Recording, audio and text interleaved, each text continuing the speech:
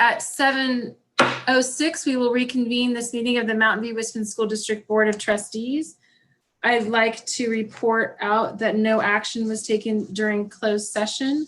Before we move on to item V, consent agenda, I'd like to point out that we are going to be at the commencement of this current meeting. We're going to be calling a special board meeting immediately after this meeting in order to modify our current governance calendar and add an additional regular board meeting on July 22nd. This is such a fluid situation with COVID-19 and our reopening plan. We know that continuous tweaks and modifications and new information will be made available. So we wanted to make sure we had a meeting in order to cover that. So that's what we'll be. I'm sorry. I thought I heard somebody. Okay, so now we'll move on to the consent agenda. All items on the consent agenda are considered to be routine and will be approved in one motion. If discussion is required, items may be removed for separate consideration. Do I have a motion? I move that we approve the consent agenda as presented, and I'd like to make a brief comment afterwards. Second. All those in favor? Aye. Any opposed? Okay, on a motion moved by Trustee Wheeler and seconded by Trustee Gutierrez, the approval of the consent agenda passes unanimously. Trustee Wheeler? Yeah, on this personnel report in consent, there was the resignation of Gloria Higgins, and I'd like to do just a brief tribute to her. She started out in this district, joining the school board the same year I did, and then she went on to bigger and better things, become principal, ending at Montaloma. I just want to say how much I've enjoyed working with Gloria, how much I admire and respect her. I think she has great ethics. She's a very kind person. And I want to say that being a principal here is not a life sentence. You can leave the like Hotel California. I mean, you can leave this district and go to another district, and I wish her all the best. Thank you, Trustee Wheeler. Yay, kudos. I would also like to comment on all the community volunteers for the Measure G and T Bond Oversight Committee. We appreciate your service, and it's a really valuable effort you're joining into. So that was included as item D. So thank you for your service. We'll move on now to communications and employee organizations. Are there any members of employee organizations, Dr. Rudolph, on the line or on the call? Not that I can see. Okay, thank you. How about district committees? Are there members from district committees who'd like to address the board at this time? Okay, and move on to the superintendent.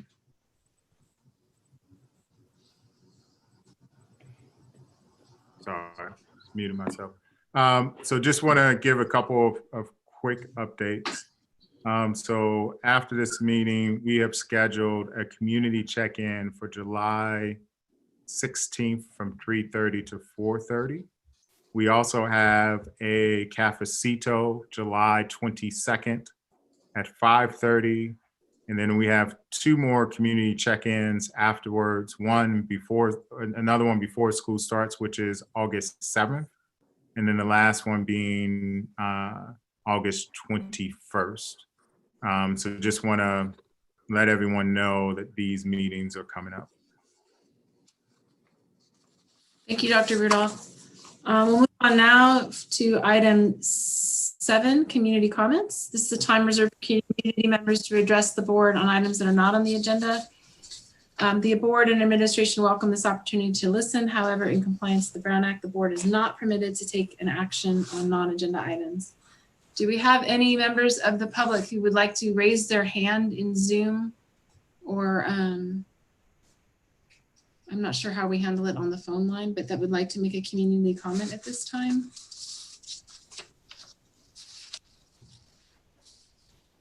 No one has raised their hand, and there are 1, 2, 3, 4, 5 people on the phone. So we can unmute them. I'll unmute them and ask them if they want to make a comment on an item that is not on the agenda. Thank you.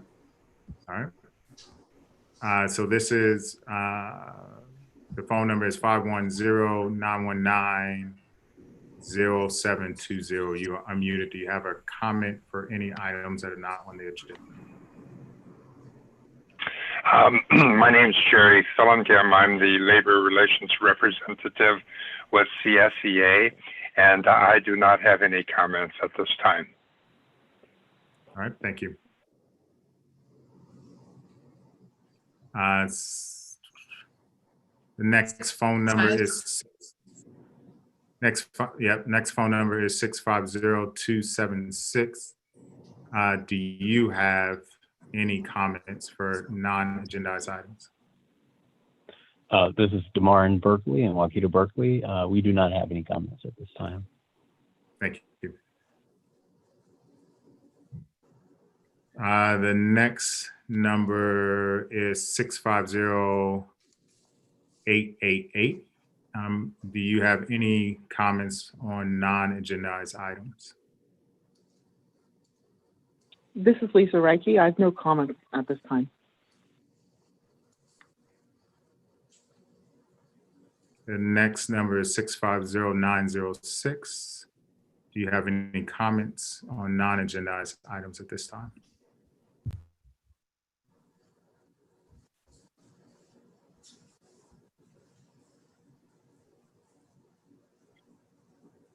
All right. And the final number is 917-846. Do you have any comments on a non-agendized item at this time? This is Kristen Bailey. I do not have any comments on non-agenda items. All right, no one's raised their hand, so we're ready to go on to the next item. Okay, thank you. We'll move on now then to item 8 under review and action, 8A, K-8 science adoption. Good evening. Ms. Vickier. Hi. I'm going to try my best to present my screen appropriately and be able to stop sharing at the end too. So. You should be able to share now. What's that? You should be able to share now. Okay, thank you. All righty.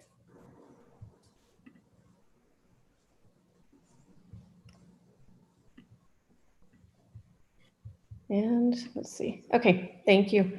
Sorry about that. So I'm here tonight to present our science curriculum update and recommendation. And this aligns with our LCAP's goals 1 and 2. We have our current adopted materials for science were adopted back in 2007. So very much like our social studies adoption, it's time that we update our materials. Our process and progress is very, very similar. You'll feel like I'm repeating everything from the social studies presentation a couple of months back, but we really do follow the state guidelines for all curriculum adoption work. And so we go through the process of convening an advisory committee, having professional development, and then really carefully reviewing and evaluating all material. And we'll go into this in more detail throughout.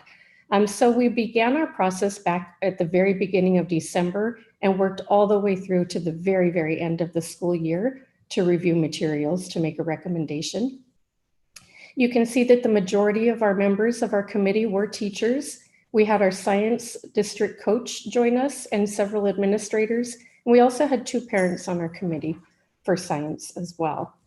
We began our process together by having science training, and we really went through the shifts in next generation science standards and worked as a whole K-8 team to set priorities for the curriculum that we would adopt.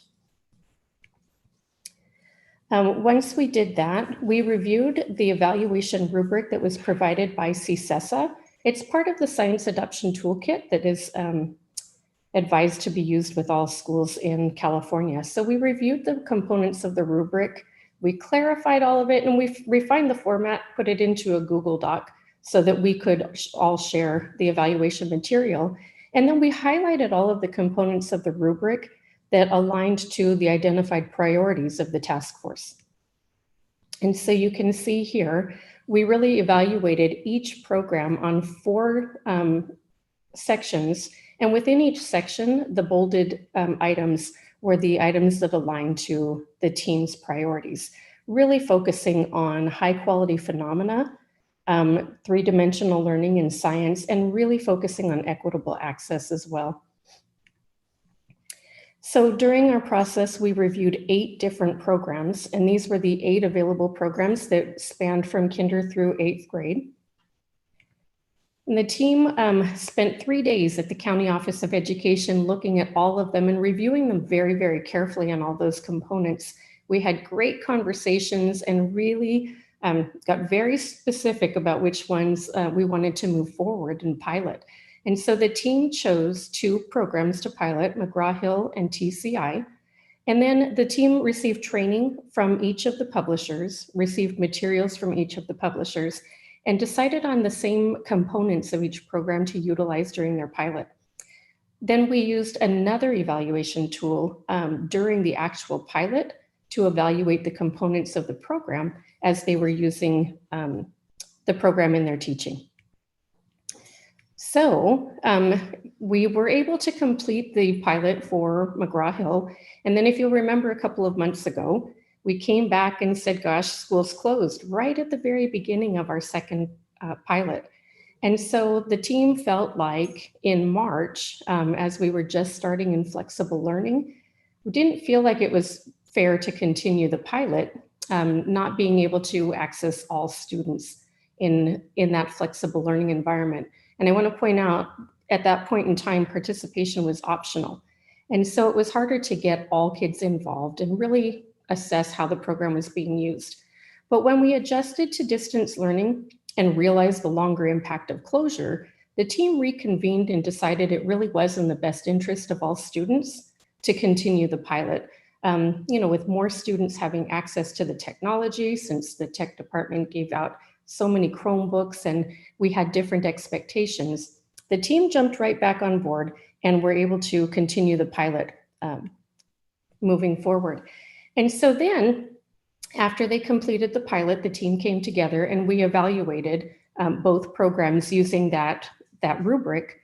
The components of the rubric were identified as priorities, with the most important at the top of this list, moving all the way down. And you can see there's a distinct difference between the 2 programs in every aspect of that rubric, with TCI scoring significantly higher in all areas. And so we did talk about the program strengths and challenges of each program. It's really important that we talk about the good and the things that we're going to need to work on and support. And so we had really good, high quality conversations about all of the great things and all of the challenges of each program in order to make a really good recommendation. And it won't surprise you, based on the rankings, that the whole team unanimously recommending adopting TCI, Bring Science Alive, as our TK through 8 science curriculum. And so tonight I'm here to ask the board to adopt TCI, Bring Science Alive, as the TK through 8 science curriculum. Pending your approval tonight, we will purchase the materials for the beginning of the school year. We will provide training to all of our STEAM teachers at elementary school and all of our middle school science teachers. And I would like to say the teachers on the committee were our STEAM elementary teachers and our middle school science teachers.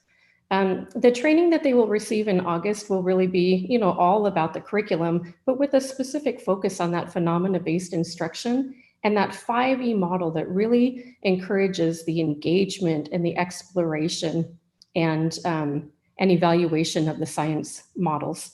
They'll focus on using the digital curriculum and all of the resources and providing supports for all learners in live and in virtual instruction. In addition, we'll provide pacing guides that include the units of study that teachers will cover each trimester. And at elementary, those units of study will be aligned to our benchmark advanced ELA curriculum pacing as well. So there will be that alignment that will continue between literacy and science instruction. And that is the end of my official presentation. Can I answer any questions for you? Thank you, Ms. Vickyard. Trustees, do you have any questions on the presentation? Trustee Gutierrez? Thank you, Madam President Wilson. Tara, thank you for the presentation. I have a quick question. So when you presented the slide presentation, I think it was maybe the third or fourth slide, I'm not sure, but there was a bullet point regarding text accessibility. And I was wondering, what is that? And does that have anything to do with academic language, or am I misunderstanding this? And if so, can you help me understand? Sure. So text accessibility is exactly that. It's about how students engage with the text that is presented, and is it able to be differentiated for our students who are at different levels of reading. And so that was really a key feature, was what kind of supports and structures are included in a program so that kids don't get bogged down in the reading and they can really engage in the science content. Okay, thank you. Mm-hmm. Trustee Blakely, did you have a comment? You're still muted. Yeah, no, thanks. Are these all paper, like regular standard hard paper textbooks with the workbooks, or is there an online component? There is a full online component for every grade level, K through 8. And within that component, all of the text can be leveled at 3 different levels for students. It can be read in Spanish or in English, and can be read aloud in either language as well.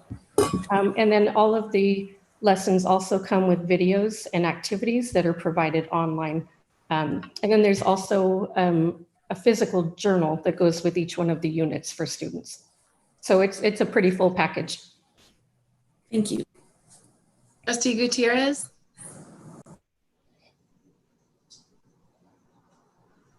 No? You're still muted. Can I unmute you? No. Give me 1 second. Sorry, I changed the settings. So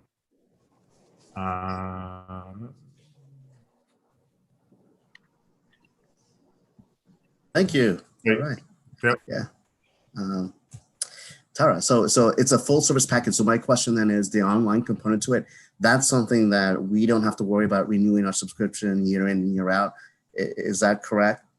That's correct. So we're looking at an 8-year adoption, and that covers all 8 years of that full online subscription, and all 8 years of the physical journals that will come with it. The only thing that we will need to replenish are the consumables that kids use when they're doing their hands-on labs. And that's similar to what we do now with our current FOSS kits. Thank you. Mm-hmm.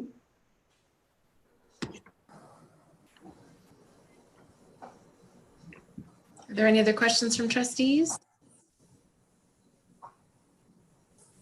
Do we have any members of the public on the phone or online who would like to address the board on this item? Please raise your hand in the participant chat window.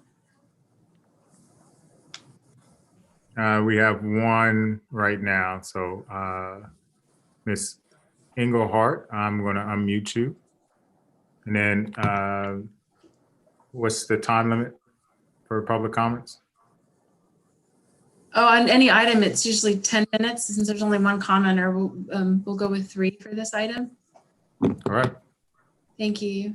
Ms. Engelhardt? Hi. Hi, thanks. I just had a question. I know the STEAM teachers are going to be trained in August, and I'm wondering when classroom teachers will be trained. So if I could just jump in and answer that, our STEAM teachers will be the ones teaching the science curriculum because of the model that we have with STEAM and RTI. So we will be training the STEAM teachers, not the classroom teachers. And the materials will come to the STEAM teachers, not to all classroom teachers as well. Okay, so we classroom teachers won't be responsible for any science anymore? Not for the science curriculum, no. Collaboration can continue, but the STEAM teachers are responsible at elementary for the science instruction. Okay, thank you. You're welcome. Thank you, Ms. Engelhardt. I don't see any other hands. We have another one. Got it. Vivek. Vivek? So I just want to follow up on Ms. Singlehart's question. So does that mean the assessment for science and STEAM will not be done by the classroom teachers, rather by the STEAM teachers? Did you hear the question, Ms. Vickyard? Yes, so if I'm understanding, are you asking if all science assessments for every grade will be conducted by STEAM teachers? Or are you asking about statewide science testing? Grade-wise. Grade-wise. So correct, the STEAM teachers will provide assessments and provide feedback to classroom teachers during their collaboration time. And Ms. Vickyard, may I comment? Is that an appreciable change from what has occurred in previous years? It's just a new curriculum that's being delivered through our STEAM and RTI and wholly already established processes that our kids have been the same type of instruction.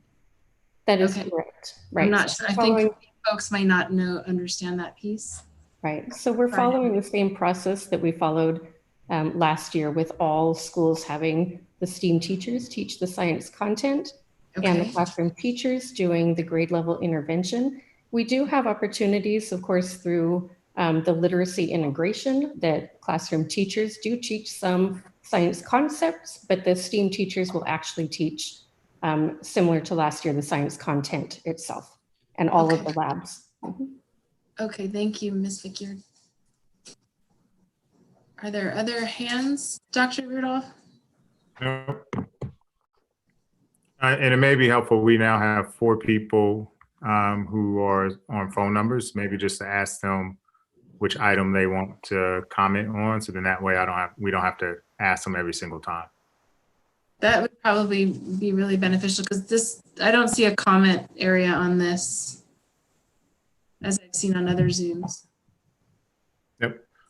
So I'll just go through real quick. 510919, you're unmuted. Do you have a question on this? And if not, which item do you plan on commenting?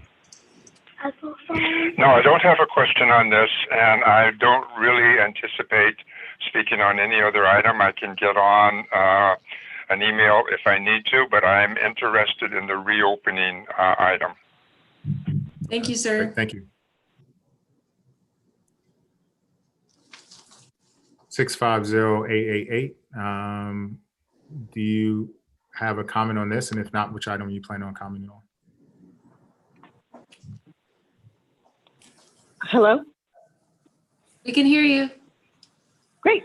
I do have a question. I'm particularly interested in this topic with respect to the actual hands-on. I don't see that this year. My son is in 6th grade at Graham, and I don't see that they had much hands-on in the curriculum. And so you said that you piloted both programs, but my son didn't indicate that there was much difference in terms of his experience between both, I guess, periods, if I have to say, like during any time of the year. So for him, there didn't seem to be any change during the year, and of course going into COVID. So my concern is with science, and I actually am in the science industry.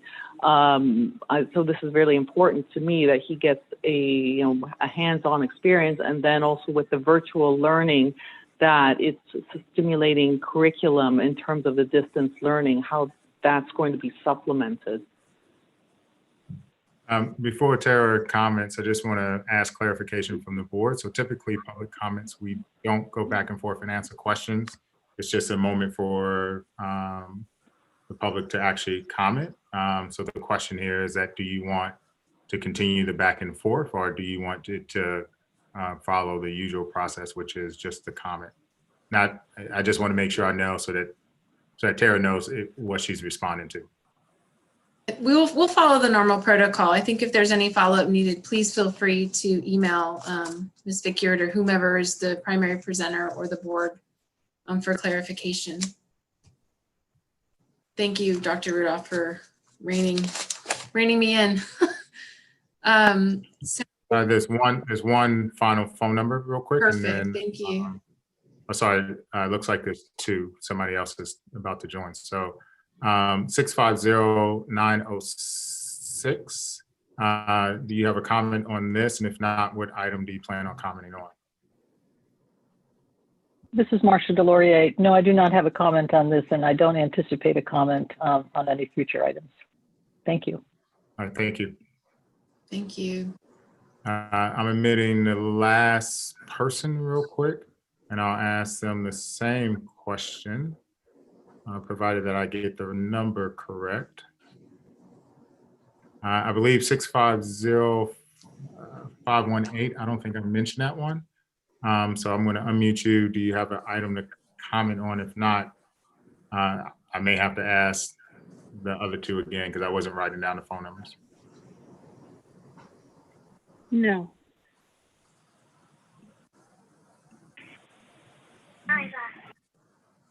All right. I think we're good. And each one of the phone numbers said they weren't. So everybody else can raise their hand moving forward. Okay, thank you, Dr. Rudolph. So with that, are there any additional comments by the Board of Trustees? Trustee Conley?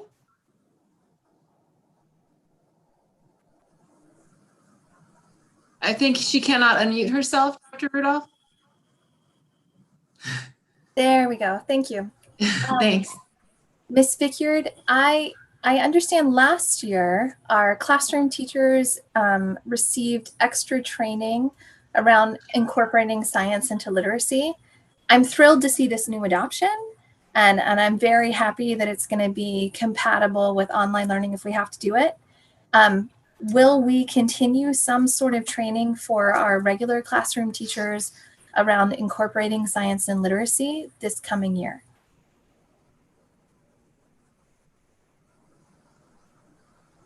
I don't think she can unmute herself. She's on mute. You need to change whatever thing. Thank you. Now I can answer your question. So I want to come back to you to answer exactly what kind of support and training we'll have for classroom teachers. But we have started that process of the integration with literacy. And the beauty of this program is that it does have a complete alignment with Benchmark Advance. So it will make that process so much more seamless. And I can come back with further information about future trainings and supports for that. Okay, thank you. Sometimes that science content is so engaging because it's about the real world. It's a very powerful way to teach literacy, math, other content areas through a science lens. So I hope we can provide that support. Absolutely. Thank you. Are there other comments from trustees?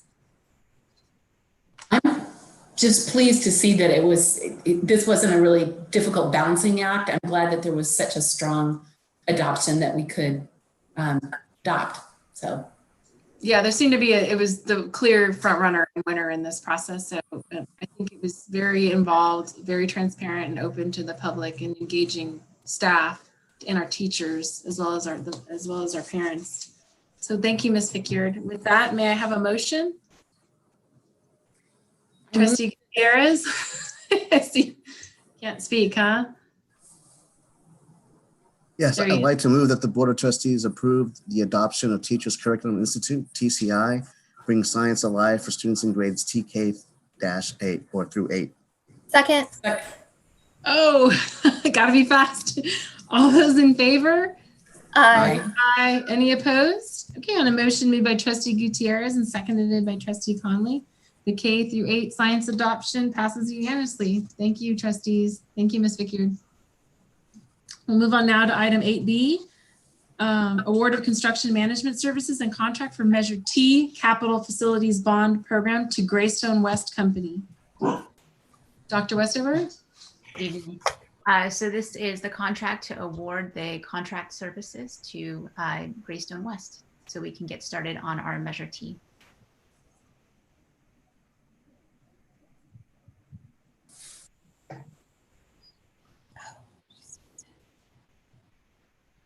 I think President Wilson is muted.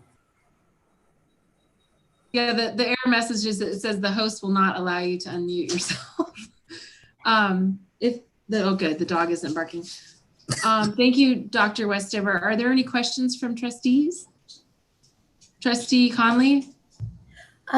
Dr. Westover, I would love to know a little bit more about the different organizations that submitted RFQs and RFPs for us and what the selection criteria was. Sure. So we sent out an RFP to multiple different firms asking them to propose. When it came back, we had 2 firms that proposed, and the second firm ended up dropping out because they didn't feel they had the manpower in order to support what our district needed. Thank you. Trustee Gutierrez, I saw your hand. Thank you. So Rebecca, when this happens, is it typical process or protocol to just go ahead and continue then with the applicant that did just submit the proposal despite not having that much competition, or do you reopen it? You know, I think we reviewed what we received from both parties, and because there was open competition, I think that also changed the proposals that we got. I think if somebody feels like they have no competition, the proposals that we get look very different. So in the past, when we were doing construction, we had bids that were much too high, and then we went out and rebid. In this case, the proposals that came back, because there was perceived competition, or there was competition, the proposals that we received, we felt were solid proposals. And actually what you see before you, Greystone's fee is lower than the fee that they charged for our previous bond. Okay, thank you. Are there questions from other trustees? Okay, members of the public wish to raise their hand in the Zoom chat, please, if you have a comment on this item. I don't see any hands. So any additional comment from trustees? Okay, may I have a motion?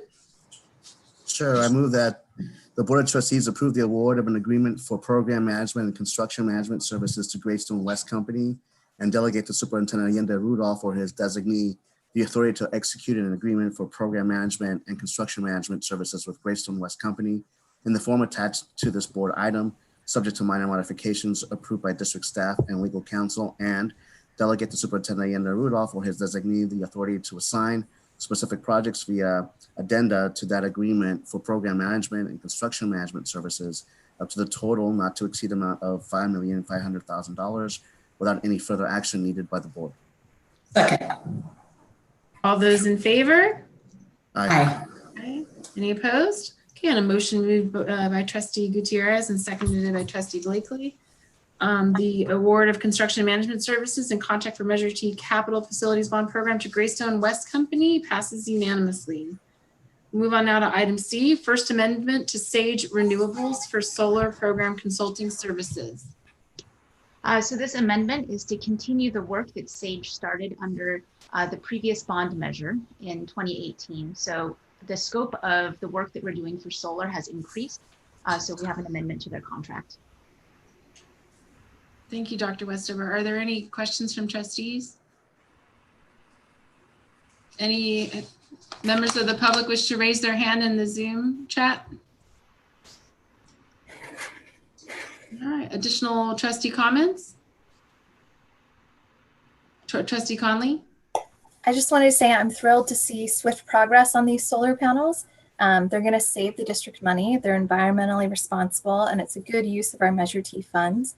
These panels will also be a learning resource for our students regarding environmental sustainability.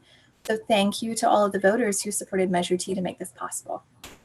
Yeah, I'll second that. And also, depending on the site and the placement, I think at some of our smaller sites, they will additionally act as shade structures, which are much needed at those specific sites. So yes, thank you to our voters and for those who supported Measure T. Thank you, Trustee Conley.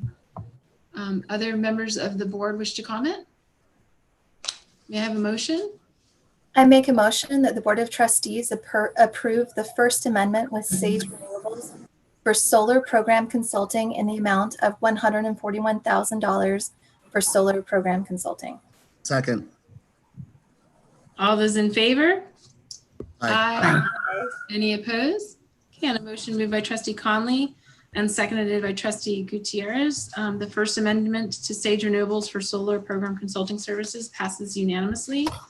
We'll move on now to item 8D, amendment to the mobile modular contract. So this amendment allows us to keep portables at some of our school sites to ensure that all teachers have a dedicated classrooms, including our RTI teachers. Thank you, Dr. Westover. Are there any questions from trustees?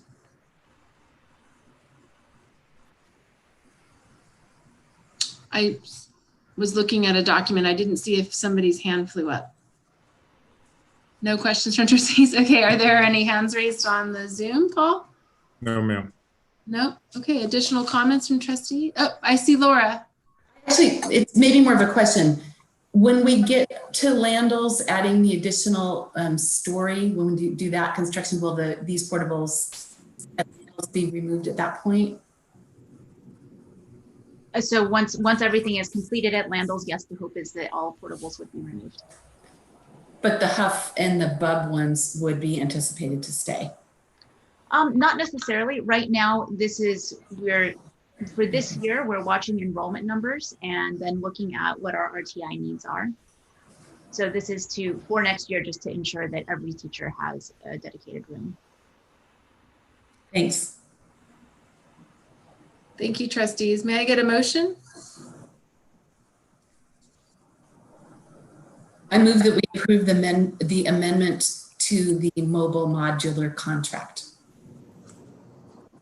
Second, all those in favor? Aye. Aye.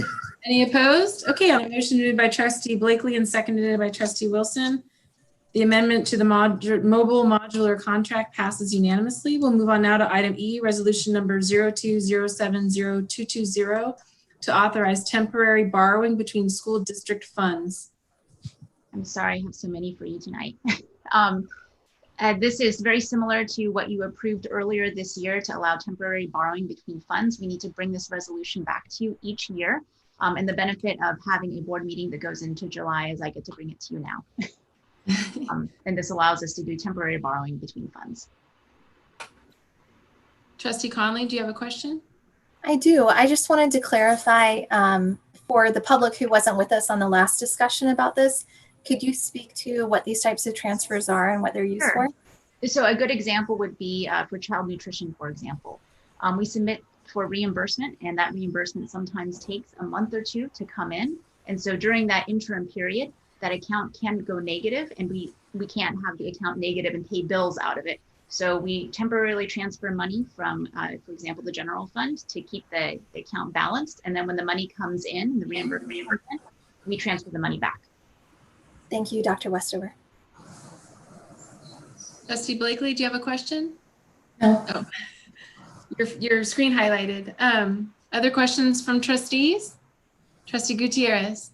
One quick question. So then when that happens, Rebecca, so how does that affect the audit? Does the audit also take into consideration when those transactions happen and then they double check to make sure that the payment was transferred over correctly to the appropriate fund? Or is it a non-factor? They're looking at it because we have to keep records that we're doing it. They don't necessarily go in and check every single transaction, but they'll do samplings and then to make sure that, we have transferred funds back. Thanks. Dr. Westover, can you provide an example of when something like this has to occur? Like a project example, or just so the public's aware of why we use this and that it's a very common practice? It's very common. Thank you. And especially now during this time, many districts are doing this to help cover and waiting until funds come in. So the child nutrition is an example of when we might use a temporary transfer like this. You also approved one for us to do for waiting for funds to come in from the city. So the city promised money to help pay for the shared toilets at several school sites. That money has not been received yet, so we need to temporarily borrow it from ourselves. Thank you very much. Are there any additional questions from trustees on this? And any hands raised in the Zoom chat? I don't see any comments, trustees. May I have a motion?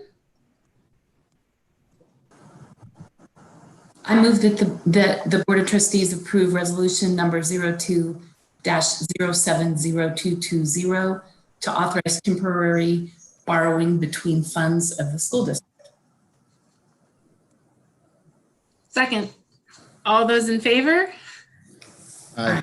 Aye. Any opposed? Okay, on a motion moved by trustee Blakely and seconded by trustee Wilson, the resolution passes unanimously. We'll move on now to item 8F, board policy number 6157, distance learning. Good evening. So staff is recommending that the Board of Trustees approve a new board policy 6157, distance learning, as recommended by the California School Boards Association and comply with education and federal state laws, essentially stating the governance procedures for doing distance learning moving forward, which will be obviously implemented later on as we begin to reopen. Thank you, Dr. Rudolph. Are there questions from trustees on this? Did someone raise their hand and I missed it? Nope, okay. Are there members of the public who wish to comment on this item? All right, additional comments from trustees or a motion? Oh, comment, trustee Conley. So I believe the Board of Supervisors at their meeting on June 23rd, they voted to include in their August budget $7.1 million to fund devices, hotspots, and data plans for 15,000 students across the county. And I believe that the 250 students we had indicated who did not have internet access in our community are part of that total. So I'm looking forward to making sure that all of our students and their families are connected to the internet in a robust way this fall. And thank you, Trustee Connolly, for the work that you did to get that resolution approved. Yes, thank you for your leadership. I see hands clapping on the windows. That's great. So can I have a motion, please, on this resolution? I move that the Board of Trustees approve board policy number 6157, distance learning as presented. Second. All those in favor? Aye. Aye. Any opposed? Okay, and a motion moved by trustee Gutierrez and seconded by trustee Conley. Board policy number 6157, distance learning, passes unanimously. We'll move on now to item 8G, middle school start times. So on June 4th, 2020, the Board of Trustees were presented with feedback gathered by parents, staff, community members, and students from grades 5 through 8 about the considerations and priorities for new middle school start times. Staff is recommending that the Board of Trustees approval to be in compliance with Senate Bill 328 beginning in the 2021-22 school year that implements option 4 for both Crittenden and Graham middle school start times as stated in the presentation, and also changes start times for Castro, Mistral, Stevenson, Montaloma, and Theracroft elementary schools. I also want to note that by this allows both Mountain View Westman School District staff, along with MVEA and CSEA, to work out any other logistical items that may result in changes to working conditions or in changes as a result of COVID-19. In the event that we are still in a pandemic or some other type of pandemic, staff will reserve the right to come back to delay the start time one more time until 2022, which is the official year that it must start. Thank you, Dr. Rudolph. Do we have questions from trustees? So I am trying to locate the action on this. Yep, you're approving option 4. Yep.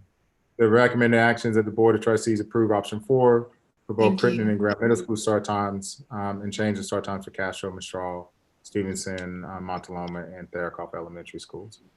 Thank you. And you have one submitted comment, and then it looks like one person has raised their hand for public comment. Okay, I will do the public comment live first. It looks like Jenny. Yes, I noticed in the presentation there was a reference to implementing this in the 2021 school year, this coming school year, but in the cover sheet about this, it talks about 21-22. And so I'd like to be very clear on which year this would be implemented. And given that the original conversation was about implementing the new start time this coming fall, I'd like clarity on why it's not starting this fall. I assume COVID, but I don't want to assume anything. I'd appreciate it if you guys could clarify for me.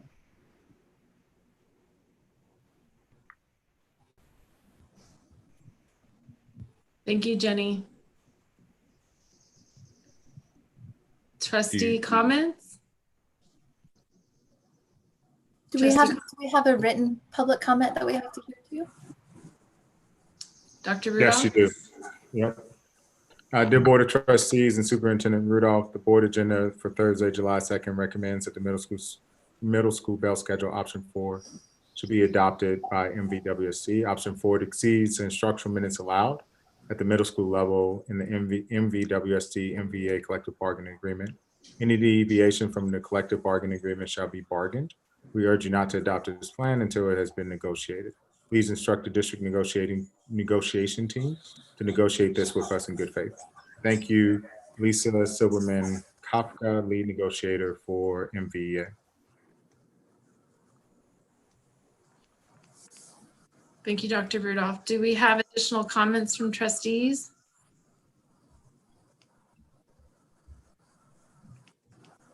And I was just going to say, while normally we don't respond, I do want to clarify on the June 4th meeting, we did mention that because of the pandemic, it was a reference to delay it until a later date, which is why we pushed it back. That most likely is I can't remember if I brought an updated presentation or if it's just a typo, but that's the reason why the cover sheet is the most accurate one. So the earliest this would be implemented would be the 2021-2022 school year, for clarification. Correct, and that addresses our concerns about the pandemic and all the changes that are going to result as of it, as well as gives us time to negotiate the impact of that decision with MVEA. Great, thank you for the clarification. Are there additional comments from trustees? Trustee Gutierrez? Yeah, so then if we have that comment by the union rep mentioning that we shouldn't adopt this until the negotiation of working conditions or the length of day, and we approve this, are we in violation of the contract? We're not in violation of the contract, and we are about to start negotiations on these particular items. And both MVEA as well as our negotiating team both agreed that this would be a priority as to one of the items they have, and both, as we sunshined at the previous meeting, hours are also mentioned in both of them. I don't know if Chief Human Relations Officer Carmen Geisos wants to opine on this one also. Thank you, Dr. Rudolph. We intend to make this a priority, trustees, at our negotiations when we start in August. And we have a full year to be able to negotiate the working conditions and the instructional minutes surrounding this option. And I look forward to working with Ms. Silverman Kafka and the rest of the team to come to agreements. Thank you. Thank you, Carmen. Thank you, Dr. Rudolph. Trustee Conley? Yeah, so just to clarify, if for some reason negotiations go awry, and I'm assuming they won't, but if for some reason there's an issue around the timing of this, would we have to reopen it as a board and then revisit our vote on it? And what would that entail? I believe what we would have to do, I was waiting for Dr. Rudolph, but I believe what we would have to do is bring it back to the trustees and present what we have discovered and what is going on, and then look for direction from the trustees at that time regarding the start times. So I don't know if it's possible to make a friendly amendment to this. I'm going to make a motion that, let me pull up the language, that we approve option 4 for both Crittenden and Graham Middle School start times, and change the start times for Castro, Mistral, Stevenson, Montaloma, and Thierkoff Elementary Schools pending labor negotiations.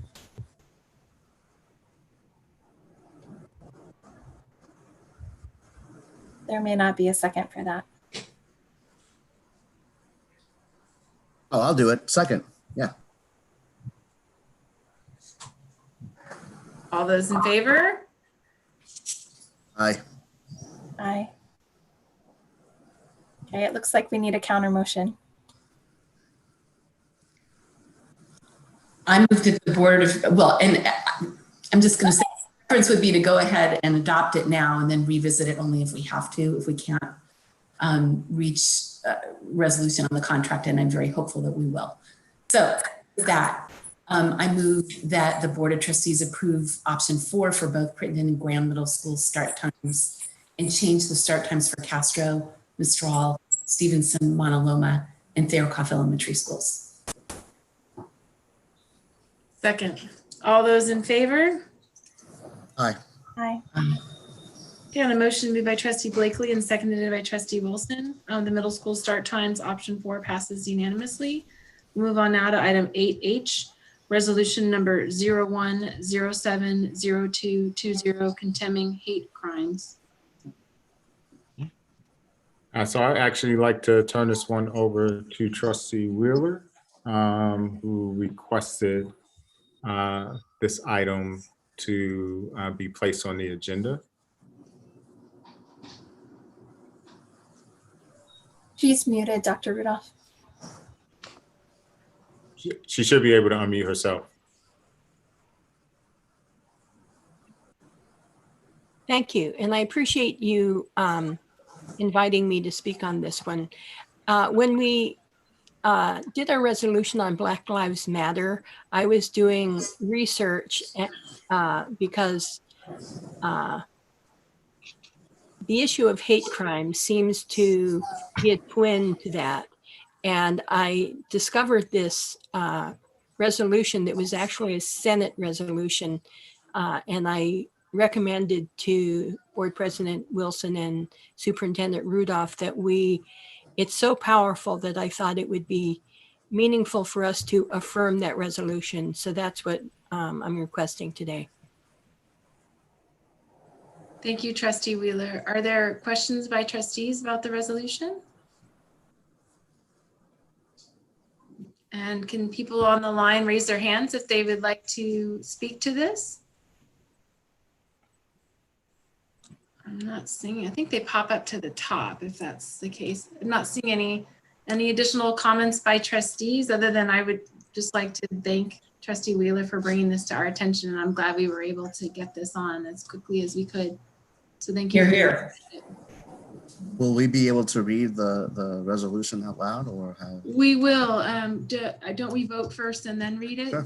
Yeah. And we'll do it in the normal order that we do, which would be in alphabetical, just so trustee Blakely, Conley, Gutierrez, Wheeler, and Wilson. In that order. So may I have a motion first, please? Can I make a comment real quick? Yes. Sorry, President Wilson. So I'm so thankful you brought this to us, trustee Wheeler, and I think we must support this work at the federal level and continue it at the local level. I wish this also discussed recent hate crimes perpetrated against members of our Asian community as well. And we must be, and we are, a district that stands for all of our students and stands against hate crimes in any format. So thank you for bringing this forward, trustee Wheeler. Thank you, trustee Conley. Yay, I see some claps. I'd like to make a motion. Thank you. I'll move that the Board of Trustees approve resolution number 01-070220, condemning hate crimes.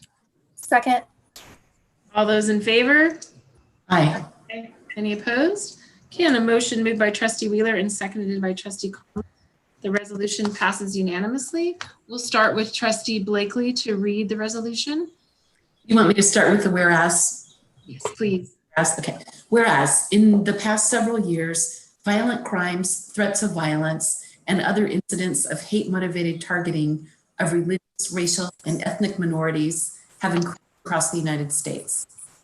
Whereas in 2015, hate crimes targeting Muslims in the United States increased by 67%, reaching a level of violence targeting Muslim Americans that the United States had not experienced since the aftermath of the September 11th, 2001 attacks, according to the Federal Bureau of Investigation. Whereas in 2015, anti-Semitic incidents increased in the United States for the second straight year, according to the Anti-Defamation League's 2015 audit of anti-Semitic incidents, which describes trends such as the tripling of assaults targeting Jews since 2012 and the rise of online harassment and hate speech directed at Jewish journalists and individuals through social media. Whereas in 2015, anti-Semitic incidents at institutions of higher education nearly doubled compared to those incidents in 2014, and during the 2016-17 school year, there has been an increase in white supremacist activity on college campuses across the United States, according to the Anti-Defamation League.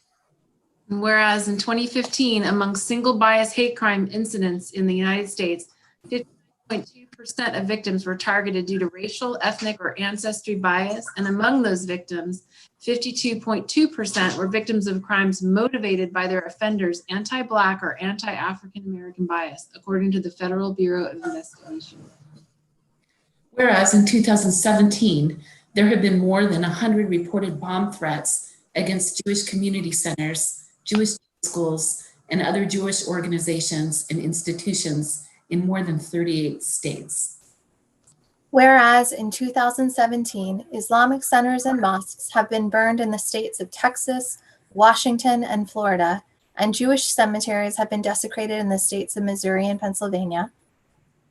Whereas in 2017, there has been harassment and hate-based violence against individuals who are perceived to be Arab or Muslim, including members of South Asian communities in the United States, and Hindu and Sikh Americans have been the target of hate-based violence targeting religious minorities. And whereas on February 28, 2017, President Donald Trump, before a joint session of Congress, acknowledged threats targeting Jewish community centers and the vandalism of Jewish cemeteries, and stated that we are a country that stands united in condemning hate and evil in all its very ugly forms.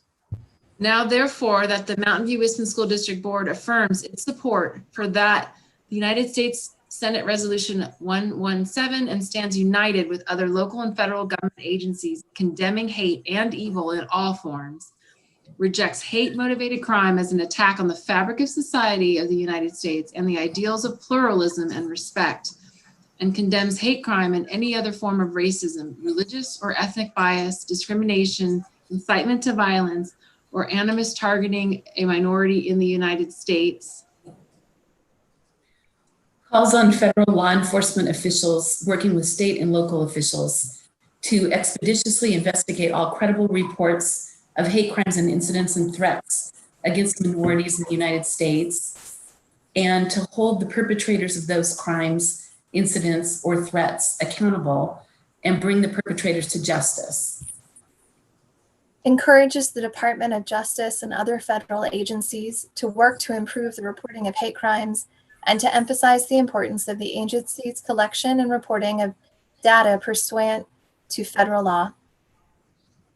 Encourages the development of an interagency task force led by the Attorney General to collaborate on the development of effective strategies and efforts to detect and deter hate crime in order to protect minority communities, and calls on the Mountain View City Council, the Santa Clara County Commissioners, the State of California, the United States federal government, specifically the executive branch, to continue to offer local, state, and federal assistance that may be available for victims of hate crimes, and to continue to carry out safety and preparedness programs for religious institutions, places of worship, and other institutions that have been targeted because of the affiliation of the institutions with any particular religious, racial, or ethnic minority in the United States.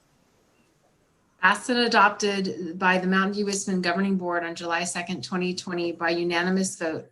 Thank you, trustees.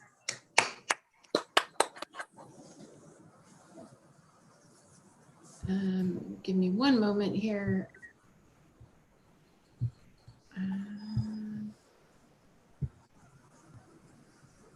Okay.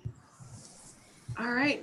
We will now move on. I'd like to make a comment. We At the beginning of the board meeting, for those of you on the line, there are a lot of folks here, and I'm fairly certain many of you are here for the reopening plan. Given that the Santa Clara County Department of Education and Departments of Health just over 48 hours ago came out with new guidance, and we've been working around the clock since then to get out some new recommendations on our reopening plan. At the beginning of this meeting, I moved item 8I, the reopening plan, to the first item under review and discussion. So it is now item 9A, just for clarification in case you're waiting to hear that item. So rather than do 8I right now, we are going to move on to 8J, approval of contract for employment for superintendent with Allende Rudolph.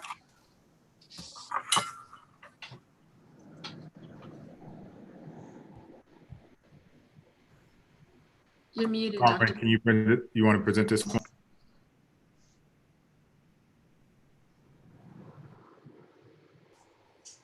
Yes, sir. Let me get it opened up.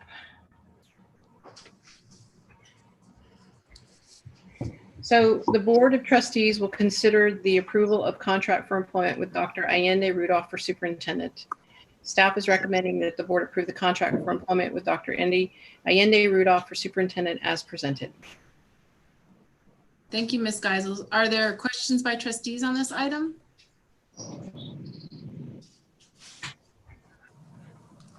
Trustee Gutierrez. Yes, so for I believe in the contract, there's also a mentioning of a $1.2 million loan to the superintendent for the purchase of a house of up to 1.2. I have a question. Why wasn't the APR presented? From my understanding, the APRs are adjustable continuously and our daily rates change. And until he puts an offer in on a house, the APR cannot be put on paper and signed because it wouldn't be a standing value. It will be a below market rate and the interest will be paid back to the school district. So it's a profit generating enterprise for the district. Understood. Thank you. May I comment on that? Laura may know the current rate. It's actually the applicable federal rate, and those are published by the IRS monthly. Monthly. Tables of rates. And the one that this contract would be for would be long-term rate. And currently for the month of July, that long-term rate, if the loan funds in July, would be 1.17%. Relatively soon, they'll publish the August rate. If it's in August, then it would be what rate gets published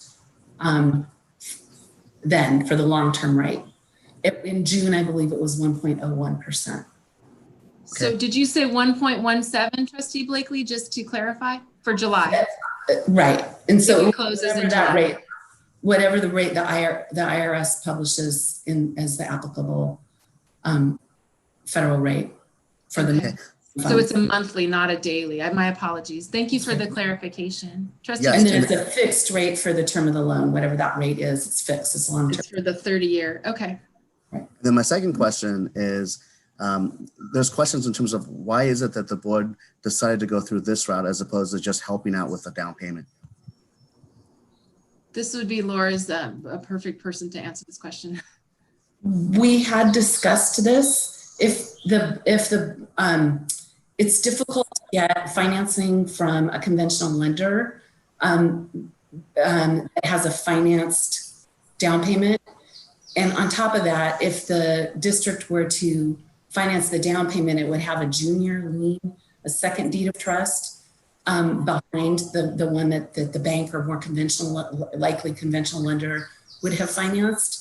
So if property values take a downturn, or for some reason we're not anticipating any default, but if there were a foreclosure, a senior lender could foreclose out that second lien entirely. And so by financing the full amount, we have control. And if there were a foreclosure, we could always foreclose if the loan were not repaid in full, the district could foreclose and acquire title to the property. By acquiring title to the property, the district could hang on to it for a while and rent it. And in the long term in California, in Silicon Valley, property values have always increased over a longer term horizon. There's definitely been valleys and peaks, but over the trend line is always up. And so we could then sell it and recover the full amount, but rent it out in the interim. Trustee Conley? Thank you, Trustee Blakely. And thank you. I know that one of the challenges of an item like this is that we have discussed it in closed session for several meetings, but this is the first time that the public kind of has eyes on it and gets to hear about it. So I wonder if we could clarify for the public, if, for example, a home is purchased now and it depreciates in the next, let's say, like 1 year, and then it is sold or refinanced. How does that impact the school district? If the value, I believe that the values, 3 years, 5 years from now are going to continue on an upward trend. But if we have a little dip and it's sold in that dip, what happens? If it's sold by Dr. Rudolph? Sold or refinanced? We are going to be paid off. Okay. Even if the value of the house is depreciated, the loan still has to be paid off? In full. Okay. We'd put that in the agreement. Okay, thank you. If he leaves employment or if the home is sold, that we would need to be repaid. So we looked at in closed session, we looked at different options in terms of retirement benefits, salary benefits, and what we landed on in terms of a home loan was for the legal reasons Laura mentioned. By funding and financing the full amount, we retain control and we get repaid in full plus interest. And at 1.17, I think that's actually a greater amount than what the likely 3% salary increase would have been for him this year. And it doesn't come with all the associated benefits that have to be paid on top of that salary in terms of retirement benefits to the state, I believe, and the STRS and PERS funding. So that was part of our thinking. It's also for a retention tool. We're in a time of crisis. We strongly believe in Dr. Rudolph's leadership, and this really commits him to our community. I've sat in board meetings and heard him being accused of using us as a springboard to bigger and better things, and that we were a stop along the way. And to me, this shows his commitment to wanting to stay in our community and keep the trajectories of change that we've seen in these last few years, keep those trends continuing into the future. So those are part of the discussions that we had in closed session. And I realize it's the public wasn't involved in those, and which can make it seem quite alarming. That was not our intent. Trustee Conley? Could we also clarify for the public, this isn't drawn from Measure T funds. Could we talk about the source of funding and how that works? Of course. As far as I'm aware, it does not come out of the general fund at all. This is likely funded out of reserves. And in addition to that, our entire budget and 3-year outlook was based on, I think, I may get this value wrong. It was based on 6% assessed value property tax increase for this year. And I think we're now sitting at 12%, which is a much better outlook than where we thought we would be. I think our 3-year outlook was a 24% reserve level, which was extremely healthy. In addition, we have already purchased PPE for every teacher and student, both masks and plastic coverings. We've purchased all one-to-one laptops and Chromebooks and touch screen tablets for TK through 5. We already had those one-to-one devices for the 6th through the 8th graders. So a lot of the COVID-related expenses, in addition to cleaning supplies, the extra 6 teachers for virtual teaching that we'll see in the next presentation have been accounted for in this. And it still leaves us in a very healthy financial outlook. So that was another factor that drove our discussions and deliberations on this item. Always keeping that in mind and realizing that how the public might perceive this. It's impossible in a presentation or in an agenda item to include all of these items, but I'm glad that a lot of people are here on the line, and I know we had a lot of email on this item. So I appreciate the public's concern, and I hope they're listening to some of our rationale. I'm happy to hear other trustees' thoughts on things I may have missed. It looks like Trustee Blakely has her. Thank you. Just 2 things. I mean, first and foremost, what you said earlier, Tamara, this was a retention tool. That is the only reason we are doing this. It's a retention tool. It's like an executive compensation type of thing in private industry. This is not, you know, it's not unheard of, and it definitely happens. And we are confident in Dr. Rudolph's leadership and definitely want to retain him. The idea of trying to replace the superintendent in this COVID environment, that would be pretty overwhelming. And anytime we have a new superintendent, you know, there's always some regrouping, team forming, you know, if not backsliding, sort of plateauing. It takes a while, and we really want to, we're proud of the progress that we've made, and we want to keep that momentum going. And we think under Dr. Rudolph's leadership, we can do that.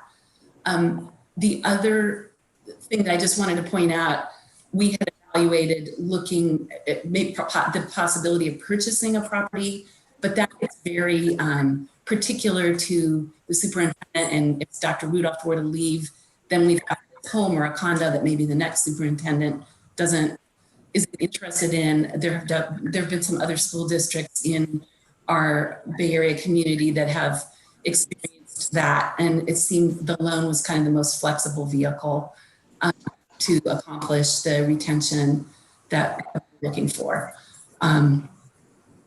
So that's what I wanted to say. Trustee Gutierrez? Yes, thank you, Madam President. Thank you, Laura. So the other issue, though, is I don't want people to think, well, wait a minute, well, was he trying to posture? Was he threatening to leave? No, he wasn't. And in fact, we, as a board, we also looked at not just the trajectory of where we've been with Dr. Rudolph from the beginning through now, but also where the district has been the previous 10 years or so, and then factoring in where we'd like to be in the next 4 to 5. Typically, the extension for his contract, we in the past have added on a 3rd year. It was his idea because of the commitment that he wants to serve out here in Mountain View and with the community participation that we've seen lately. It's understandable why some people may be, I don't know, they could be overwhelmed in this position to deal with everyone that we have here as parents. He suggested instead of doing the 3rd year, let's do 4. And so when he mentioned that to me and to the board, we thought, hey, this is someone who's committed to the district. This is what we want. This is what we need right now. And quite frankly, it's really expensive. Of course it is expensive to be here and to be in the community. But I also want to reiterate that even though the comments that have come in for the most part have been against this, and some of them have been plain old nasty, to be honest with you, leading to racial tones, which I don't really appreciate at this time, never have, never will, and don't tolerate this at all. And it's sad to see from parents because then I'm sorry, but we're in a situation now that because of those types of intolerances, we're divided. We shouldn't be like that. We should look at qualifications and results, and change is hard.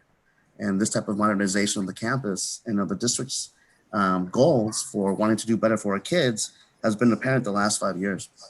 We may not always agree, but you can't deny that we've had always the children's intentions and the best results for them at heart whenever we make these types of decisions. So I would strongly suggest that in the future, though, to avoid this type of situation or confrontation, or for that matter, misunderstanding, what we should also do is present publicly when we publish the agenda, the rationale.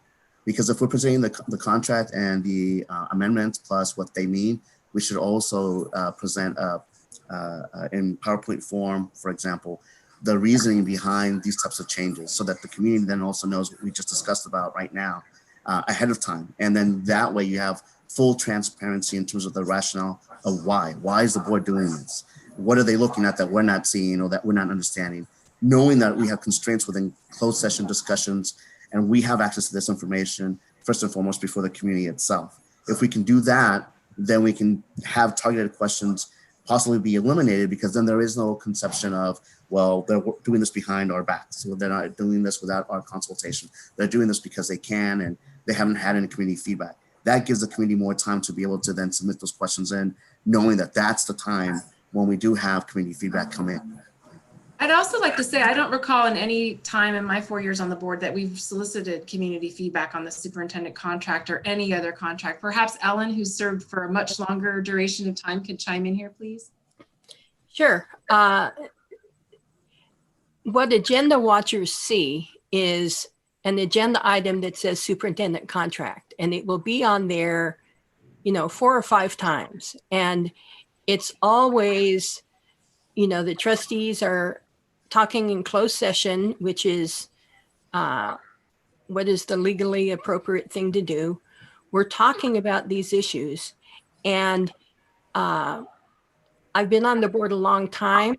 We have never talked about the superintendent contract in public session other than presenting it when it's done. So this is work that the trustees are elected to do. Thank you, Trustee Wheeler. Trustee Conley and then Trustee Blakely. Sure. I wanted to piggyback on what Trustee Blakely was saying earlier. So she talked a little bit about how this is a common retention tool in a private sector environment, but public sector employer assisted housing is actually a very common tool as well. With my city planning background, I've seen this done by both city governments in this region as well as school districts in this region.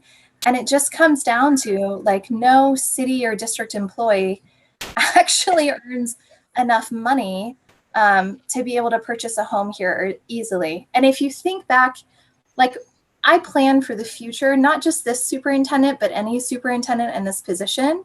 A superintendent starts as a teacher and they live on a teacher salary and they support their family on a teacher salary for a pretty long time, 5 to 10 years, before paying for graduate school and moving into an assistant principal or principal role.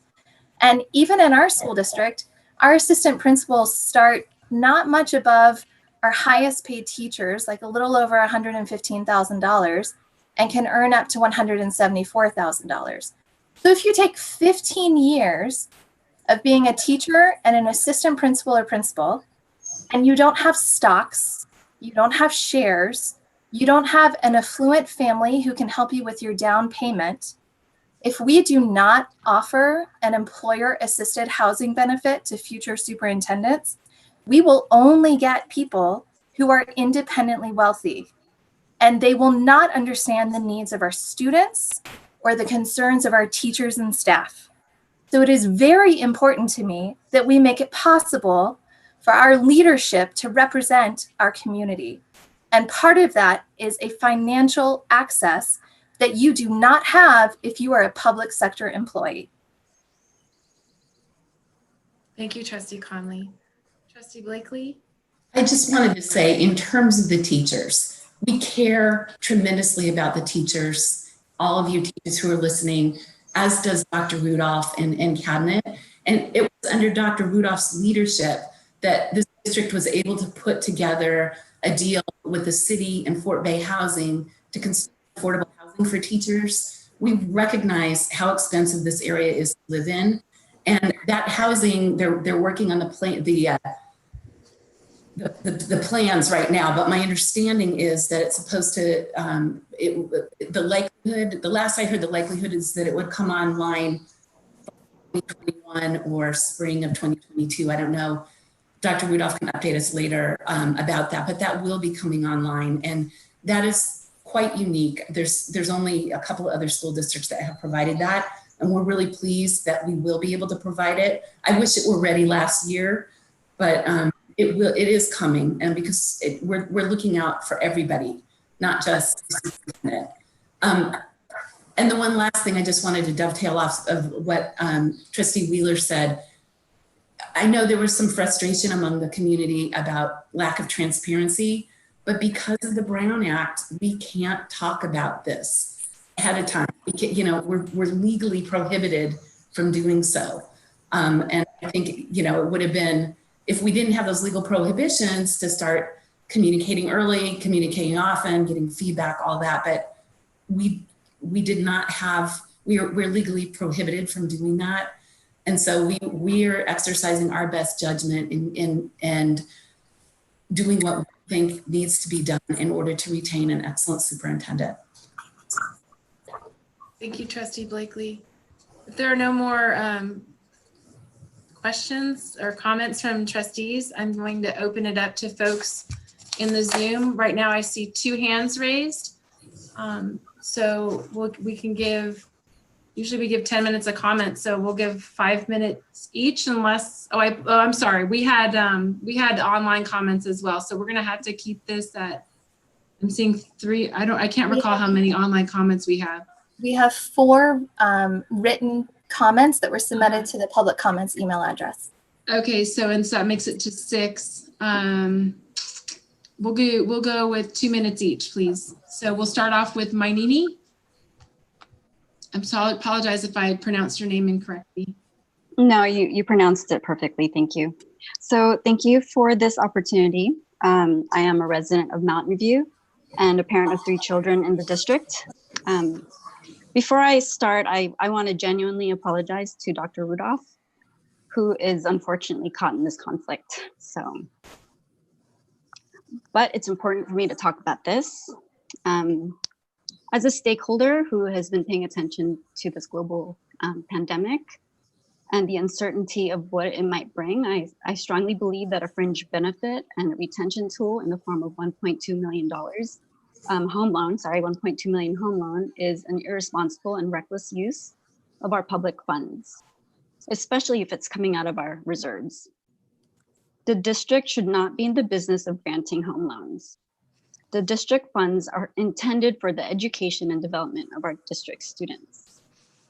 The district should focus its attention on hiring counselors, school nurses, and janitors. We should invest more in teacher training programs to deliver quality education remotely and indefinitely. I want to talk a little bit about the lack of transparency during this process.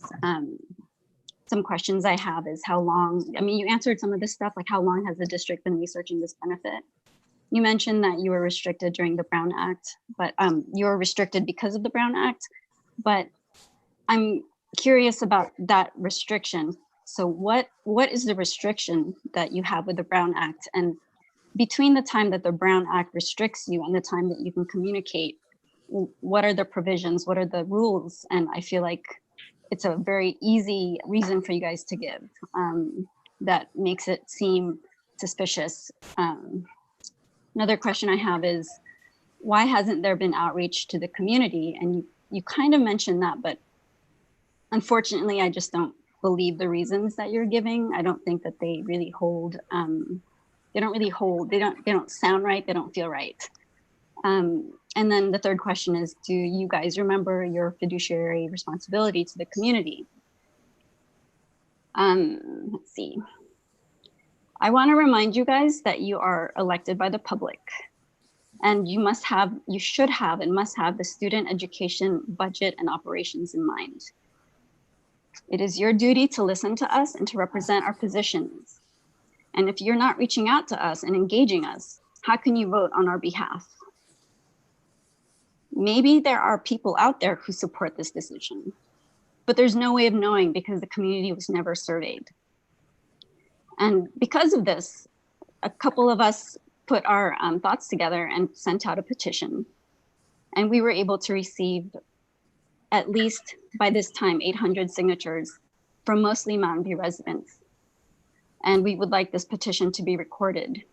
And it strongly urges the board to vote no on this first amendment to the district agreement for employment of the superintendent. This loan is not the appropriate use of public funds and does not benefit the students or teachers and the school staff during this pandemic crisis. Please represent us appropriately and exercise your responsibility to the public by voting against this loan. Thank you. Thank you, Mainini. And it looks like we have Kristen Bailey. Can you please unmute yourself? Hi. Thank you, Kristen. Hi. Thank you. So I sent comments by email earlier yesterday, and I hope they had a chance to review it. I too want to emphasize the particularly disturbing that the lack of transparency on this loan part of the contract. I mean, I understand that the board sees this as a creative retention tool, but I see it as a gratuitous risk. You know, we're headed into uncharted times. Now, of all times, is not the right time for the school board to gamble. I mean, like so much of our funds as part of a retention package for just one employee. You know, this pandemic is this, you know, we're turned on our toes with ways to teach our kids how to keep everybody safe. So we need to may obtain, more health supplies, new healthcare staff. That's not unbudgeted. It's the scope's unknown right now. And I think what you guys were talking about, like the, housing prices and the trends for everything to go up, and we're on the cusp of what could be a major downturn in the housing market, increasing the risk and exposure. So, with this trend of all the tech companies having the employees work from home, we can't guarantee that these home prices will continue to rise. So that means, all the property tax revenues that we get are going to be lower because people will get their houses reassessed. So I urge you not to approve this loan portion of the contract at this time. Thank you for hearing me. Thank you, Kristen. And we'll take our last comment from Jay Berkeley before we move to Trustee Conley reading the online submitted comments. Part of our structured rationale for the hand raising is that we will address people who were on when this started. So we can't take additional people because we've already allocated time. So Jay Berkeley, please. Yes, can you hear me? Yes. Okay, great. This is Demarin Berkeley. I'm a Mountain View resident as well. Been here about 6 years with 3 children in the Mountain View Western School District. And hopefully you'll be here probably 6 more years with children in the school district. And I want to thank the board for coming up with a creative solution to retain a talented superintendent. From what I understand, it sounds like the reserve is large. I thought I saw $20+ million in the reserve. And with this being a loan, it seems to me that that money would come right back before it's actually ever needed. So I just wanted to thank you all for having. Thank you, Jay Berkeley. And we will move now to the 4 comments that Trustee Conley had. And I have one quick question, President Wilson. So one of the written comments was also submitted by Mainini Kabute. And so and I apologize if I mispronounced that name. So I don't know, am I still allowed to read that written comment in addition to the spoken comment she gave? I think in the efforts of time, I'm going to assume she already addressed the items she wanted the board to hear. So we have a lot of people online, I think, for the reopening plan. So in the efforts to save time, let's do the 3 remaining ones and then we'll move on. Okay. And then I trust that the administrative assistant, Ms. Rodriguez, will do the time limit for these. So our first comment is from Alvin Lin. And Alvin Lin writes, "This question is for Superintendent Rudolph. I am a concerned parent in Mountain View about public school leadership. It appears that almost all the principals in Mountain View School District have changed or resigned since 2018. What are you doing to provide stability for the public school system here?" The next comment is from Gary Wesley. School Board. Among the items on today's agenda is the proposed amendment of the superintendent's employment contract. Initially, the agenda disclosed nothing more and stated that the contract would be revealed only after the meeting. That position violated the Brown Act and amounted to official misconduct. The agenda was changed this week to disclose that the proposal is to loan the superintendent $1.2 million toward his purchase of a house in the county. The proposed resolution represents that the purchase agreement for the house is attached as an exhibit. As of yesterday, it was not attached. Whether the loan would be in the public interest depends in part on the value of the house and whether the deed of trust in favor of the district would be in the first or other position. Houses around here are no longer increasing in market value. Sincerely, Gary Wesley. The final comment is from a concerned community member. To the MVWSD School Board, I appreciate our superintendent's years of service to our district and community. However, as an individual, I feel concerned about the amendment that is being made to his contract. I encourage the board to look at it more critically and consider, 1, that the superintendent makes $280,000 plus more than any other district employee. 2, a 14% raise was given last spring. 3, it is currently a pandemic, which has left many members of our community in economic uncertainty. 4, if this is a priority for the district, how will teacher housing also be considered? Sincerely, a concerned community member. Trustee Conley? Yes. Time is up for the comments. Oh, that is all of the written comments. thank you, Trustee Conley. Thank you for your help with that. Are there any further comments from trustees? Trustee Conley.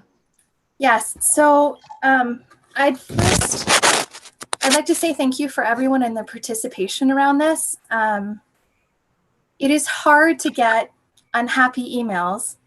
At the same time, I am very, very happy to hear from our community and to know that they are engaged and they care about things going on in our school district and they're paying attention and they're holding us accountable. So to everyone who, you know, reached out to each other and tried to communicate around this, we really appreciate it. I'd also like to encourage people to know that we are always available. I myself, if you reach out to me, I'm happy to have a conversation with you about something. The Brown Act is very challenging because it means that we cannot form a majority in private before we discuss something in public and vote on it. And so that means I can't respond to a request on Facebook to share my opinion. And we can't actually say how we feel about something until we discuss it in an open forum. That's to make sure there's no backroom dealing. It's a good thing. I understand why the act is there. It's really stressful as a board member because we have lots of opinions, but we have to save them until we can share them with the public as a group. Finally, I'd like to point out today, we have a superintendent who relentlessly works to increase teacher and staff salaries, raising teacher salaries alone by 24% since the 2015 school year. A superintendent who brokered 144 housing units for staff and teachers and brought in the nonprofit Landed to help teachers and staff get down payments for home purchases. We have a superintendent who cares so much about this community that he wants to live here and be a part of this community. And in doing so, he is willing to leave money on the table.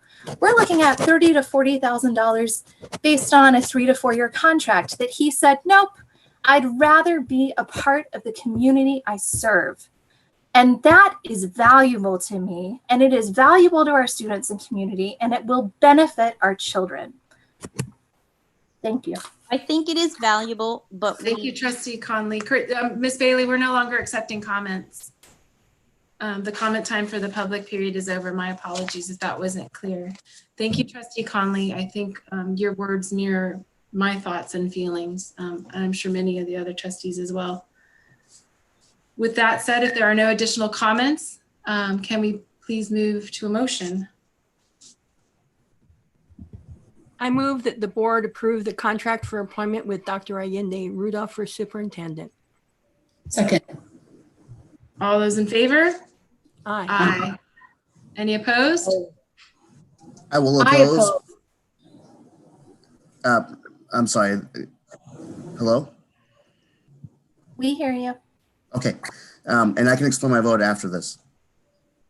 Or now. Okay, so on a motion moved by Trustee Wheeler and seconded by Trustee Blakely, the approval of the contract for employment for Superintendent Allende Rudolph passes on a vote of 4 ayes and 1 dissent from Trustee Gutierrez. Before you speak, the bulk of the changes consist of there is no salary change. The terms of the contract were amended to July 1st, 2020 to June 30th, 2024, with the fringe benefit of a primary loan, a primary loan, residence loan, not to exceed $1.2 million with the applicable AFR applied interest rate. Thank you, trustees. Trustee Gutierrez, did you want to have a post-vote comment? Yes, quickly. I am for the contract extension and for the $1.2 million vote, but I'm also an elected official, and I don't want people who have emailed me personally, texted me, left voicemail messages, sent me emails through the district or my personal emails, addresses, but also the comments that came in to our trustee email. I don't want people to think that we don't care of what they're saying or haven't understood what their frustrations are. I completely get it. And that's why I decided to vote no, knowing that that hopefully represents one of five, but at least that represents to them that we do listen and that we do want to do the right thing. And if that means, in this case, for me to even just do a symbolic vote of no, I will do it. But I just want people to know that this is not a sham process. This is democracy. It's not pretty. It's not clean. It's dirty. And you have to want it. And sometimes dissensions are part of this. But I fully support Dr. Rudolph, and I support the decision. I just had to vote no so that our constituents also realize that we do listen to them. Thank you, trustees. We're going to move on now to item under review and discussion, the reopening plan. Dr. Rudolph.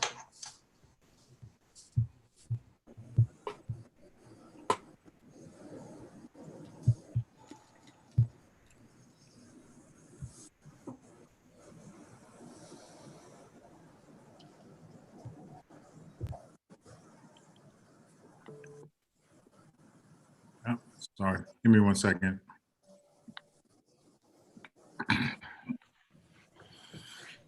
All right, so first let me apologize that this is going to be a long presentation, but I just want to reiterate what President Wilson stated earlier today, that this is something that is very fluid and is constantly evolving. And over the last 48 hours, our team has been working. You will see substantive changes in this presentation, which will be posted later on today or after this meeting so that everybody can see it.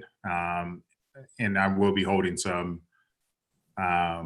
community forums to sort of discuss the particulars and, of course, in the event that something else changes.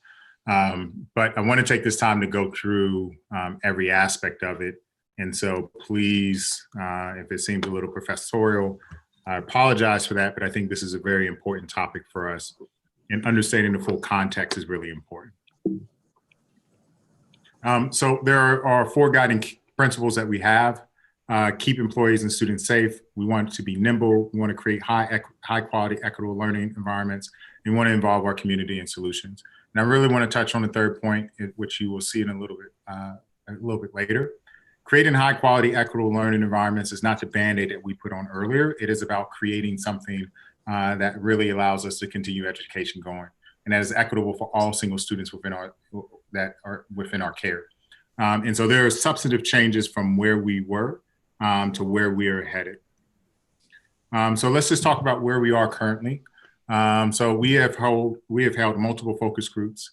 We have a reopening task force, which is just all staff members. We have a district NERV team, and then we continue to look at state guidance. And as a result, right before this presentation, we also then got guidance from the county. And we have been aggressively ordering supplies. And I want to point out, and I don't want to thank my team for our team for really working hard. We have been preparing for this moment since January 31st, when we first knew the outcome. So we have a strategic supply of cleaning supplies. We have been purchasing items. So we are really ahead of the curve.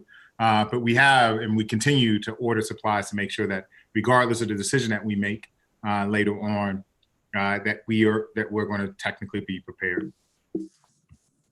So what have we learned so far? So first thing, and this is, I've repeated this multiple times, COVID-19 is a respiratory illness. There are groups that are higher at risk than others. And everyone including kids are actually at risk. Unfortunately, before this meeting started, I read a report about the youngest kid so far has been 11 years old. And it was a kid in Florida. And so we really need to make sure that we are very cautious within this. And we also know that cloth masks that cover your mouth and nose help to protect you and others from respiratory droplets. So let's look at where we are currently in the county. And this is data as of June 26th. And of course, we are now experiencing a spike. So this is actually old data. But here is something that I think is really interesting. If you look at the cases, you will see that there are certain groups who are more at risk than others. specifically our Latino population tends to have the higher number of cases within our community, even though they represent only 25.8%. And in Mountain View, our Latino population is actually is higher than the county's average. But what we also know is that the number of cases are from individuals between the ages of 31 to 60. However, the county is now going to start breaking it out by younger age groups across the board.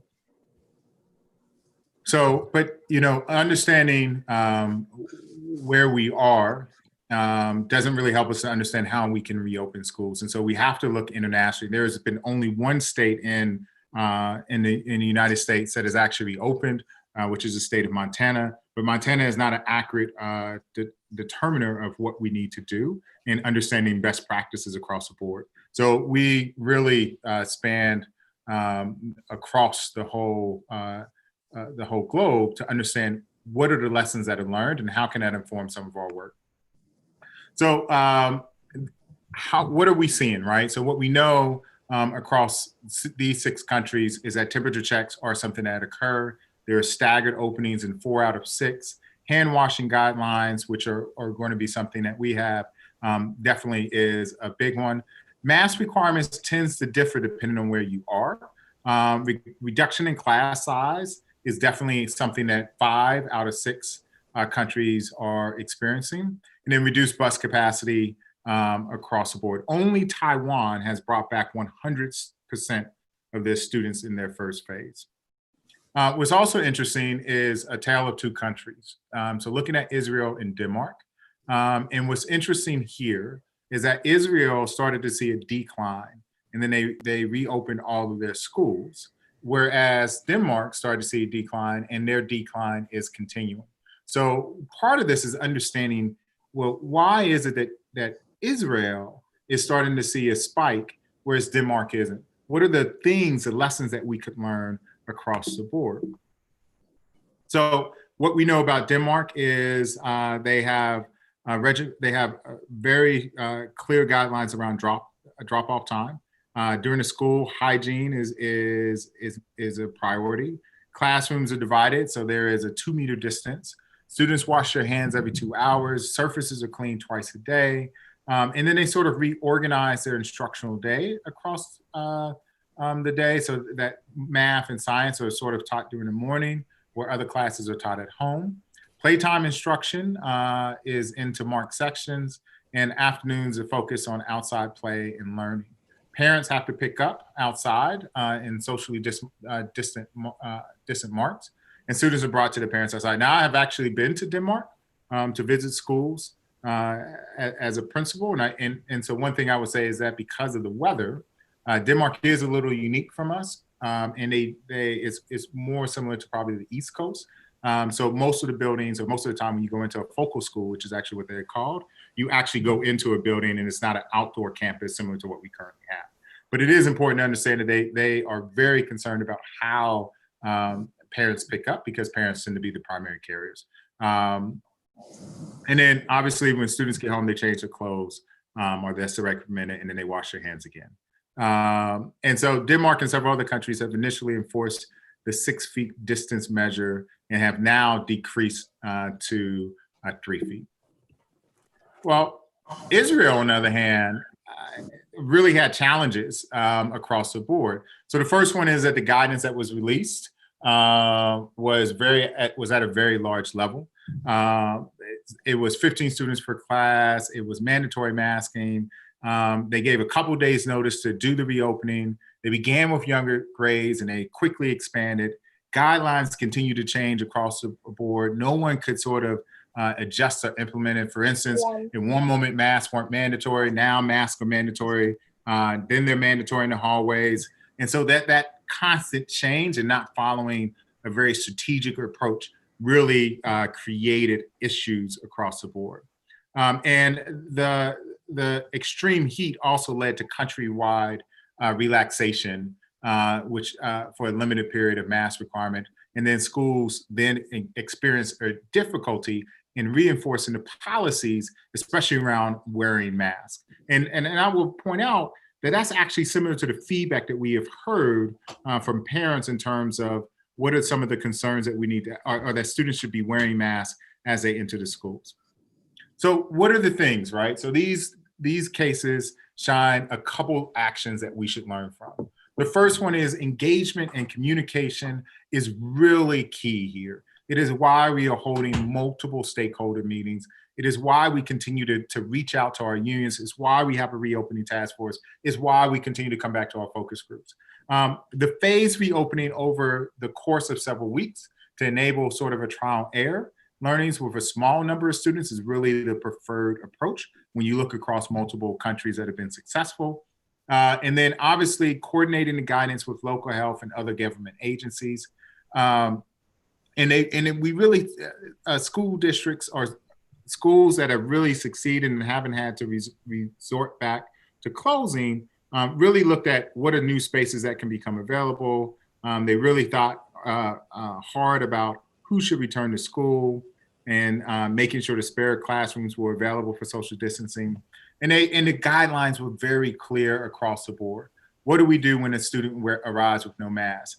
How do we maintain social distance guidelines? What is hand washing?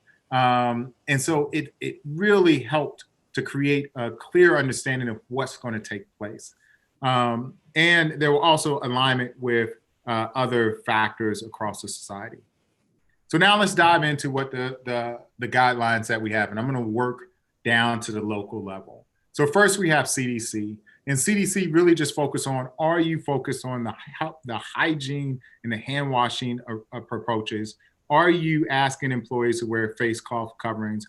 Are you intensifying cleaning? If you are, and you're monitoring students and asking students to stay at home and you have a plan of action, then you're ready to open. That's simply it. Whereas the California Department of Education really went a little bit deeper. Limit access from outsiders. Make sure that you have passive and active screening. Require PPE for staff, whether it's masks or face shields. Encourage students to wear PPE. And they noted that if you require it, then the school districts actually need to provide it for all students. Social distancing was a big one. We already saw in Denmark, the 6-foot bubble was the important factor. And then as they learned more, they really started reducing it down to 3 feet. Limit sports across the board, staff workrooms adhering, and they also brought into consideration upgrading HVAC systems across the board. And I'm going to talk about that a little bit later, but also creating communication protocols to inform parents about the actual risk if there's a possible exposure. And then they went a little bit further and said there's a couple of learning models that we could possibly explore. There is an A-Day, B-Day A-Day, B week learning model where kids come on to school for 1 week and then they're virtual the next. There's the half-day approach, which is the early late start stagger where kids come in half of the time and then you have cleaning and then the next kids come in the second half of the day. There's a 2-day rotation, which we refer to also as the A-B sort of cohort. Kids come in 2 days out of the week and then the rest are virtual. And then they also note we need to make sure that we're taking into consideration the needs of diverse and at-risk students across the board. And I will address that too. After that, Assembly Bill 77, which really was tied to the state's funding, noted that if we're going to do distance learning across the board, there has to be a different approach across the board. And the legislators really noted in AB 77 that the variance from site to site or school district to school district was so wide that they wanted to put in guidelines to make sure that if we are going to do distance learning, including hybrid, that there had to be more feedback and more guidance across the board, as opposed to what we all tried to do was create Band-Aids to just get us until the end of the year. And I want to point out that when the pandemic started and when schools closed, no one ever thought that we would be in shelter in place for this long. We actually just sort of anticipated that it would be a couple of weeks and then we would come back right after spring break. And finally, we now have, which just came out 48 hours ago, and we're still sort of interpreting, which is the Santa Clara County of Education and the Santa Clara County Department of Public Health. And what they notice is that there are really different groups of individuals. There are elementary students, and then there are secondary students, and that there should be different considerations across the board for elementary students as well as middle school students, meaning that elementary students need to be in stable cohorts. The likelihood of them catching the disease, right now, the youngest case we know is 11 years old. The likelihood of them catching the disease is a lot less. And if we keep stable cohorts, it makes it more feasible, but also the instructional needs and the executive function of students is different than what occurs in middle school and in high school. In middle school and high school, it is more feasible to limit close contact and wear face coverings. It is less feasible because of the way that middle schools and high schools are set for us to maintain stable cohorts. And it's also, we also know that students have higher executive function and can possibly function under a virtual setting more than what an elementary student can. And that's not a blanket statement to say every single middle schooler or high schooler could. It is just to say that there is more likelihood that it's possible. And so they went a little bit even further with this, and they reiterated the focus on only necessary visitors. Contact with members outside of stable groups poses a risk. Organizations that utilize the buildings after hours actually have to adhere to the county's guidelines, health and safety guidelines. Drop off, it needs to be limited. Only one parent. They actually go they have in their guidance what they call what is required and what is recommended. And what is required is that only one parent is allowed to pick up a child, and they must adhere to social distancing guidelines.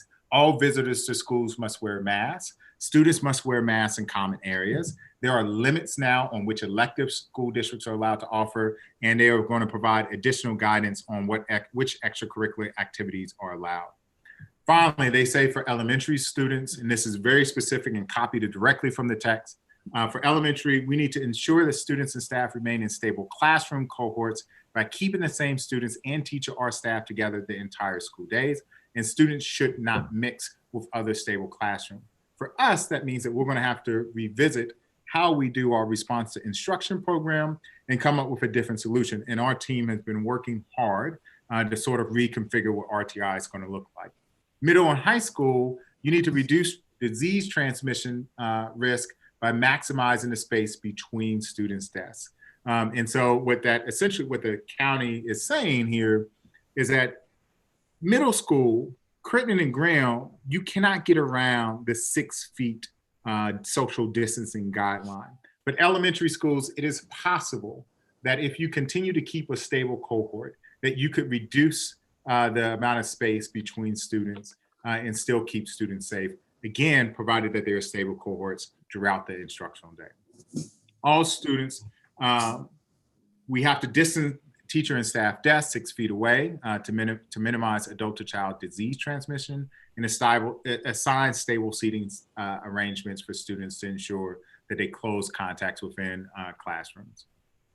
Teachers and staff, all adults must wear a cloth face covering at all times while on campus, except while eating or drinking. And staff excluded from this requirement are those who require respiratory protection according to Cal and OSHA standards. Now, I do want to point out here that this is in conflict with what the California Department of Education noted, which is that teachers could wear face shields as a result, as an additional requirement, as opposed to just having to wear cloth face coverings.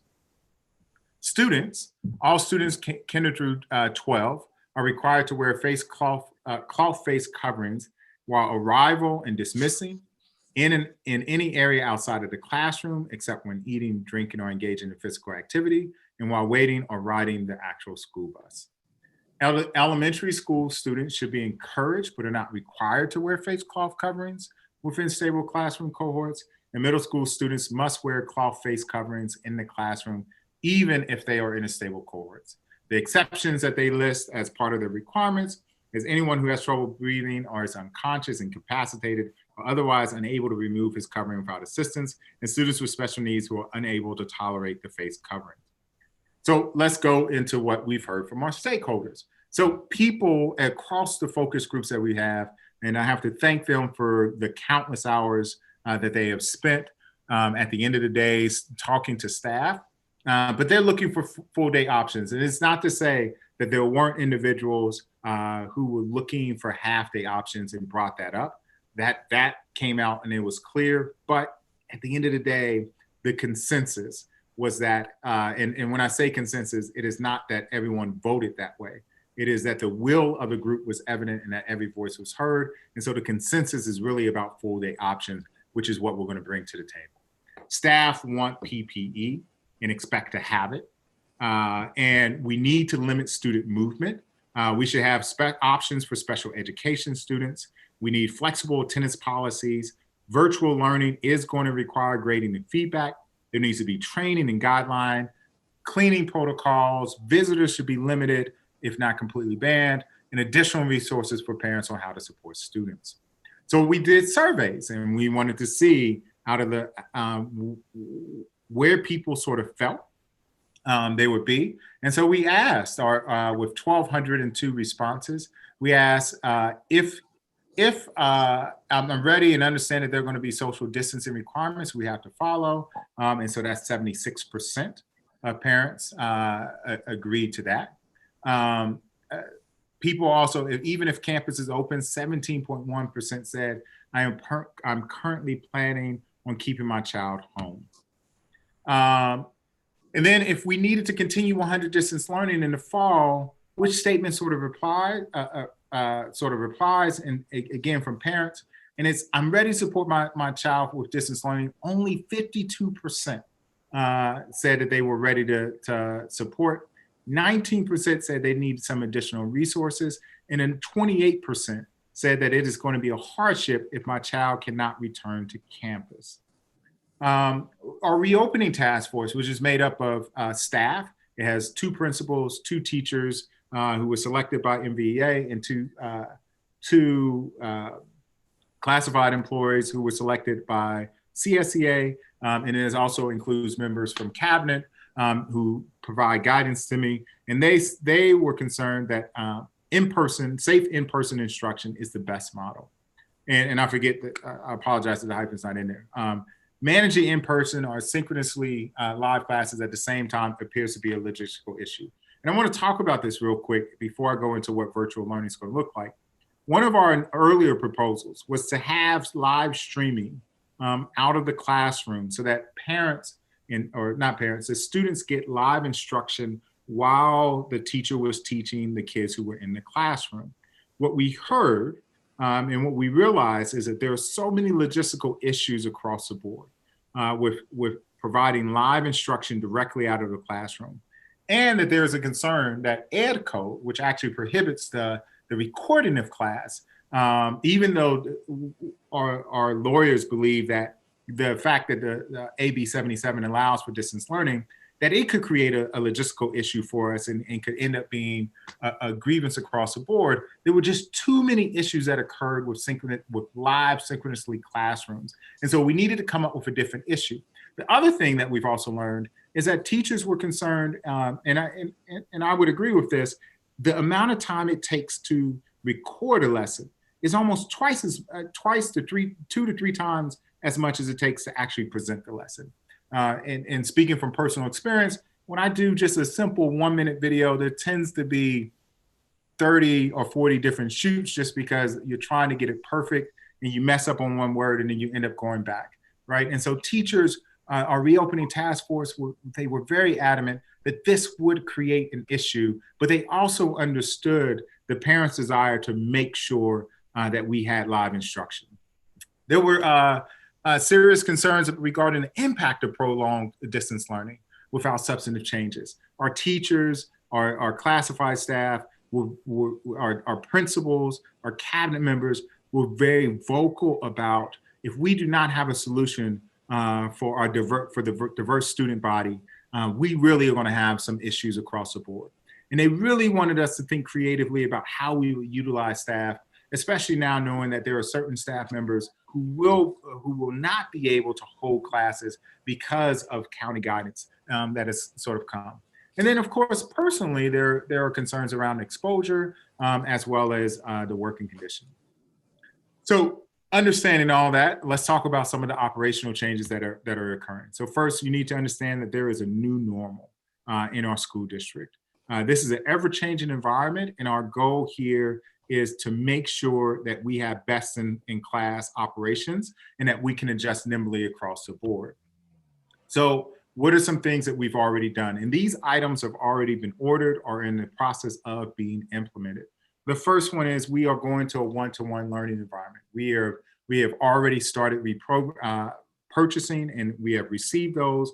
We are now making those computers operationalized and assigning them to students so that on the first day they're ready to go.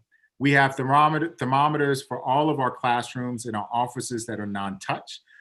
We have PPE for all students. We have both disposable as well as cloth. And we also have face shield, and the same is true for our staff members. We have enhanced cleaning protocols.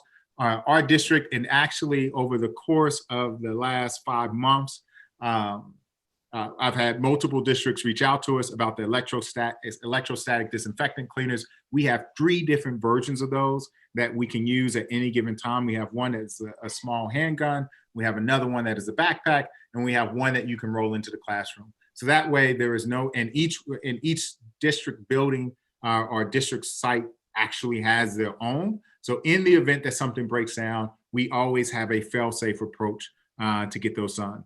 We have a line item that is now, that will continue in the superintendent's budget for emergency pandemic expenses. And this is just, there was recently an article that there's possible that there is yet another virus that is coming that could create a pandemic that was just discovered from making a jump. And so we believe that it is important as we prepare for any type of emergency, especially for pandemics, that we have a line item. And in the event that we don't use that line item, it goes right back into the district's budget. We have a newly created triage location at every single site to accompany the nurses station. I apologize that there was a typo there. And we've upgraded our distance learning approach, which I will be talking about in a couple minutes, to allow both on campus as well as home learning options. And I will say I have to commend the board for setting a policy earlier today to talk about what distance learning is and to make sure that's done. All of our HVAC units are being upgraded to MERV 13 filters. And I was recently on a presentation to talk about sort of how school districts are sort of planning for the future.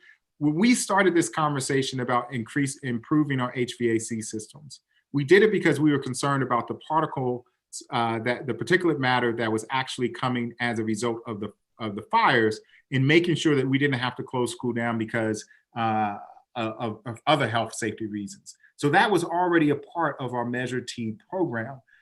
It just so happens that upgrading the HVAC systems also is recommended as part of COVID-19. And so from a long-term perspective, it makes sense to really focus in on all HVAC systems. But we can meet the requirement, and all of our HVAC systems have been upgraded to a MERV 13 filter across the board.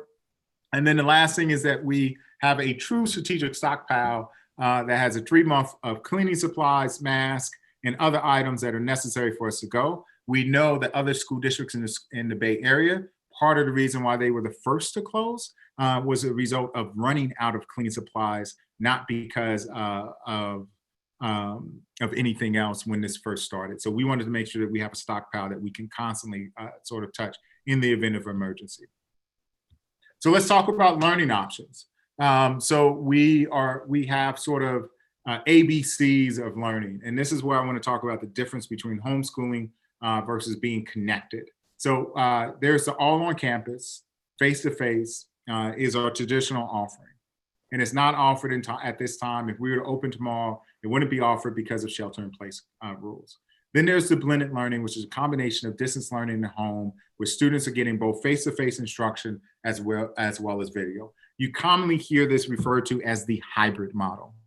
The next one is the connected version. And this is where parents, the 17.1% of parents who stated that they want to keep their parents at home, they can choose this year the connected version, which is what distance learning is. Now, there were community members who reached out and talked about the homeschool program, and they're concerned that the homeschool program was discontinued and why they were not in the homeschool program.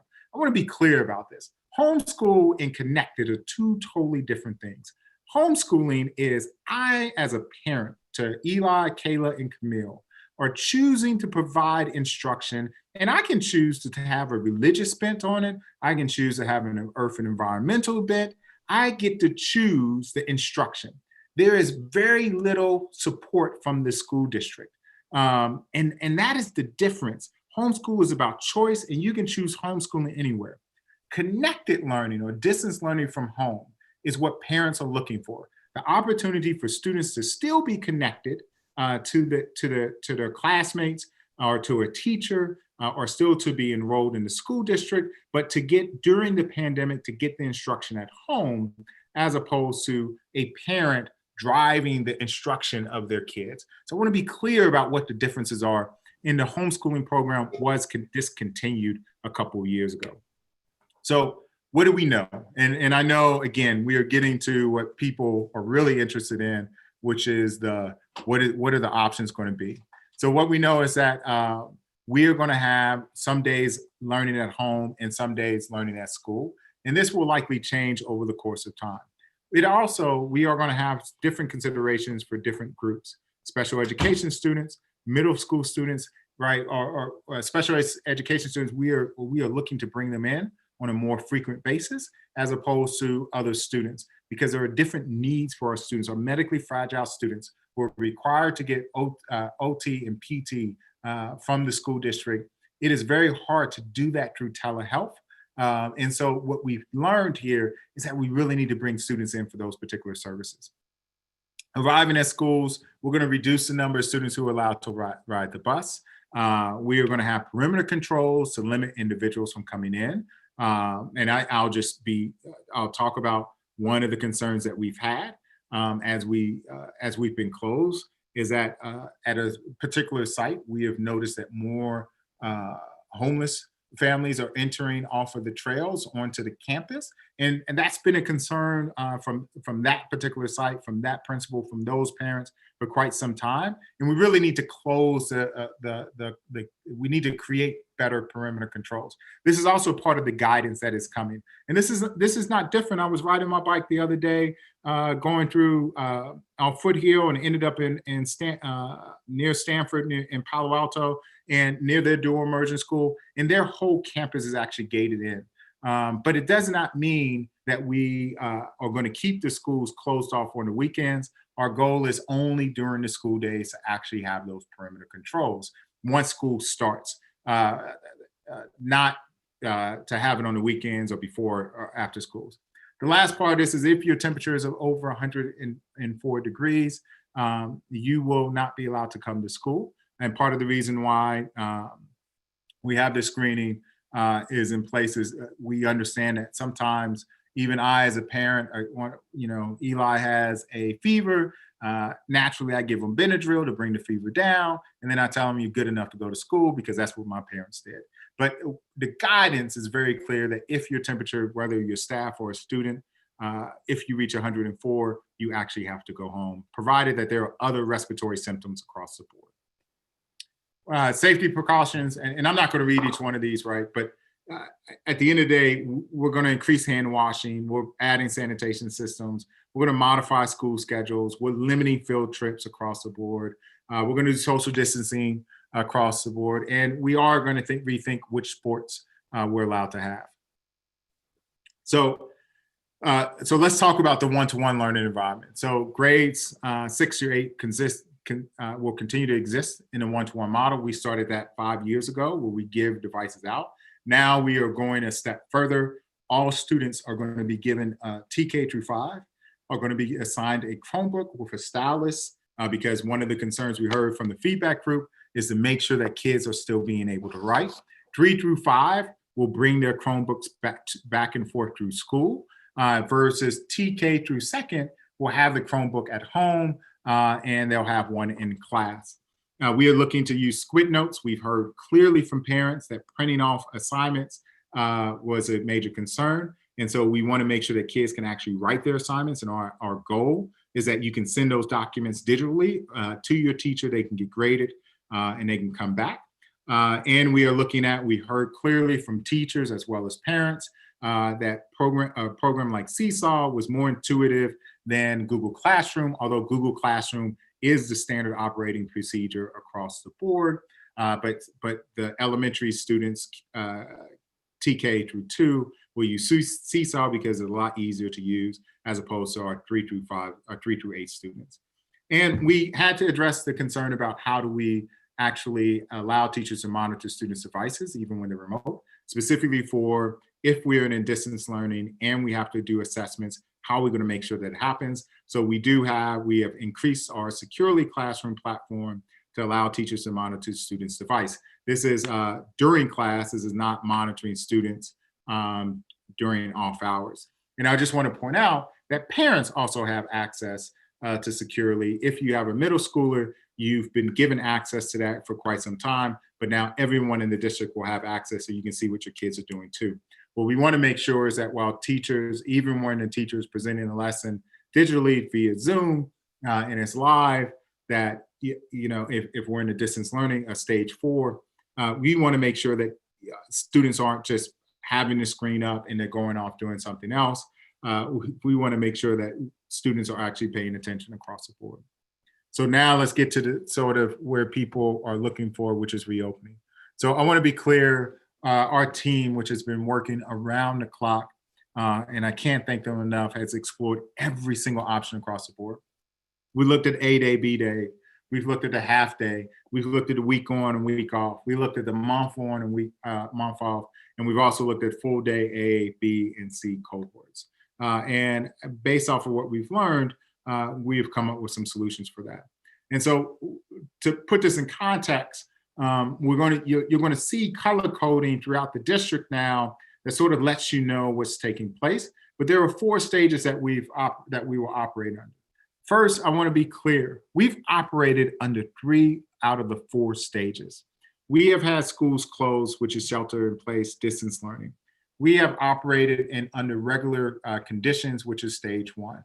And we went into restrictions right before we went into shelter in place across the board. But we've now added a couple extra things. Blended learning is actually applicable across next year across all of the platforms or across stage 3, stage 2, and stage 1. And we want to be able to target schools and be able to say, similar to what the county guideline says, we may place middle school in stage 3 and we may place elementary in stage 2, depending on what we learn at a particular time. We're not going to make that decision yet because we're currently experiencing a spike, but we do believe that this is an important strategy that we have. But we also can do this for classes too. We can move a class now into a stage 4 complete closure, distance learning, as opposed to shutting down the whole school. So let's talk about that. So the easiest way of thinking about it is we have a school and we have the home. If we're in stage 4, we're going to do mobile feeding, we're going to have virtual learning, online instruction, and remote tests. All students are engaged. IEP services will be, if possible, they're going to be provided remotely. Completed work originally before AB 77, I apologize, I didn't update this one slide. Completed work in virtual engagement is the equivalent of daily attendance. As a result of AB 77, we have to now take daily attendance every single day, regardless if any student is in distance learning. So regardless of whether you choose to do distance learning and we are in stage 1, which is a full reopening, you are going to be required to check in with a teacher 2 times a day in order for us to log attendance. And AB 77 is actually very clear that at the end of the week, we must produce a log, and any student that has not engaged for more than 60% of the time, we have to develop a plan in place. So attendance will be across the board a mandatory item. Mobile feedings initiative in all classes are taught remotely, and diagnosis assessments will continue online. If we go into stage 3, though, this is where we start to see some nuances. So we are actually proposing the A-Day, B-Day schedule. And I will say, as this has sort of evolved, trustees have been very clear to look at the possibility of a 3-2 schedule, meaning 3 days in, 2 days out. We need to look at the impact of that. But because of all the changes that sort of occurred, we haven't had the option to sort of fully vet that one just yet. But there's also under stage 3, limited class size, 6-foot distancing, as well as active health screening across the board, meaning that your child comes in, we will scan them across the board using the non-touch thermometers, which is also best practice we saw internationally. And we will monitor, and in the event that someone is sick, we send them to the triage room in order to go, and teachers have access and staff have access to multiple thermometers so that they can do screening multiple times. We're also going to ask that there's a passive screening that parents have to commit that they will check their kid for symptoms too. But you also now have the opportunity to choose the virtual learning. And I want to be clear about what that virtual learning looks like. Earlier, I talked about the logistical issues that are around the live instruction. And I also want to point out that it was very clear from our focus groups, as well as our teachers, as well as our principals, that the best distance learning actually was asynchronous, which allowed families to have sort of this ability to sort of design their day to what fit them, and sort of, for a parent to have a meeting, but at the same time to let their kid get on Zoom at a particular time. And so we're going to provide asynchronous learning with a virtual teacher. However, in stage 3, every single child is still assigned to their classroom teacher. Now, why is this important? Is because we have to manage the classroom check-ins. We cannot have a virtual teacher be assigned 500 kids in order to take attendance, because that creates a working conditions issue. We have clear guidelines in terms of the class size, and then there are procedures in the event that we go over the class size that we have to adhere to. But we do, because we are a standards-based district, we can have teachers create lessons, and our virtual teachers create lessons and provide those asynchronously. Now, this does not preclude a teacher providing live instruction or creating their own lessons, but it is a way to make sure that we understand that there are different requirements that come with recording a class that are different when you're teaching a class live, as opposed to just recording the lesson for teachers, for students to access. And so, but if you choose the virtual option, if you're in a distance learning, you are getting all of those, plus you're getting you're getting exclusive lessons from the virtual team. And so, we've looked at what 6-foot distancing looks like. That means that we accommodate probably 15 to 16 kids, depending on how tight you want to get. We know that it's reduced attendance, and we are going to go with a A-Day, B-Day schedule. Again, I want to note that we are currently also looking at the possibility of doing 3 and 2 as opposed to 2 and 2, but we have not vetted that completely. And we are initiating the option for parents to choose exclusive distance learning across the board, but we are going to require parents to commit to virtual learning for a trimester. And now when we look at the guidance from the county Department of Health, what we also know is that we have to maintain stable cohorts. So I want to be clear about this. If a parent chooses to go to virtual learning, you are choosing to go to virtual learning with the understanding that you may not be placed back at your home school because of the guidelines that have been identified by the County of Public Health, or the County Department of Public Health, and the Santa Clara County of Education. What would happen, though, is that you will be guaranteed your space if you come back the following year. And this is consistent with our peers. Los Altos School District is looking at this, as well as Palo Alto is doing this. And really, while I understand that this may create some hardships for individuals, I want to make sure that you understand that this is also being done with the vein of safety for both staff members, as well as teachers, staff, as well as students. No field trips or athletic events. Originally, when we designed this, we were thinking that sports would be allowed to practice. We're still waiting on further guidance.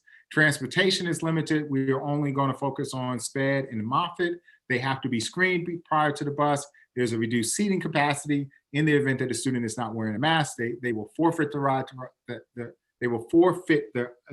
to ride a bus. There is active screening. There is emphasis on hygiene. And of course, we have to limit the course offerings across the board. Lunch will be served in the classrooms. Play structures will be closed. And I want to be clear because parents were asking, why can't kids eat outside? We're not saying that kids cannot eat outside, but we don't have enough spaces for kids to eat every single day outside across the board, because oftentimes when we're doing that, kids are allowed to mix. And so the guidance is clear that we need to make sure that we limit where kids are. And so under stage 3, we are serving the lunches, and even the lunches will look different. They will be in bags, and there is PPE requirements of particular staffs. Volunteers will only be allowed in virtual settings under the supervision of Mountain View Wisman staff. This one is kind of contentious for some schools because they want to understand how come they cannot use private chat rooms. And I want to be clear about this. CSMA, which provides, that as a contractor for us, which provides ongoing instruction for our students around music and art, are not allowed to be left with staff, with students alone, because you have to have an active teaching credential, or you have to have a substitute credential. The same is true of our certificated staff members. We cannot leave a certificated staff member even though they work for Mountain View Wisman School District, they cannot be left alone with students. And if we can't allow a contractor that we've been using for multiple years, and we can't allow an actual staff member to be left alone, then we definitely cannot allow private chat rooms for students and parents. And I understand that comes as a hardship, but what I would say is that if you're that passionate about making sure that you do that, then you should apply for your substitute credential to make sure that you meet the requirements. Libraries are closed and we're offering online programs, but we are, as libraries start to reopen, we are going to partner with several agencies to understand how we can do this safely. So this one could possibly change. PPE is going to be required for students and is obviously required for teachers. What that requirement looks like could vary across the board. Special education classes will be allowed to attend 4 days a week under stage 3. And students with IEPs in general education classrooms will attend services on virtual days in order to get their services too. So stage 2, we now are getting closer to what we call regular reopening. So stage 2 is 5 days in person. It is PPE for staff. It is enhanced cleaning. But if you are choosing the virtual option, this is a big distinction across the board. You are now opting, if you choose the virtual option, to have the distance learning option, you will be taught exclusively by a virtual teaching team. You will not be assigned the classroom teacher at a particular site. Because once we hit 5 days teaching instruction, it is impossible to expect our staff to teach both a group of students who are working virtually as well as the students who are not working virtually. So we will essentially take a proportional approach. If 17 to 20% of students opt to choose the virtual option, then we can pull 17 to 20% of our teachers and turn them into sort of a virtual group of teachers. But we are going to require students to do in-person assessments, obviously with social distancing. And again, I want to point out that your placement at home or choice school for the current school year is not guaranteed because of the requirements for stable cohorts. Again, it's open for 5 days a week, PPE, parents have to self-screen, no field trips. Students will be required to wear masks if they become sick. Play structures are still closed. Again, we're still not at the place where we can provide in-class volunteers, and cafeterias and MURs start to operate under normal circumstances. However, under our enhanced cleaning protocols that we now have in place. And finally, we're to stage 1. Stage 1 is back to business as usual, but we still will have enhanced cleaning.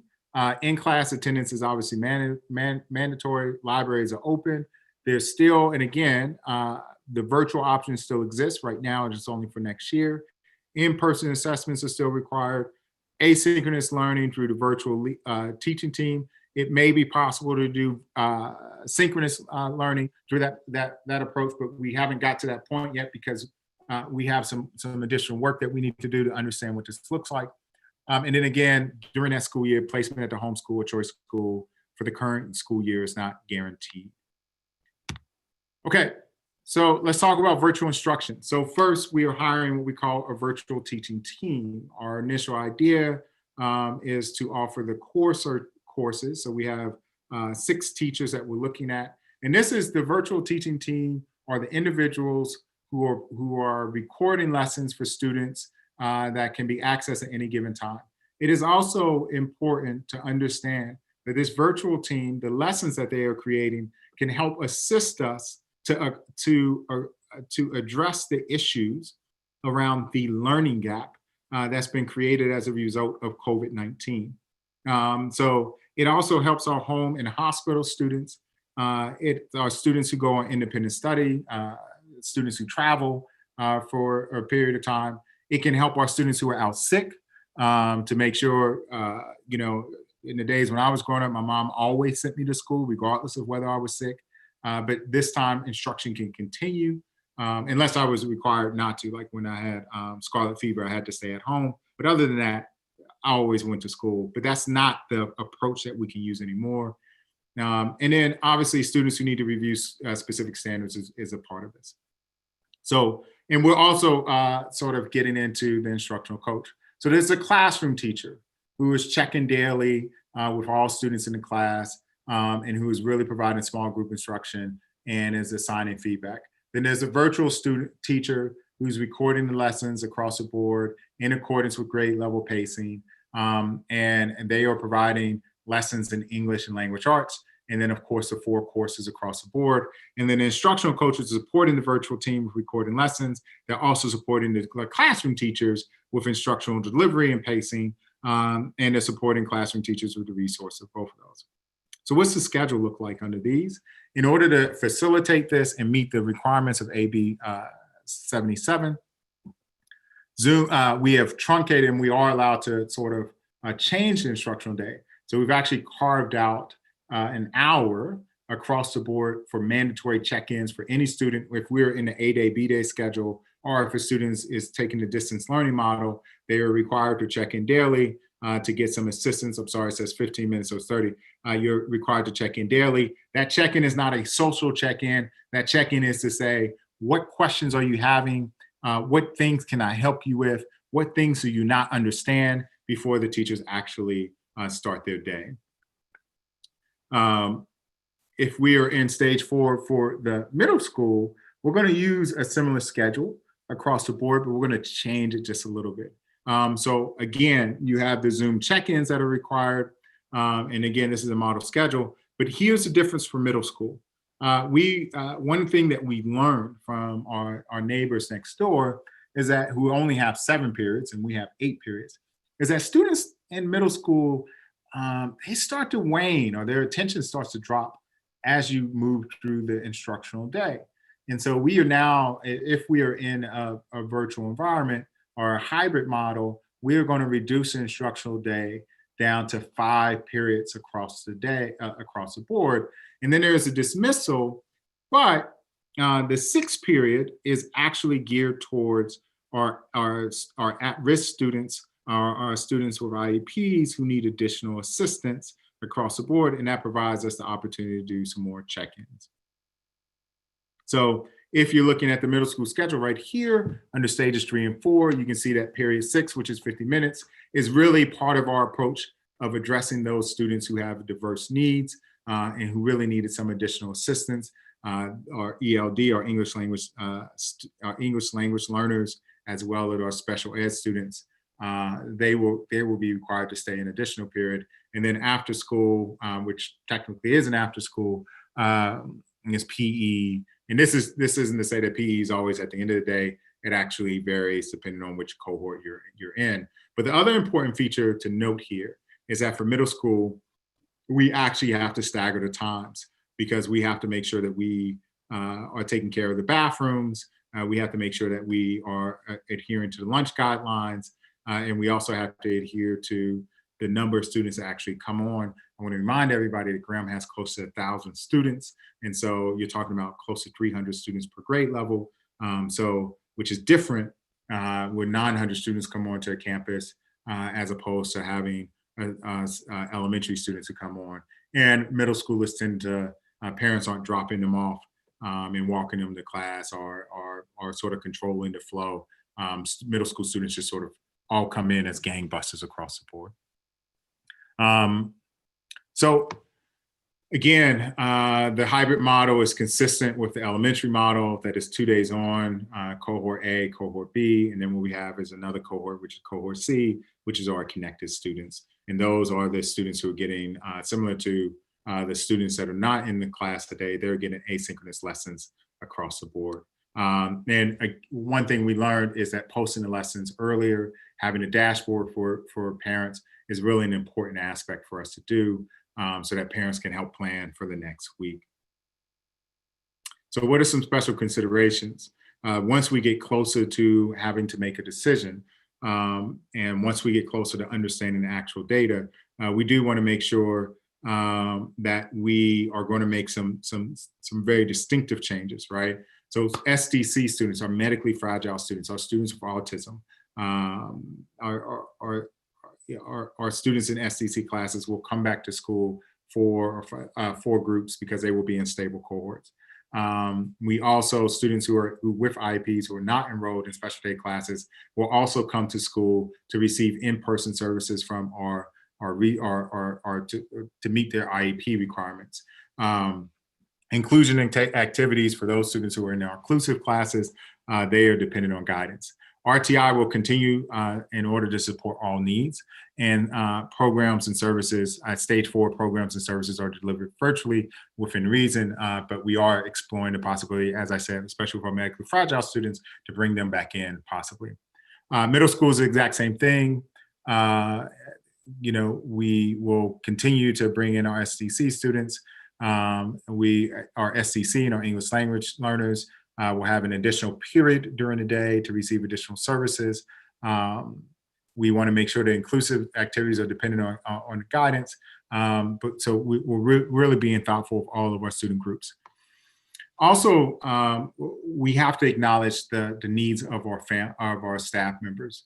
So according to board policy 5161, 511.1 or 5116.1, anyone who's employed within Mountain View Wisman are already provided an opportunity to enroll their children within the school district. However, we are going to allow our employees to bring their children in and keep them in every day that school is open. So this group of individuals will be able to if we're in a hybrid model where we're 2 or 3 on, they will be able to keep their students in there every single day because we're requiring them to come in to provide instruction, and we want to make sure that we're adhering to them.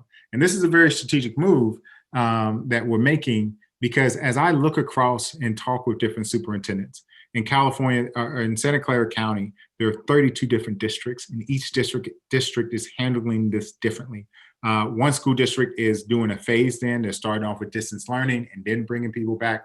Another school district is going 5 days. Another one is doing half days. And so how can we ask a teacher to come in to teach students when their children are being released midday and they have to leave? At the same time, we're also exploring the feasibility of allowing essential workers to actually have this requirement too. So based off our current knowledge, we know we're now going to, I have some recommendations here, which have changed within the last 48 hours. We are going to formally require parents to commit to either distance learning or in-person instruction. And that guidance, what the updated distance learning guidance will be produced out on July 10th so that parents can make an informed decision about what they are choosing. I'm recommending that the board adds an additional board meeting in July to review the data, specifically the students who are opting to choose for distance learning, so that we can update our operational plans and understand where we can sort of operate. But at the same time, we also need to answer some questions about the possibility of more restricted guidelines. And we will continue to track data, and our final decision will be announced August 2nd at the latest, depending on how comfortable we feel, and also what the data says across the board from Santa Clara County. So I want to, there's a couple of things to keep in mind. The first one is, I want to be clear, depending on who you talk to, you're going to get a lot of different comments across the board. There is no way we're going to please everyone. There are parents who want their kids only in for half a day. There are parents who want them in for full day. There are parents who want their kids in every single day. There are parents who only want their kids in twice a day. There are parents who are saying, until there's a vaccine and the vaccine has went through 3 or 4 iterations, I'm not sending my kid in. So we're not going to please everyone, but we're going to try our best to meet the needs of all of our stakeholders. Visitors and volunteers are going to be limited until we get the code green. And I want to be clear, if money was unlimited, then anything is possible. But we have been great stewards of our funds, and we have purchased PPE. We are purchasing shields. We have purchased electrostatic cleaners. We have signage. We have signs. So we are doing everything within our option. But what I cannot promise a parent is that you're going to get one-to-one instruction in a distance learning environment. That is not an option. But we are going to work to create better distance learning programs so that you feel confident that your kids are getting what they need. Regardless of the option, we're going to continue to consider the needs of the diversity of our community. And we should expect to develop a plan of action to address the differences that will occur. I want to be clear about this. In our focus groups that we did with different stakeholders, when we met with our DLAC parents, when we met at particular sites, school sites, and we held community forums, there is a clear difference that's going to occur once distance learning starts. There are parents who have the opportunity or who have the wherewithal, and it's not a knock against anyone, but who have the ability to stay at home and to make sure that their kids are functioning effectively under a virtual learning environment. There are parents who have that ability, but really need additional assistance and would rather their kids be in school. There are parents who, because of their job, do not have the ability to keep their kids at home and will be sending their kids across the board. And so we should expect, and it's going to be natural to see that parents across different schools are going to make different decisions. And that is going to impact the enrollment at those particular sites. And so we need to be flexible enough to make sure that at one school, we don't have class sizes of 15 to 1. And at another school, we have a class size of 5 to 1. So we want to be mindful, and we may move staff across different sites to help address some of those concerns. So what happens? We're presenting the logistics. We're defining operations, and we're preparing. We've been preparing our facilities. We're going to meet again with our reopening task force, as well as our focus group. Our district NERV team, which will monitor data, will finalize the metrics that we're looking at, and we are actually going to do a tri-district approach to this.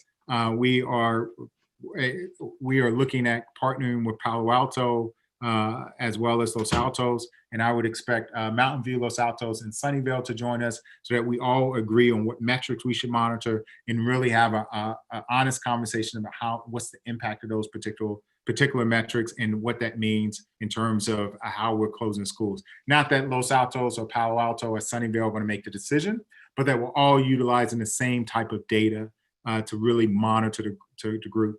And other superintendents are really keen on creating sort of our own alliance, similar to the East Side Alliance of schools, that really focuses on what our school districts are doing across the board and are really focused on monitoring the metrics, because we are different communities across the board. So we're going to continue to adapt our distance learning plan. We're going to continue to collect feedback and vet possibilities. We're going to continue to order supplies and touch base with all our our communities. And we're working with our unions. We have meetings set up within the next week to start talking about the working conditions across the board. And this month, we plan on finalizing operations on each stage. We're planning on finalizing the student schedules, and we're going to keep communicating aggressively to make sure that parents understand sort of where we are and what data that we're actually seeing. And with that, I have come to the end of the actual presentation.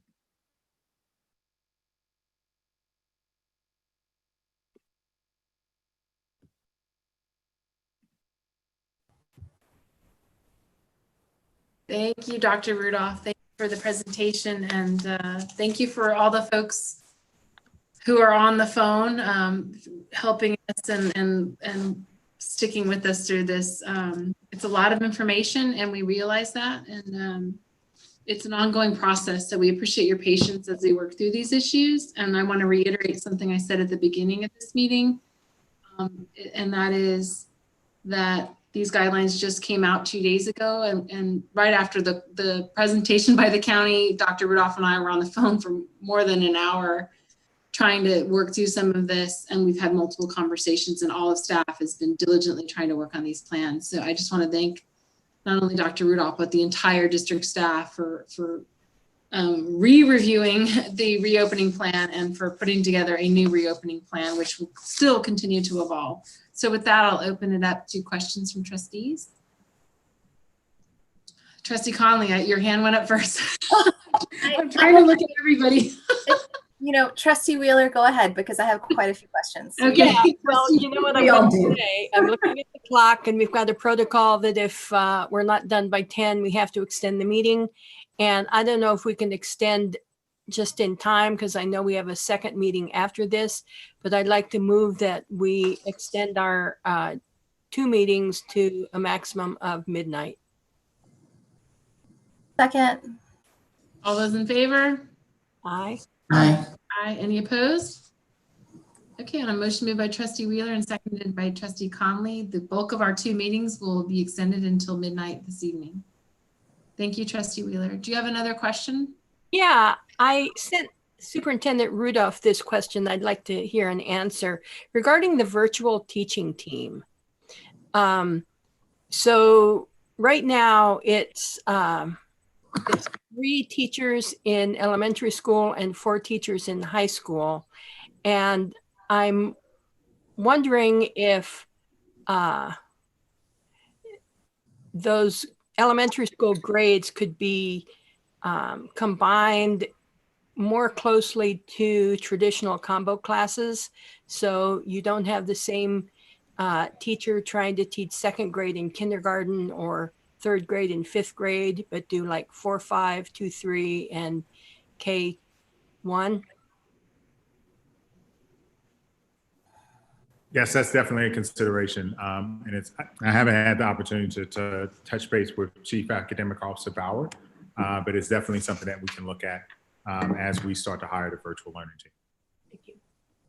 And also, you know, part 2 of that is for middle schools, you know, do we want to add more teachers per subject? So when we looked at the middle schools, we really thought about the 5-period day. And what we see from the schedule is that we wanted to focus on the core content areas. And then we felt like, so especially now with the guidance, something like the electives, like chorus and PE could be offered remotely and actually have to be offered remotely. And so we could still provide those to students and have them engaged in that particular experience because they're now virtually. And so for those who don't know, part of the county's guidelines is that chorus, any elective that cannot be done without a mask is not going to be allowed. And so chorus, band are actually now removed and have to be taught remotely. PE is a similar item because PE normally doesn't it's normally groups of students mixing across the board because it's a stable cohort, and the class size is a lot larger for PE. So when we thought about that, we really felt like it would be important for us to really think about the core classes and to make sure that that was the priority, and then provide the electives remotely. And so that's why we went with the 4 core subjects as opposed to 4 core plus electives. And so that's, we're going to have to offer, I guess what I'm trying to say is we're going to offer electives on a limited basis to students who are teaching remotely. Yeah, the specific question I asked you in my email was, for example, history. You know, each grade has a specific curriculum for history, and I'm wondering if it's the right thing to do to ask a single history teacher to teach 3 grades of history. So typically, secondary teachers teach multiple subjects in multiple grade levels. And so it is feasible across the board. And so I taught as a history teacher, 9th grade, 10th, 11th, and 12th grade. I had multiple subjects that I would teach. And so, yes, I do believe it's feasible to have them. And again, I want to remind people, these virtual teachers are actually creating lessons that kids are going to engage with. And so we do think this is a viable option across the board.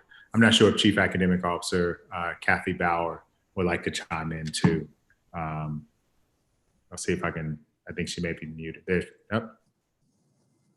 Hello. Hello. So I think what we're going to have to do is I think to Dr. Rudolph's point, yes, I think we can. A majority of times our middle school teachers do teach a couple of preps, meaning they're teaching a couple of grade levels and courses. This was just our initial proposal. And I think what we're going to have to do as well is look at the actual number of students that choose the distance learning mode. And that also would provide us some flexibility with some of our maybe district teachers that are not going to have an actual classroom because a certain percentage of kids are going to be in distance learning. So options to increase that virtual teaching team. Thank you. You're welcome. Thank you, Ms. Bauer. Are there other questions from trustees? Trustee Conley? Yep. Thank you, President Wilson. So I'll say a couple of weeks ago, there was a reopening workshop with the County Office of Education, and it was for trustees and superintendents from across the county about how to plan going forward. And I signed up and I was eager to participate and learn about some of the things that we could try to incorporate. And I was both pleased and disappointed that Dr. Rudolph was the person presenting best practices because there was nothing new. I'd already seen the presentation twice. But I hope it's reassuring to the community that in a time of great uncertainty, when there's a lot of things we don't know and we're trying to figure things out, our district is on the cutting edge in the county on trying to figure this out and has been brought in as an example of how to think about it.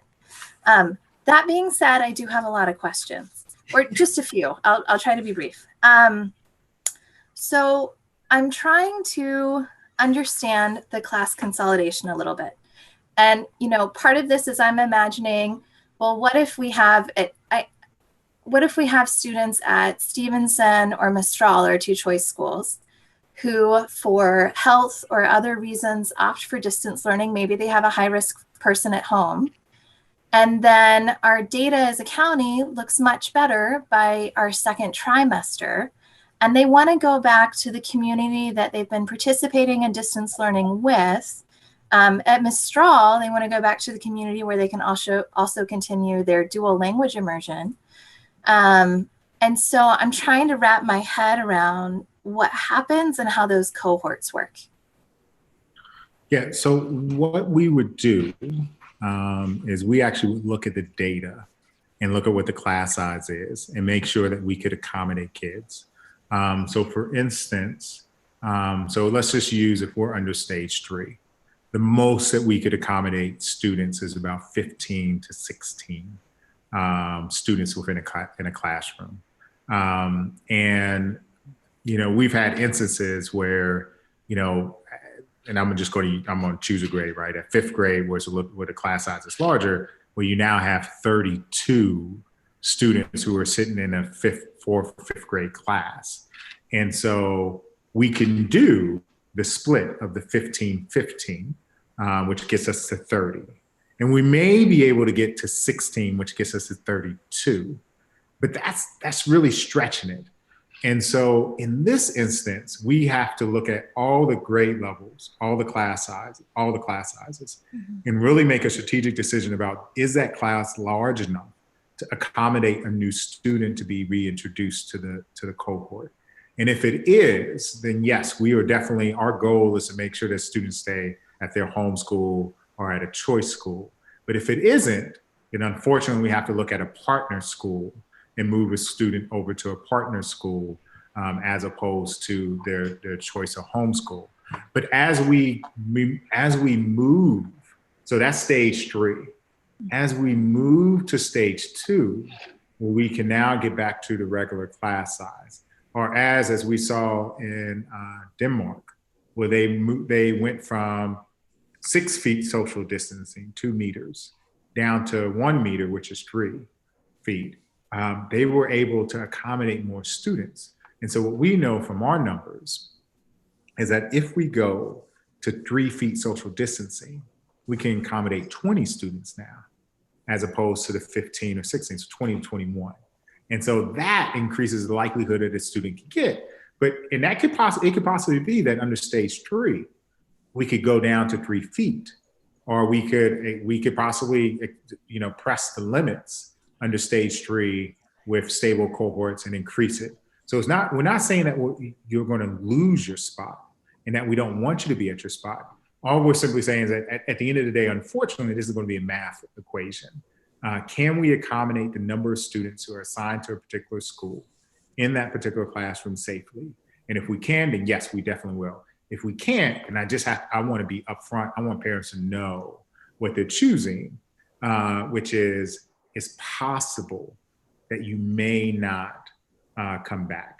And if that's the case, just this year, if that's the case, I want you to have an informed decision about this. And I do want to point out, we've been taking into consideration both Ms. Straw as well as our English language learners who make up a significant portion of our district. And so it is possible that between now and August that we actually will increase the number of teachers that we have to include Spanish-speaking teachers who will teach in that virtual learning format also, so that we can have access to it. But when we started this journey, we didn't take that into account. We sort of looked at what is that we need to do. And I think that's in the spirit of what Trustee Wheeler was also saying too. But we want to make sure, I guess what I'm trying to your point, we want to make sure that every single student gets back to a choice school or their home school, and that we can do this in this very safe manner. But I don't want to, I would rather under promise and over deliver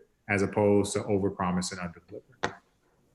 So it sounds like if someone's primary concern is returning within the next school year to their home school, but they also feel like they have to do distance learning, it might make sense to tie your choice of distance learning to which phase the schools are in. So if it's in phase 3, you may choose distance learning. And phase 3 also indicates that like there's county data saying we need this social distancing.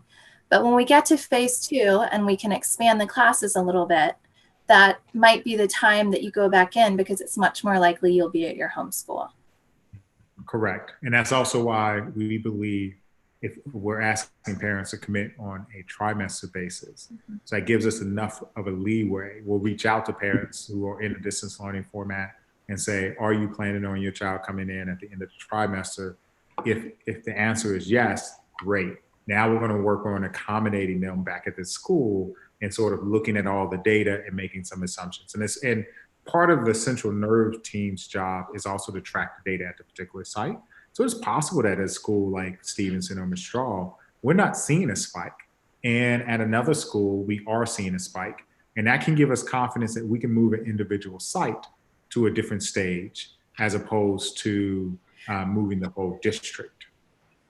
Okay. And all that's going to be factored into whether or not you make a choice. And we'll keep everybody informed about it, but whether or not you're going to make a choice to, at the end of the trimester, to send your child back to school. And I'm not saying you specifically, but any person, right? I want them to know, here's what the data's saying, and here's your opportunity to make it. So then a question tied to that is, as we enter, my understanding is that the county Office of Education and the county Department of Health, they're kind of our North Star about what we can and cannot do and when we can and cannot do it.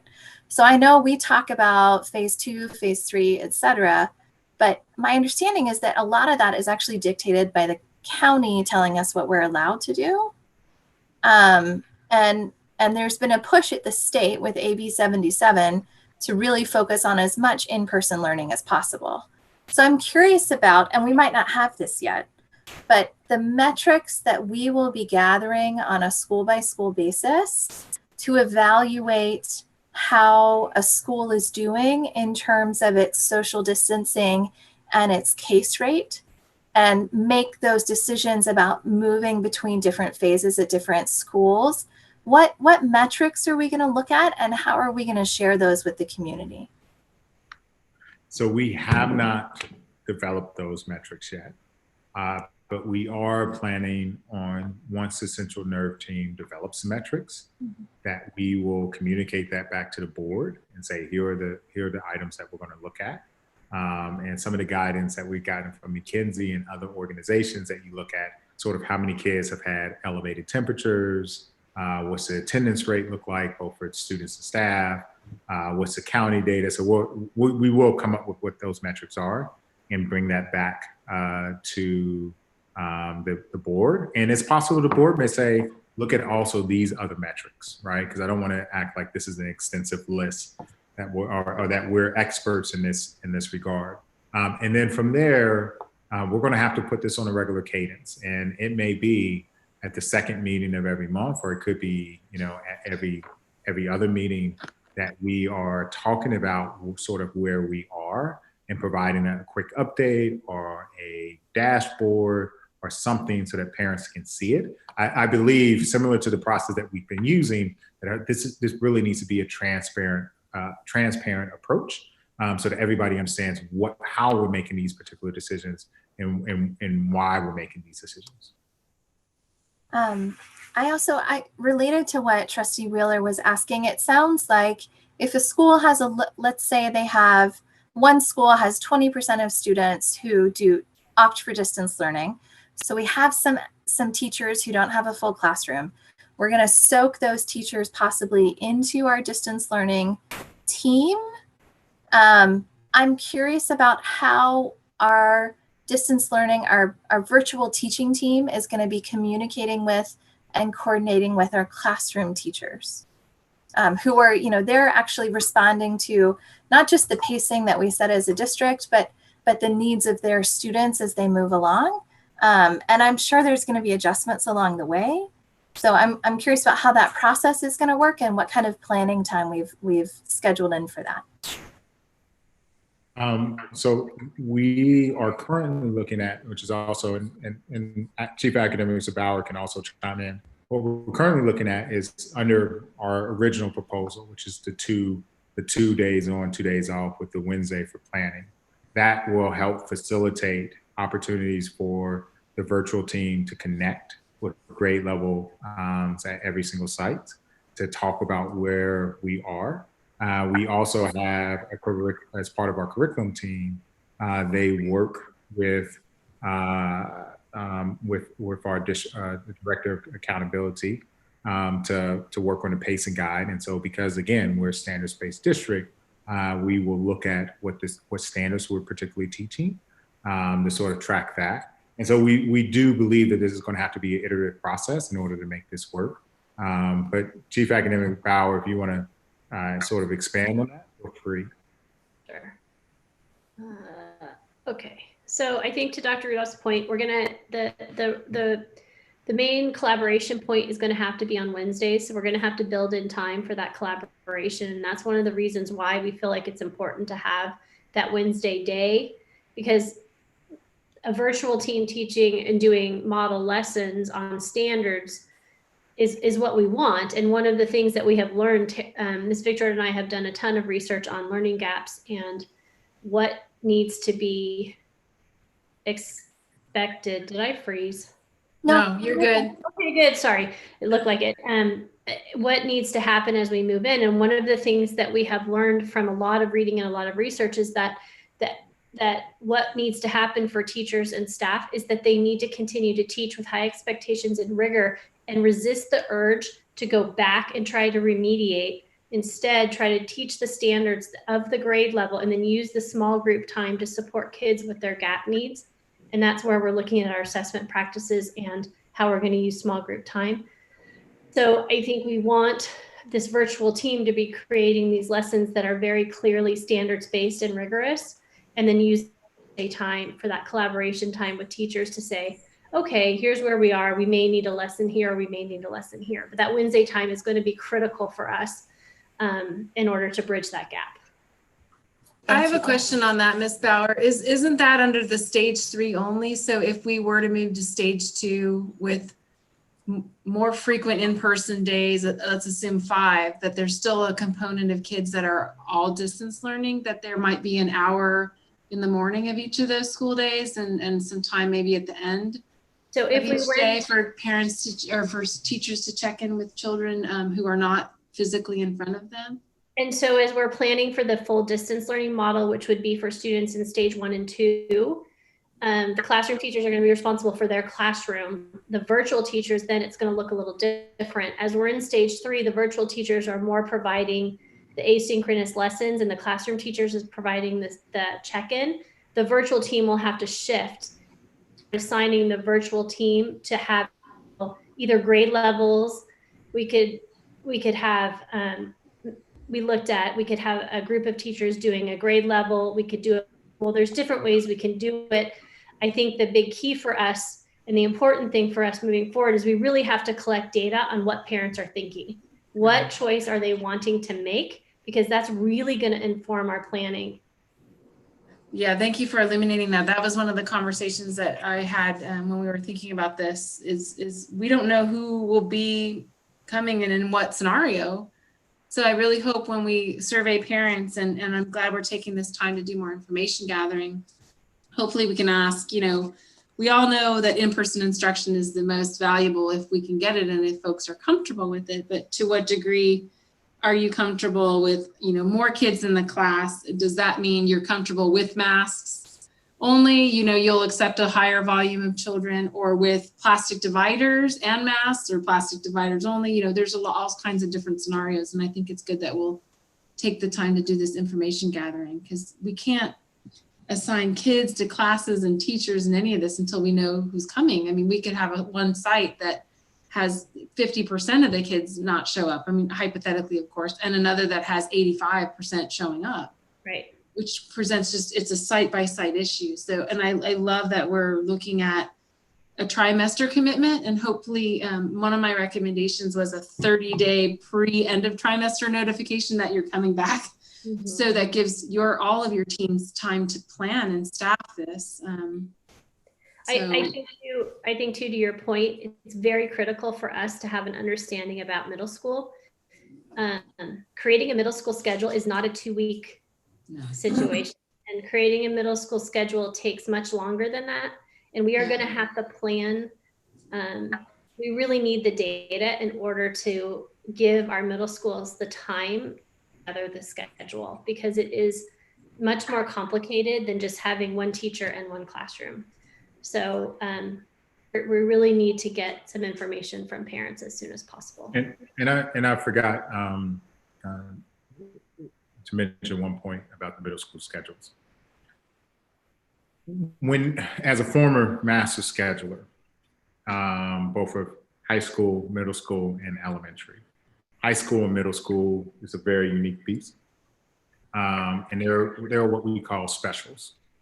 the specials require for students, or not special, singletons, are classes that are offered once or twice a day that really drive students to particular courses. And unfortunately, those, you know, the term that we normally use is that they track.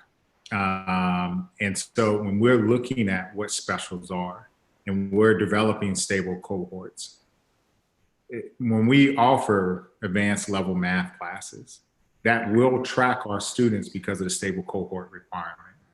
I'm not arguing that it is fair or it's the right thing to do, but it's the same thing as if we said, we're going to create a stable cohort off a course. It would drive all of our kids into a particular class. We are prioritizing based off of county guidance. We're prioritizing the core classes. And we don't have an advanced level English class, and we don't have an advanced level social studies class, and we don't have advanced level science classes, but we do have advanced level math classes. And so, and we still are committed to reassessing all of our students. But as I was presenting, and I sort of flew through towards the end, that's going to be an issue for us because kids are going to be grouped. And that means that, you know, there are certain kids who are going to be grouped together with other kids. And I'm not arguing that this is fair. There are more boys and there are more white male boys in 8.2 than there are white male females. There are more Latinos in 6.1 than there are in 6.2. And these groupings will be natural because we're choosing that class. And I don't want any parent to be shocked when they see this and understand that it's not the ideal situation, but singletons drive your schedule more than anything else. And it doesn't matter, there's no way to get around that if our goal is to create stable cohorts. That singleton class will drive it. That advanced level course will drive it. The advanced level math will drive it. The advanced level, the robotics or the coding, all of those classes will drive of those. And one of the things that, Chief Academic Officer Bauer, as well as the middle school principals have been working on, is also creating electives on the wheel so that kids are still getting exposure to as many courses as possible, but it will not be the same as when we normally have a stage one reopening where we can mix and mingle kids across the board to ensure that they're not all grouped across the board. And so I completely forgot to mention that until Mrs. Bauer started talking about the actual scheduling. So I apologize that I didn't bring that one up. Trustee Gutierrez? Thank you, Madam President Wilson. So I have a question. If I missed it, I'm sorry, but I didn't see anything in terms of grading. How are we looking at grading? Are we looking at grades, or are we looking at credit, no credit, or is it too late to talk about that? So, go ahead. No, go ahead, Kathy. I was just going to say our recommendation is we go back to grades. Students need to attend AB 77 or SB 98, which are kind of combined. Is very clear that kids need to come to school. We need to take attendance. We need to have kids need to be turning in assignments, and we need to be providing feedback and grades to kids. So it says specific. It does say specifically grades then? It doesn't specifically say grades, so we could make a choice on grades or pass fail. Those could be our choices as we come forward. But I think definitely having feedback so kids know where they stand and parents know what kids are doing, and having assignments is really important for kids. No, oh, I get that. That's not what I'm questioning. So in the end, when will we decide if we're going to do grades or credit, no credit? I think that will come back to you at the July meeting. All right, cool. Thanks. Trustee Blakely? I have several smallish questions. One is, are we going to be having TK next year, and will it be treated similarly to the kindergarten and the other elementary grades? Yes. Yes, okay, thank you. That was one. Another was, will we be having CSMA music and art in the elementary school under like if we're on stage 4 or 3? So I have been meeting with them regularly, and I have to give a lot of credit to our outside providers have been working very hard to come up with a variety of options. The latest guidance from County Health about music classes kind of throws a wrench into our plan. And I'm meeting with them next week to finalize or look at what exactly we can offer in terms of CSMA. Okay, I'll keep my fingers crossed that we can figure something out. Parent requests about siblings. I guess there were one of the plans had said that siblings would be, if we're in stage 3, they would be grouped on the same A or B. Is it possible to ask parents if they want their kids together or apart? And do parent requests as opposed to just automatically grouping siblings in the same group? We can put that on the form. I think, I think if a parent is that adamant that they want their kids to be on different days, they should really just sort of let us know as opposed to trying to reach out. Is actually, and I think that's actually the better approach because so schools are actually the ones who develop the schedules for students and select the classes, not the school district. And so while we can run a query of who all the students are, it actually is a lot easier for us if a parent reaches out. And so as we get closer to the guidance, we can definitely put that in and say, if you want your kids to be to be on the same day, to let us know. We've actually heard from some parents of that. And then the same tune, if you want your kids to be on a different set of days, you're more than welcome to request that too. I don't think that's an unreasonable expectation. Okay, and my last question is, something mentioned about drop-off was going to be limited to cars. Are families not going to be able to walk with their kids to schools or ride their bikes? You have to drive. So we will have clear lines of demarcation that say that you must stop here. And the county guidance is actually very clear about parents not being able to sort of move beyond a particular spot. And we did hear clear concerns in the county meeting about, well, what are we doing with kinders, whose parents are used to walking their kids to class. And so, yes, we're going to look at that and sort of expect parents are going to have to understand that you have to stop at a certain point, just the same as you can only send one parent in, not two parents. And that's going to create a different experience for especially those who have kinders. I mean, I remember what it was like, even I took off when my kids went to school. I sort of arrived a little bit late to make sure that I was there on their first day. And that's different than what you're going to experience across the board next year. And I know it's a hardship, and I know it's not the way we want to do these things, but unfortunately, it's not only the kids that we have to keep in mind, it's also staff who we have to keep in mind. And the county guidance is very clear that it's going to have to be on a limited basis. But the mode of getting to that point where the parent has to say goodbye could be any mode. They don't have to drive. They could walk their kid there and say goodbye, and the kid could. Yes, okay. Yes, definitely. Thank you. We're not forcing, but I will say the county guidance is clear about if you drive, you got to let your kid out. You're not supposed to get out the car with them versus walking, right? If you walk to school, then you have to practice social distancing. So that part is clear, but we're not saying that every parent has to drive to school. Okay, thank you. Trustee Gutierrez? Oh, so following up on Laura's question, how about bicycling? When kids bike in, are they still going to have the option to bike in? And if so, will they also have to practice social distancing when they park their bikes? Yeah, they will. Part of this is that we have staggered arrival especially for middle schools. Mainly, most of the kids who bike to school are at the middle schools. We just based off the numbers that we've had from partnering with, I'm forgetting the name right now. It's the cycling group from Mountain View.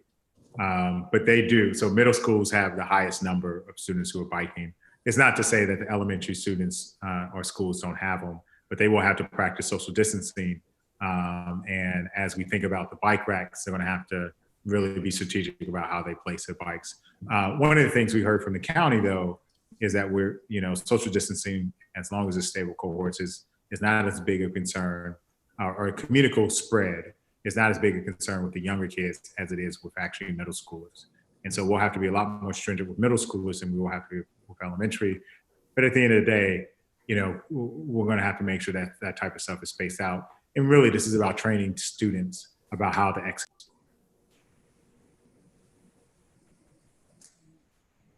You muted yourself. I think there's also the point where I believe in elementary, even in stage 2, between when they're dropped off and they getting to class, they're required to wear a mask, of which they can take off once they're in the building. So I think that would also account for if we are in stage 2 and an elementary kid bikes to school, or a middle schooler for that matter, you have to wear the mask, drop the bike off, get to class, and then you're allowed to. Right, according to Santa Clara Department. Yeah.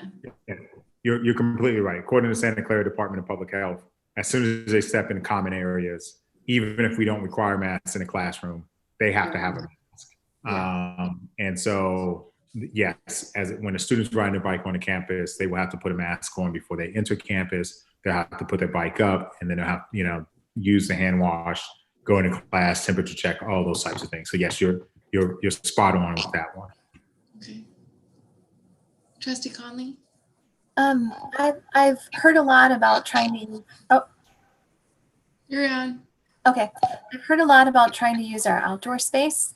And I've been trying to figure out in my head, like, if I was a teacher right now teaching kindergarten like I used to in the district, having my class out while other classes are having staggered recess, like, I'm trying to figure out how we could better use our outdoor space to do some outdoor teaching if we can. But I also know it's really complicated if we're going to be staggering recess and PE and things like that. Yeah, so 2 things on this. The first one is I actually reached out to Dr. Westover and told her outdoor learning environments actually were, I want to say they were tier 2 or tier 3 projects. I would have to go back to the master's facility plan to sort of see. I believe that this is a time to bump those up to tier 1. And so that means that we got to make some strategic decisions about what may come off of tier 1 in order to accommodate that. But we need to take that into account. And so we're going to look at our budget. We're going to bring back in the consultant that we use to develop the master facility plan. And we are going to prioritize that now as a project, because that's going to be a part of life moving forward. I don't see any learning environment, after this is not going to have some type of outdoor learning space. So that's the first one. Second one is the solar shade structures also will provide the ability for teachers to go outside, and there's the likelihood of how we can utilize those places. We do have tents that we sort of affix to different places, as well as shade of other shades, so teachers can navigate those.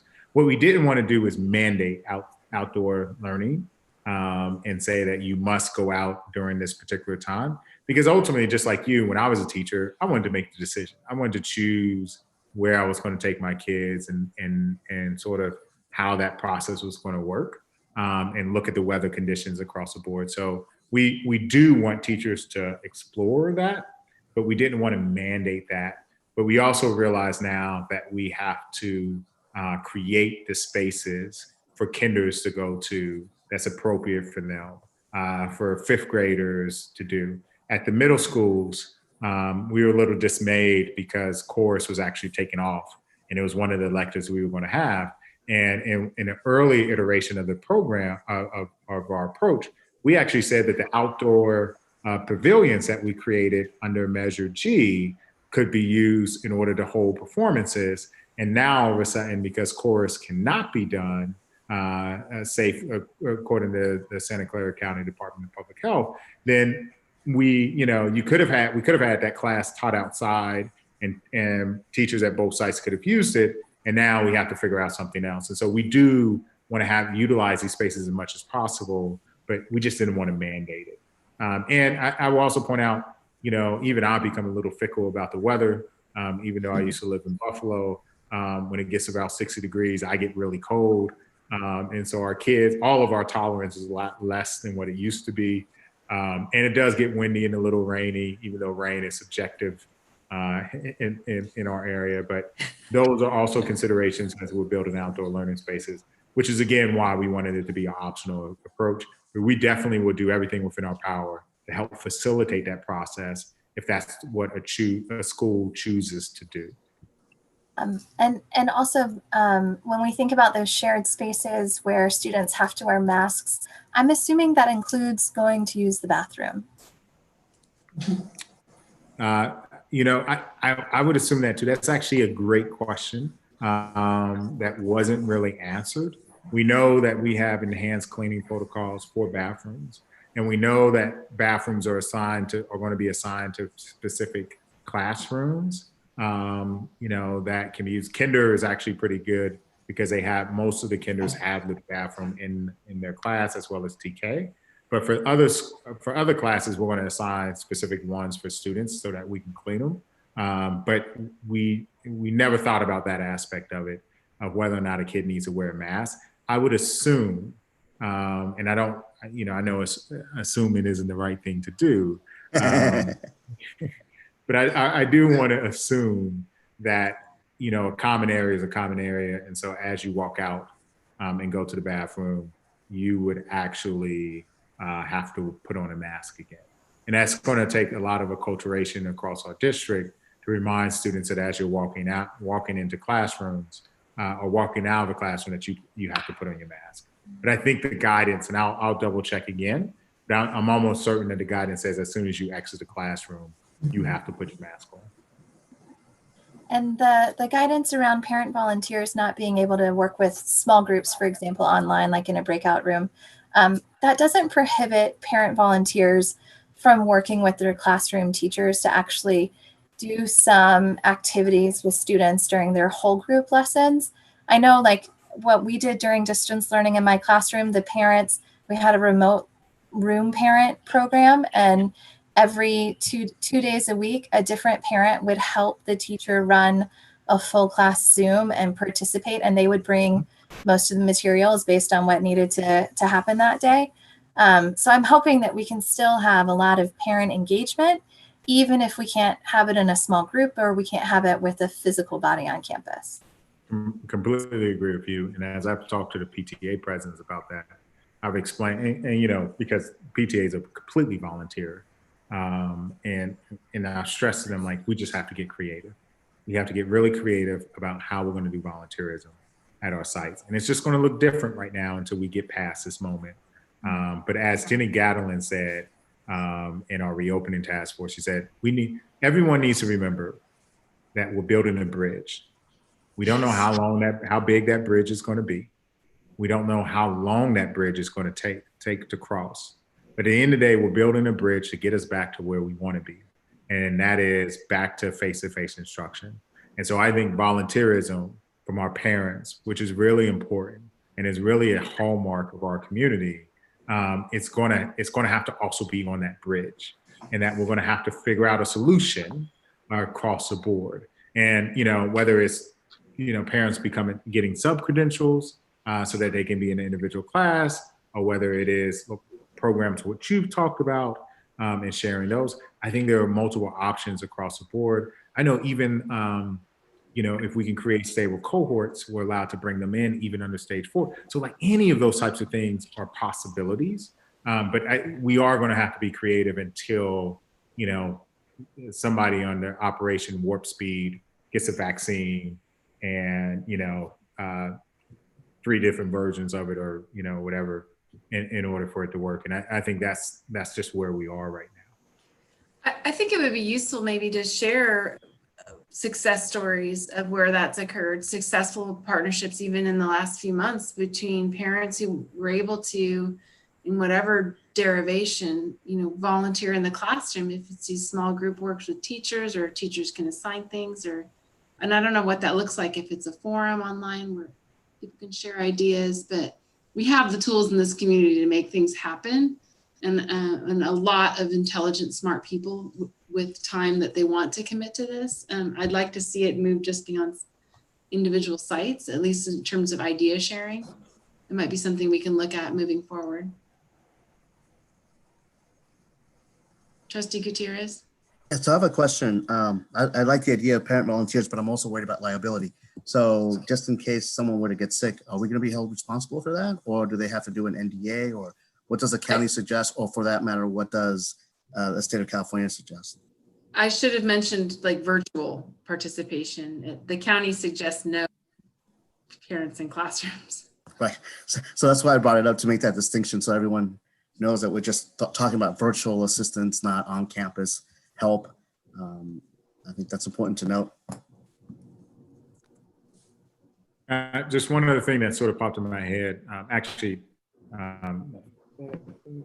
It popped in my head because Chief Human Relations Officer Geisels actually texted it to me. So she wants me to make sure I mention, I didn't talk about this before, El Camino Hospital, who's been a great partner with us, also is going to provide free testing for our staff for COVID-19, so that we can, and it's free and ongoing testing. And they are exploring also the opportunity of testing students too. And I think, part of that's going to be part of how we routinize this idea of bringing people on and off campus, is the constant testing.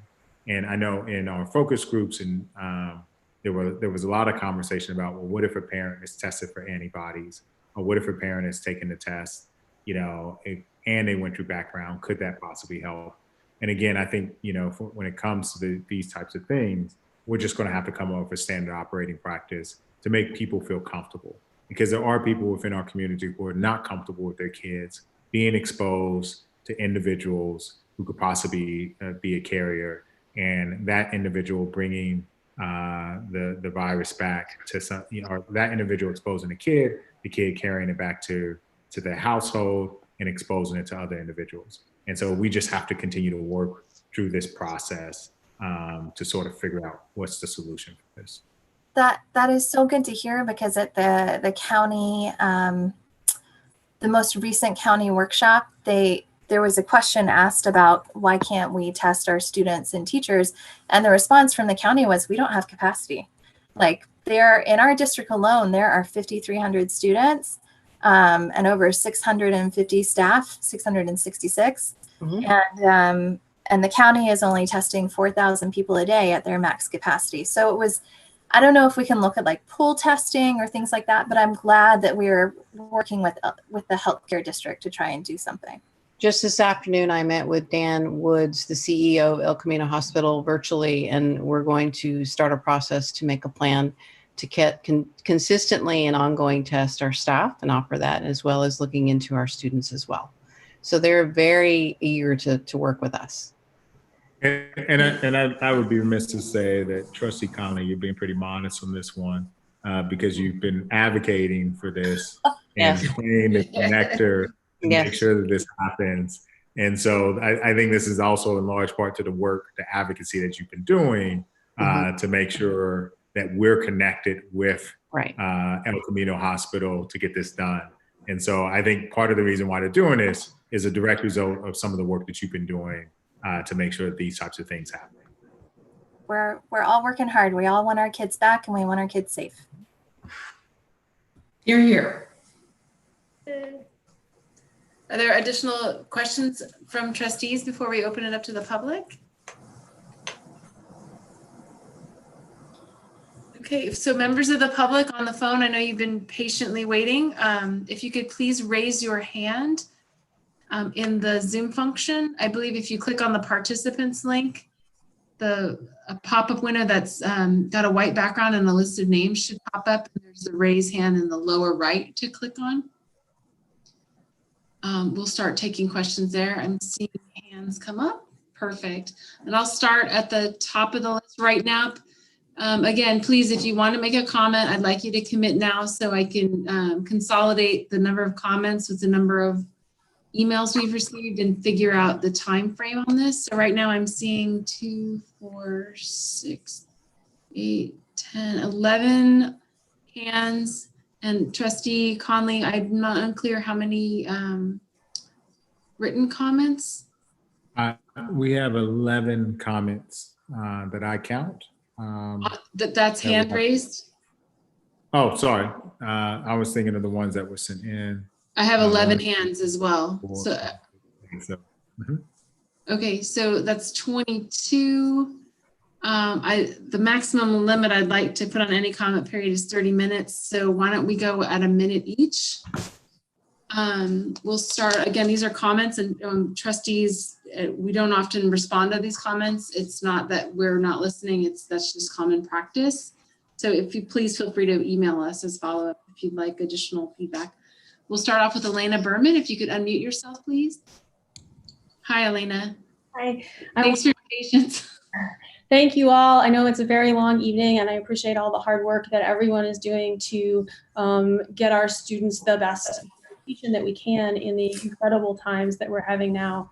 I actually have 2 questions related to the slide deck and the information that Dr. Rudolph has put out and so clearly presented to us.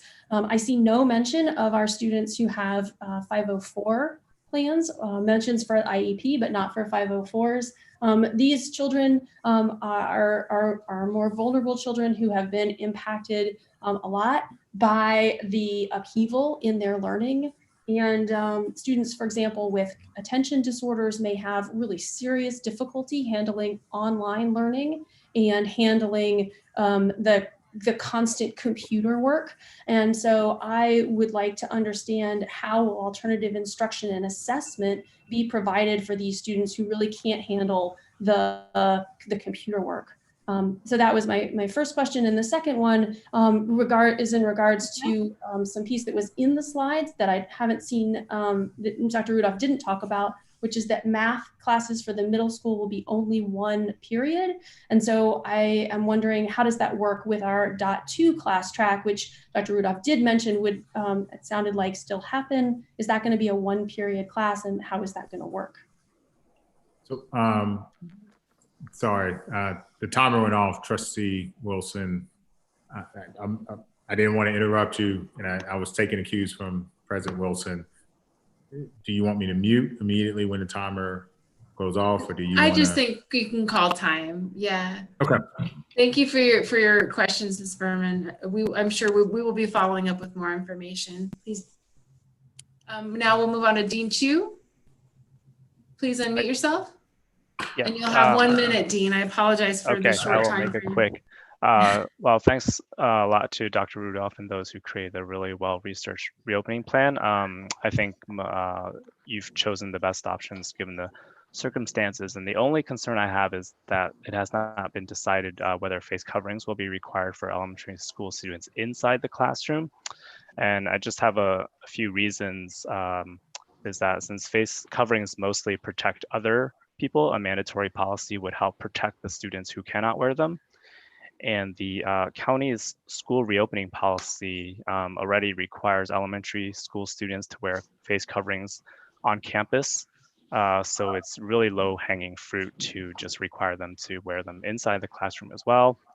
Santa Clara County COVID hospitalizations and cases have more than tripled in June. So I don't want a zero tolerance enforcement, but I think having a policy will help keep campuses open. Otherwise, we could be heading towards a quick return to stage 4 closed campus. Thank you. Thank you, Dean.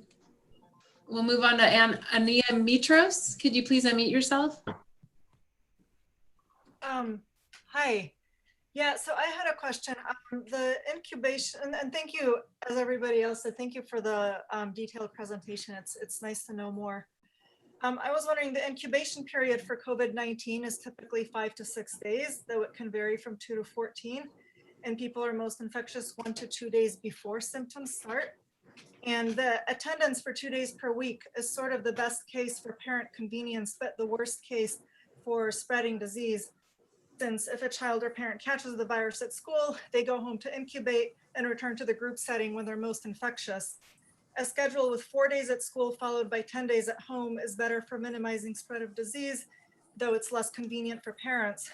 It's hard to accommodate everybody, but I was wondering if the superintendent could talk about the thought process and making this trade-off between disease spread and parent convenience. Thank you, Ms. Mitros. Thank you. We'll move on now to Jenny Milehot. I'm sorry if I'm mispronouncing names. Can you unmute yourself? Thank you, Jenny. Thank you. Hi. As everyone said, thank you very much for all of your hard work and passion. We really appreciate all the thought you're putting into keeping our kids safe. I have two questions. One is, when will all of the HVAC systems be upgraded to MERV 13 filters? And the second is, under the current plan, middle school students will be reassessed for their math placement in August. But if the cohorts are being based on their math placements, how will that work to adjust student cohorts? Thank you. We'll move on now to Sean Burns. If you could unmute yourself. Thank you, Jenny. Hi. Just a question or comment about the distance learning parent volunteering conversation. Dr. Rudolph and I have talked about this before, but it seems like there are two worries that the district has about parent volunteers in private Zoom conversations. One is, rando parents It's illegal. maybe doing inappropriate things. The other is, I've heard there's a FERPA requirement that suggests we can't do that. Now, FERPA allows for parent volunteers. Obviously, otherwise we wouldn't be able to volunteer in the classrooms. Zoom claims to be FERPA compliant, and if they aren't, then we probably shouldn't be using them for the teacher-student interactions that are happening in distance learning environments as well. So what specifically is the personally identifying information that's being transmitted to parent volunteers in a private Zoom environment that isn't at risk being exposed to teachers? So if anyone can drill down a little deeper on that, because I don't think it's just worry about random parents, because we can fingerprint for that. Thank you, Mr. Burns. We're going to move on to Seth L. Seth, you have 1 minute. Yeah, thanks. So kind of following up on Dean's question, my understanding from the presentation is that teachers will have the option to wear a face shield but no mask.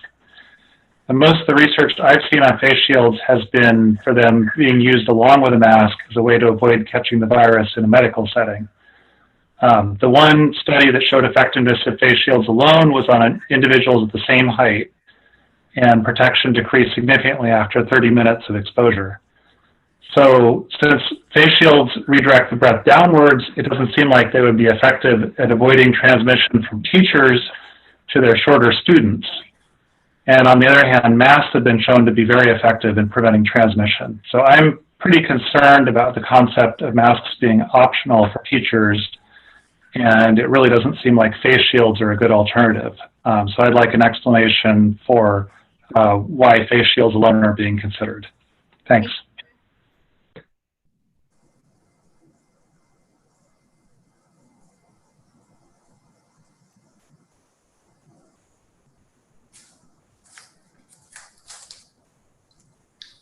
Camera's muted, Dr. Rudolph. I'm so sorry. Can we move on to Jenny, please? I'm doing the read my lips, and now imagine. Thank you, Seth. You probably didn't hear me, but thank you. So we'll move on to Jenny. Now I see you're unmuted. Thank you for your patience. Okay, so I've got a couple of questions and comments. Okay, you have 1 minute. The first one regards to the virtual team, and this to me seems like a fairly large strategic change for the district, and the reopening presentation doesn't provide any context or background for why a virtual team is an improvement over the classroom teacher. And so I'm really struggling to understand the benefit of a virtual teacher when it comes to providing pre-recorded lessons for students in a grade. So that's one thing. The second one is when it comes to electives for middle school students, why is the district defaulting to a wheel that arbitrarily puts kids into the same electives for everyone through the course of the year without giving them any say in the electives that they're assigned to. Every middle school student has already submitted their preferences. Thank you, Jenny. Thank you, Jenny. If you could submit the rest of your comments in an email, that would be great. We'll move on now to Jennifer Pearson. If you could unmute, please. Hi, thank Hi, you. Jennifer. I wanted to also say thank you for all of everybody's hard work. It's been a lot, I think, for everybody home and everybody in the district office. I really appreciate it. I wanted to piggyback on what Ellen Wheeler and Devin Conley were talking about with the virtual teacher team. I think that there's some power in virtual teaching if the virtual teachers were directly connected to the school sites that they were at and working closely in a grade level team, because then that collaboration that Kathy Bauer talked about could happen on that Wednesday, because the teachers could work directly with the person, with the kids, and know the cohort of kids. However, I'm not sure how one teacher could teach 3 grade levels, record videos for 3 grade levels for 9 schools, and 3 sets of grade levels with 9 schools. That's 27 teacher teams that they'd have to collaborate with on Wednesdays, times the hundreds of children that fall under those 3 grade levels. And same at the middle school level, having one math teacher record videos for 6.1, 6.2, 7.0, 7.1, 7.2, et cetera. It's really Thank you, Ms. Pearson. Thank you, Ms. Pearson. We're moving on to Ms. Engelhardt. If you could unmute yourself. Hello. Hey, thanks to everybody. So these might come out as questions, but just take them as comments for further review. I know on the original plan, there was an elementary schedule for, I guess, TK through 5th. And on the next plan, I'd like to know if that'll be the same for TK and Kinder. That it'll be the same like as for 1st through 5th, because it's a different schedule than we currently have. Also, I'd like to know if kindergarten will be receiving PE like the other grades, because that was also included in the schedule. And lastly, I'd just like you to consider for the Wednesday, the full day planning time. Although it is a full day, I feel very strongly that the teachers will not have enough time to do all that they need to do. Staff meetings, collaboration. Thank you, Mrs. Engelhardt. Thank you. Thank you. We'll move on now to Steve Song. If you could unmute yourself. Hi. Thank you for everything. Here's a couple of questions from my notes. One is hand washing stations and warm water. Can we get some outdoor hand washing stations and or some warm water, because there's basically no warm water available on our campus. 2, what does stable cohorts and 1 teacher mean for STEAM? Let's see, if you can't get out of your car, how do you unbuckle your kids from out of their car seats? If the virtual teaching team are making asynchronous lessons, that sounds pretty cool, but are we saying that we can make lessons better than a place like Khan Academy? And if not, then why can't we just leverage something from Khan Academy? With the virtual teaching team, like how's that work across sites when, like with respect to PBL and dual immersion and that kind of stuff? Are we saying we're going to do the same PBLs across all the sites? Like, I don't understand how that works. And for allowing employees' kids come in every day, I think that sounds really noble and great. But if it mixes cohorts, like I don't see what's the point in having different cohorts then. Thank you, Mr. Song. We'll move on now to Trish Gilbert. If you could unmute yourself. Hi. I know I sent 2 emails, so Dr. Rudolph, you don't need to read those. You guys can just read them again. But my comments are basically the same. So 1, I am definitely not a fan of cohorts by math class, which I put in my email. I get where you're coming from, that it's really hard to schedule when you have to keep cohorts and then there are these different math tracks. So I guess I would say, you know, is there a way even for 6th grade to maybe do it differently? Because in 6th grade, everybody does take 6th grade math, even the 6.2 kids. So could you accommodate it such where the 7th grade portion of math is like I said, taught in a 6th or 7th period, even virtually. And then also related to that, I know historically we use state test scores and iReady scores and all these other factors to determine who gets into 6.2. And to Jenny's point earlier, right now we don't even know because the kids didn't get that final test. Can we even test for this year, allowing parents to opt their kids in to 6.2 math? Gilbert. Thanks. Thank you, Ms. Gilbert. We'll move on now to the 11 emailed comments. Dr. Rudolph?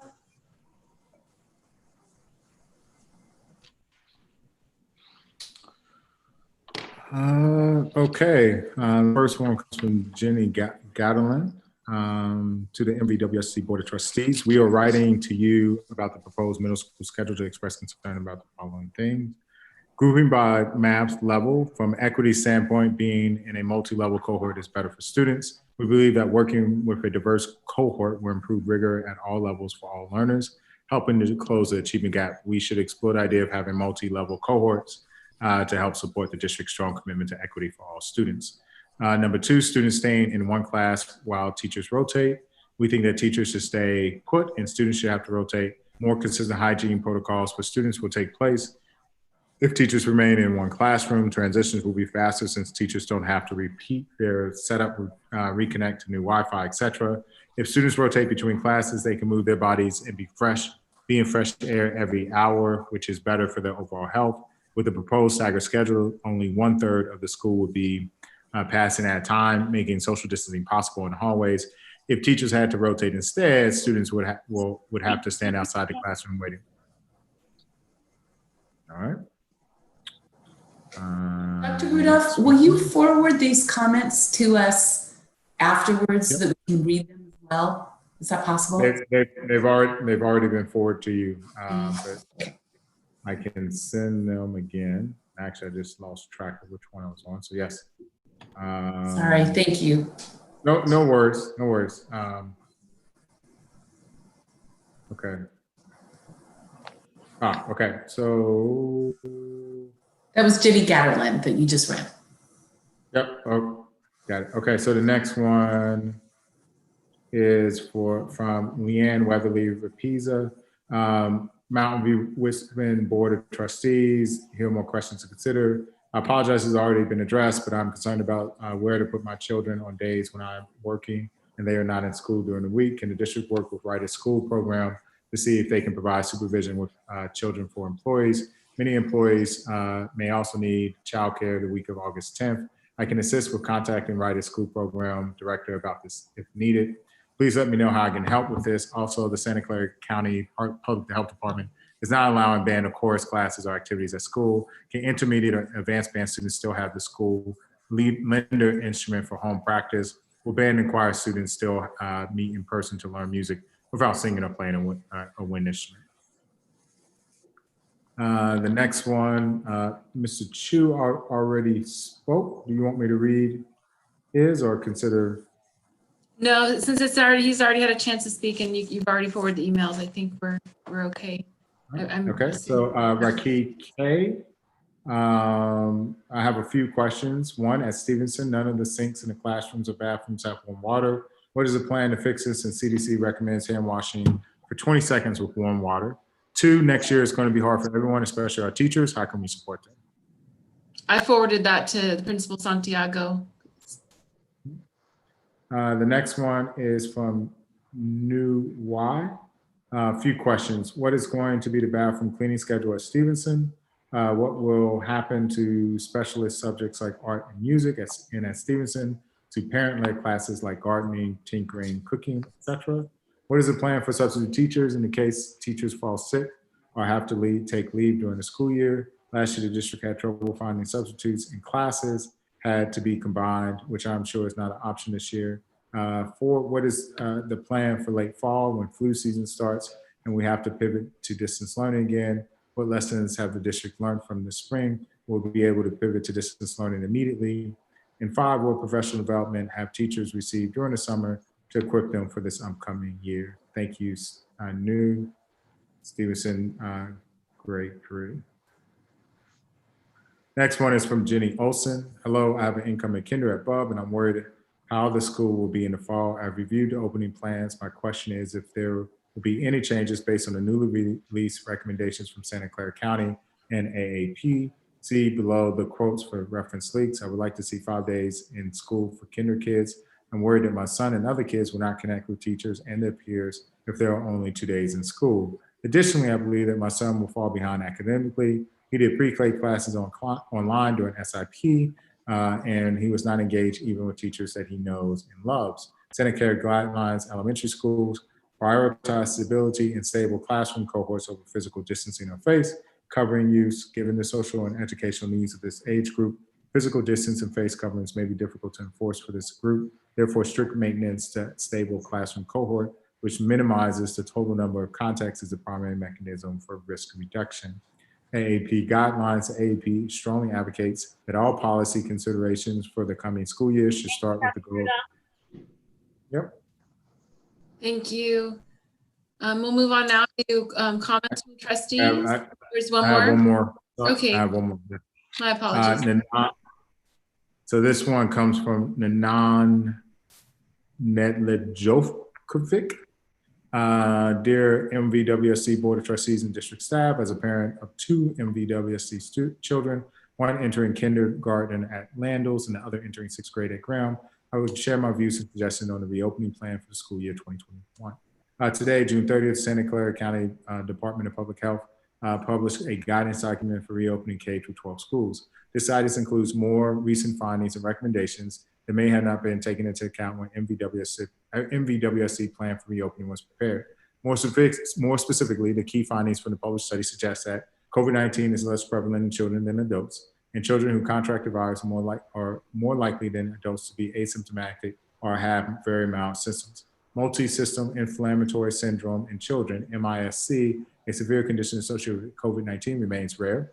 Children are less likely to be the first case within a household, meaning that child to adult transmission is less common than adult to child transmission. In countries where schools remained open or have reopened, school cases in school children have been associated with few secondary cases.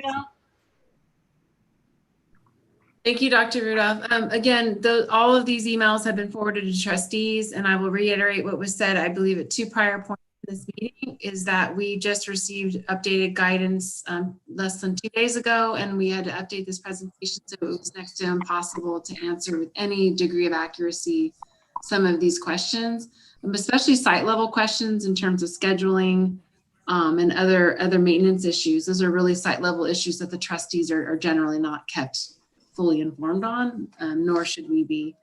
But thank you for everyone's time. Thank you for staying on the line, and we'll open it up now to comments by trustees. I'll start. I'd like to thank the district staff for the 48-hour turnaround on this. I don't think anybody has slept much. This is an extreme amount of work. We are trying to make every possible decision we can with both the student, staff, and teachers on site's health in mind. We realize and recognize that teachers are particularly vulnerable and afraid to be put in these classrooms. Some of them may be more so than others. We also recognize that parents lacking, a solid plan moving forward are anxious and don't know what to expect. I don't know what to expect. I have an incoming 5th grader. Most of us have kids in the district. We realize that uncertainty can breed anxiety. But I'd like, before we end this topic, for Dr. Rudolph to reiterate his plan for the different parent engagement pieces moving forward, and also to reiterate that we are adding an additional board meeting, which will be decided after this board meeting this evening. So we've actually added 3 additional board meetings to our governance calendar in anticipation of an evolving and fluid situation. And we appreciate your patience during this time. There's a lot of moving parts in this, but we want to let you know where we're at and where we might be able to get to. And we definitely want your feedback throughout this process. It's challenging in a board meeting to answer all of your questions individually during the comment period, so I apologize for that, but please be patient as we try to get through some of these answers. I know Dr. Rudolph is very good at taking notes, way better than I am, And I'm sure he'll be addressing these in some of his community outreach pieces and communication pieces moving forward. So with that, I'll reserve any additional comments to my other trustees before we circle back. Trustee Gutierrez. Thank you, Madam President. So I want to thank the team for trying to revise the presentation, but I also want to thank our parents for participating and sending us their questions and their concerns, and also for calling in.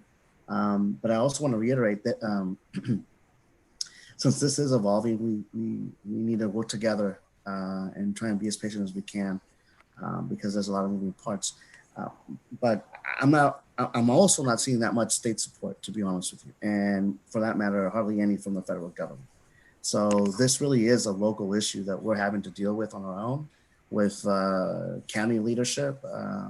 So any and all ideas are always welcome. But it sounds like we'll get there, just not right now. Thanks. Just to chime in, I like the way it's going. I'm impressed by what you pulled together before having to pivot on Tuesday. And I mean, I think it's responsive to the concerns that we've been hearing from the community and the staff as well. And let's keep up the good work and let's try to stay nimble. And I'd like to say to, everyone who's watching this now and is going to be, hopefully, if you missed it tonight, you're going to watch all 4 or 5 hours at a later date in your free time. This is scary and it's frustrating and it's messy and hard, and we're going to be dealing with uncertainty for a long time. So thank you for the suggestions and questions and comments and thoughtfulness that has gone into all the different ways that parents and community members have participated and helped us work on this process. Please continue to do so. We're really going to have to pull together as a community to keep each other safe. I know Mountain View is doing a good job of that. And when we do start to bring students back in whatever form, we're still going to need that community support. And in the meantime, please wear your mask when you're in a public space. Thank you. Thank you, Trustee Conley.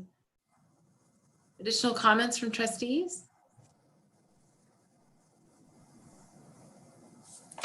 Okay, then with that, we have, as was stated earlier at the beginning of the meeting, with approval of the agenda, we've moved the equity piece to a future board meeting. So we'll move on now to item 9B, the Huff Elementary School name.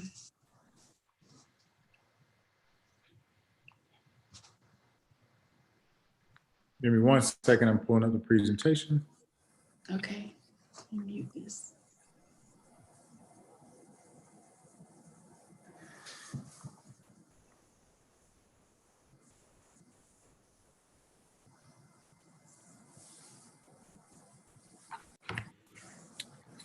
So before I start this particular topic, I just want to make a point about a couple of things.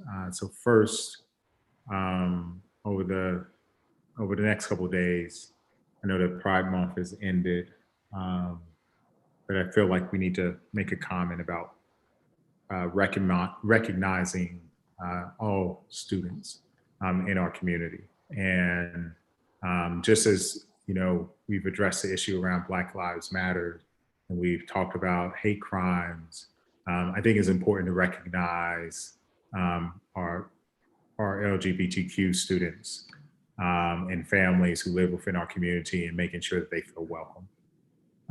And I also want to point out that with this, I think it's important to really talk about as I bring this issue up, that equity is not just about addressing issues because I'm an African American and I'm concerned about the African American community. This is really about making sure that everyone within our community feels welcome. And I want to thank Chris Trang for bringing this issue up. Not about changing the name, but bringing up the pain that unfortunately the Huff family has brought to our Asian community. Specifically that Frank L. Huff's brother, Henry, speaking to Congress against Japanese immigration in 1920. And at the California GOP platform was an anti-Chinese immigration platform at Frank's time. So it's logical, and I'm reading exactly his email.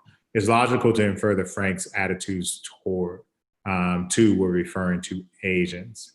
And to what he says, I say this because if you don't say who this family targeted or take time to confirm who Huff was targeting, you take the pains that Asian Americans face then and now, and you take their history and voice away. Too often threats towards Asians are ignored, especially in history. But even now on Mountain View campus, especially during post-COVID, the Huff naming issue can be a powerful lesson to reduce anti-Asian bias. But if not, this historical issue is co-opted as general racism. And I think that's a very important point because, as we started talking about, sort of the pain that at least I felt, and I know many people have felt, and I've received a lot of different emails about how people have dealt with racism. I think it's important to note that before we had Frank Lloyd, we had the quote unquote Chinese flu, and that hate crimes versus our Asian American colleagues and friends and brethren were prevalent. And so, I would be remiss if I didn't bring this point up and say that Mountain View, through our board's actions over the course of the 6 years that I've been here now, have been very consistent in terms of making sure that everyone feels welcome and that we have a very inclusive environment. And so, this isn't about, someone emailed earlier, this being about a Republican or a Democrat. I'm actually an independent. So it has nothing to do with the party affiliation, but this does have to do with, are these views that I'm about to share congruent with the views of our school board, our district, and our community? And if they're not, then we need to take action on this. And it's not to say take anything away from the Huff family. As far as, my research, there are multiple members who became educators, but that does not mean that their views are incongruent or out of line with what we believe are acceptable as a part of the social mores that exist today. And so I thank Chris Chang for bringing this issue up and addressing the issue that this is paining Asian Americans. And at the same time, our commitment to all of our students needs to be at the forefront, regardless of whether you represent 2.4 of the population, which is the Black population in Mountain View, or whether or not you represent the 23 or 24% of our Asian population. At the end of the day, every single student in our community matters, and everything that our district does as based off of the values that have been espoused by the 5 individuals on this board, as well as the previous boards, should reflect the ideas that we should feel welcomed when we come to school. And I will say, and then I'll jump into the presentation, that on the equity presentation that we'll be sharing, the one school in our whole district that has the highest ratings across the board in terms of teachers who believe that it is their mission to create a welcoming environment and believe that the district's values of equity are being espoused, is the one school that is named after an illegal immigrant.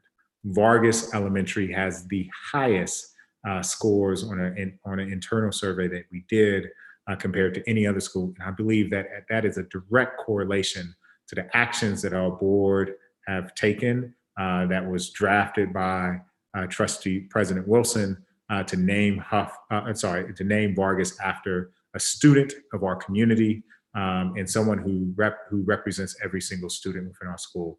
And so if this action, while it may be controversial and it may not be liked, and I know that there's going to be affinity to the school, if this action encourages a more inclusive environment, then I hope that the board will take action on this particular thing. With that said, let me jump into this. So let's consider the namesakes. Under strategic plan goal 3, we believe that we are going to have an inclusive and supportive culture, that every single student and community member will feel valued and supported while working, learning, and partnering with our district. But we also want to make sure that students and staff feel included and comfortable within the district. And we would be remiss to think that school names don't play a role. But also as a result of that, the board passed a policy. The board policy on school names means that individuals living and deceased that have made outstanding contributions, including financial, to the community, student individuals who have made contributions statewide or local significance, and the geographic location of the donor should also be considered as part of considerations for how we name schools. And so the board policy actually determines the process. The first one is to gather feedback from the community, identify the attributes and the values, appoint a citizen advisory committee, utilizing the attributes and values to develop a list of names, hold a public hearing on the name, and if needed, the board of trustees can actually determine the duration of a named facility. And so what we know when we named Vargas, that these were the top qualities that came out from the community in 2018 when we were about to name Vargas. The top ranked one was that it should be reflective of the values of the school stands for is we want the school to be inclusive, innovative, and diverse. We want a leader who's authentic and fearless and cares about every individual, regardless of race, culture, and religion. We want a person of good character. We want a role model, someone who's made a difference in this world that children can admire. And we want, and in this case, they wanted individuals who actually value and encourage education. And so one of the things we found, and this actually was brought to us by a student, and this is a direct quote. So, this isn't something that we found that he was a Republican, but a direct quote from the History of Santa Clara County by Eugene Taylor Sawyer notes that in politics, Mr. Huff is a staunch Republican who sincerely believes in America for Americans and is strongly opposed to the immigration into our country of people who are out of harmony with American institutions. And why is this important? Because when we reached out to the Santa Clara County Historical Society, and we asked them, because this is the only source that we had, whether or not there were any additional sources that sort of hinted at what Mr. Huff believed. The response from Santa Clara County's Historical Society was this. Number one, I'm shocked, and this is the email that came in. I'm shocked that this is this person's views. And the second one was, without any prompting, the Historical Society says, we understand if you want to rename the school, and we have individuals who we believe espouse the values of your school district that we could actually offer up as a recommendation, who contributed to the community. And the fact that the Historical Society, without any sort of knowledge about what we were looking at and just us looking into it, had mentioned that, sort of suggests that we may be on the right path. And so, we reviewed all the other school names. We reviewed Therkov, Castro, Mistral, Benjamin Bub, and what we noticed is that this is the only school that we actually have a concern about right now in terms of the views being incongruent with our espoused values. And so what's the impact, right?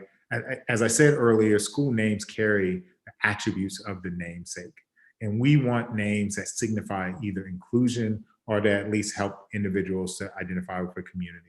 The current political and social context make ethnic and racial inclusion even more important. And, again, I want to point out that it seems odd, at least to staff, that we have a school that's named after an undocumented immigrant, Jose Antonio Vargas, who grew up in our community and went to our schools. And then at the same time, we have an individual who does not believe that Asians should be assimilated into the American culture, and that his family sort of felt there. Now, I want to point out there's nothing that confirms that we know is specifically his value. His great-granddaughter actually has passed away, and so we're now down to the great-great-granddaughter, and we're not really sure if they know about the Huff family. So I don't want to make assumptions about this, but at least, you know, from the information that former trustee Chang has pointed out, the fact that his brother spoke out about this, and the fact that the words are so poignant makes it easy to assume that this is the group of individuals. And so there is this sort of juxtaposition that sort of exists about how do we reconcile these grievances that sort of exist. And so, you know, I want to be clear that there's going to be impact about this. There are people who are going to have an emotional attachment to an old name, who believe that I grew up in Huff, I've known Huff, my kids went to Huff, and that they are going to be concerned about it. And I want to say that we want to be sensitive to the Huff family members. You know, one of the things that just came out recently as a part of this movement that we're currently undergoing is that the Aunt Jemima brand name, the family whose mom actually, I think is a great grandmother, who served as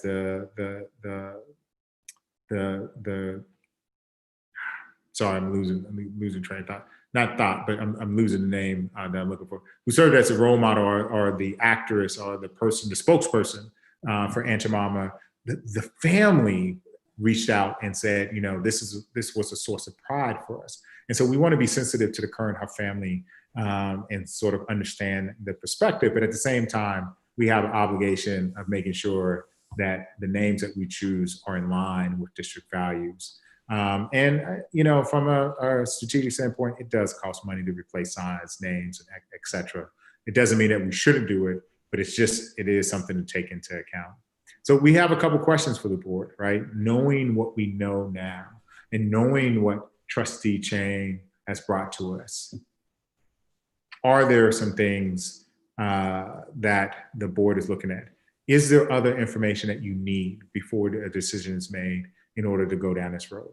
Does the board want us to explore a new name for Huff Elementary? And if yes, then we will develop a timeline and begin to engage the Huff community. And are there other considerations that you feel like we need to take into account as we are going down this road, if this is the direction that the board wants to take?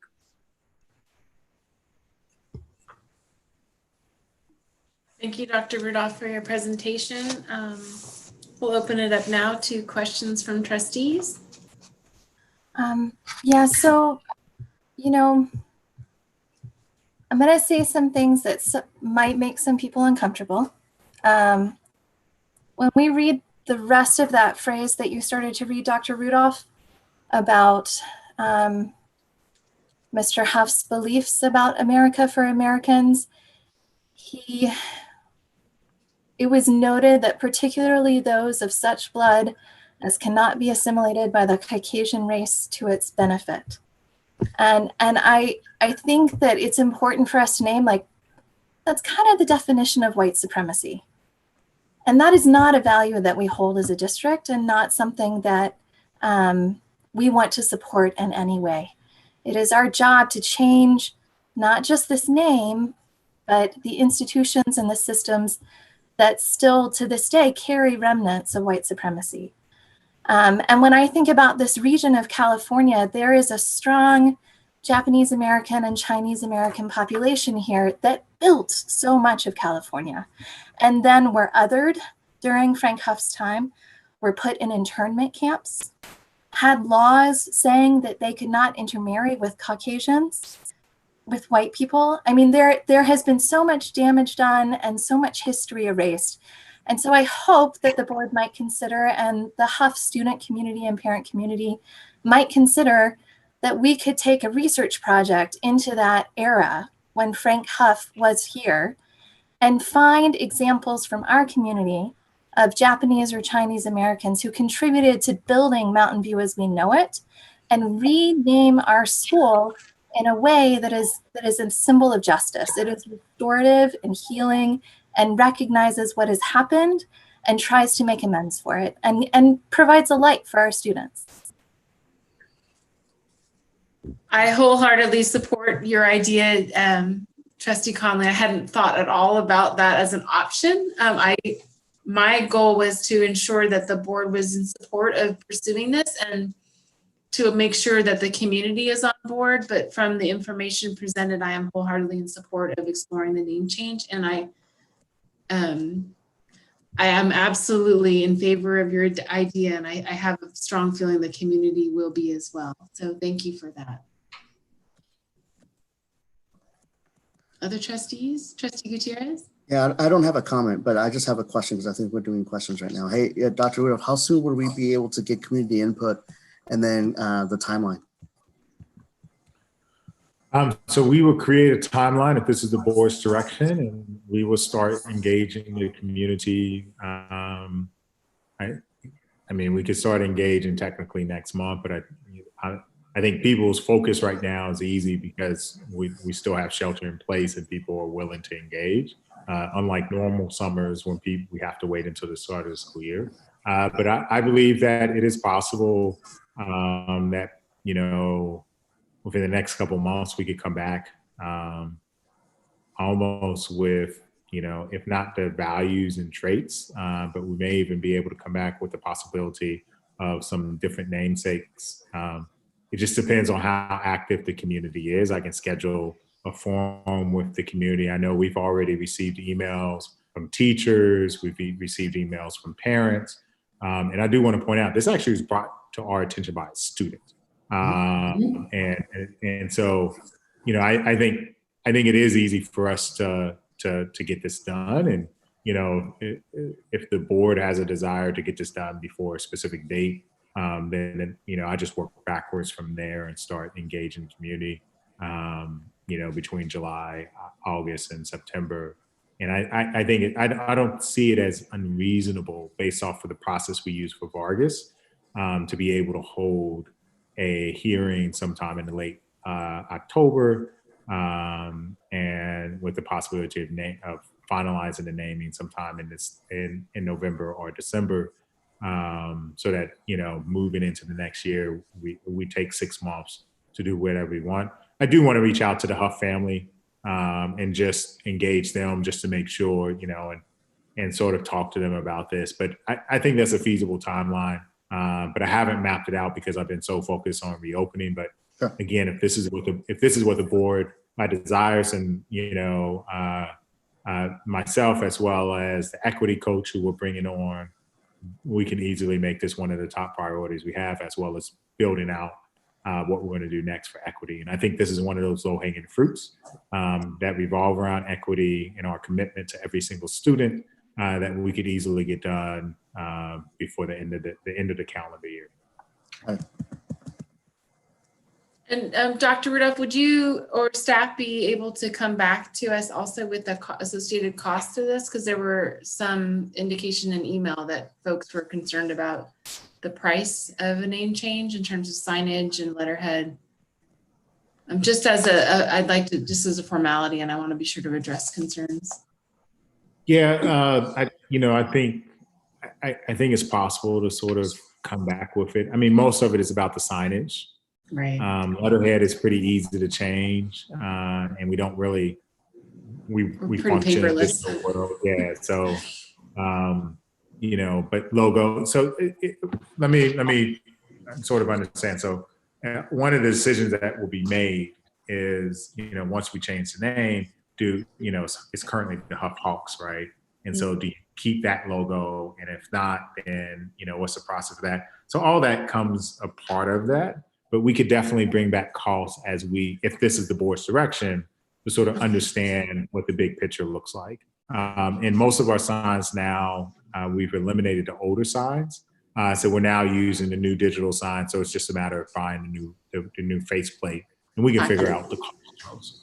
Okay, thank you. Unless the cost is just phenomenally high, which I can't imagine would be, I don't think cost should matter. This issue fundamentally is too important. I definitely think we need to move forward with the process. Well, I'll say, since everybody's making comments and not asking questions, my comment is I agree with everyone, and I would like to see us move ahead with the timeline that Dr. Rudolph described. I think you have a majority, Dr. Rudolph. Yes, ma'am, we do. Before we move on, though, since we're kind of scrambling protocol, I think it's getting late. We need to make sure we, if there are hands or anyone in the public who wishes to address the board on this item, please raise your hand in the participant window.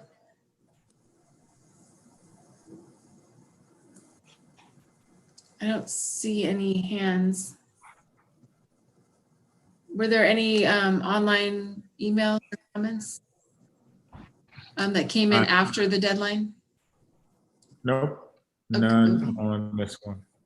Okay. With that, I think we've already kind of covered questions and comments. So I think I have a comment.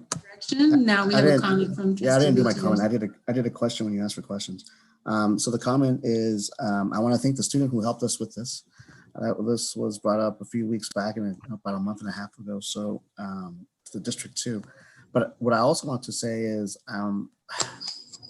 there's value in being able to understand that sometimes we make mistakes, and it's not just we as a board or we as a country, but also we as people.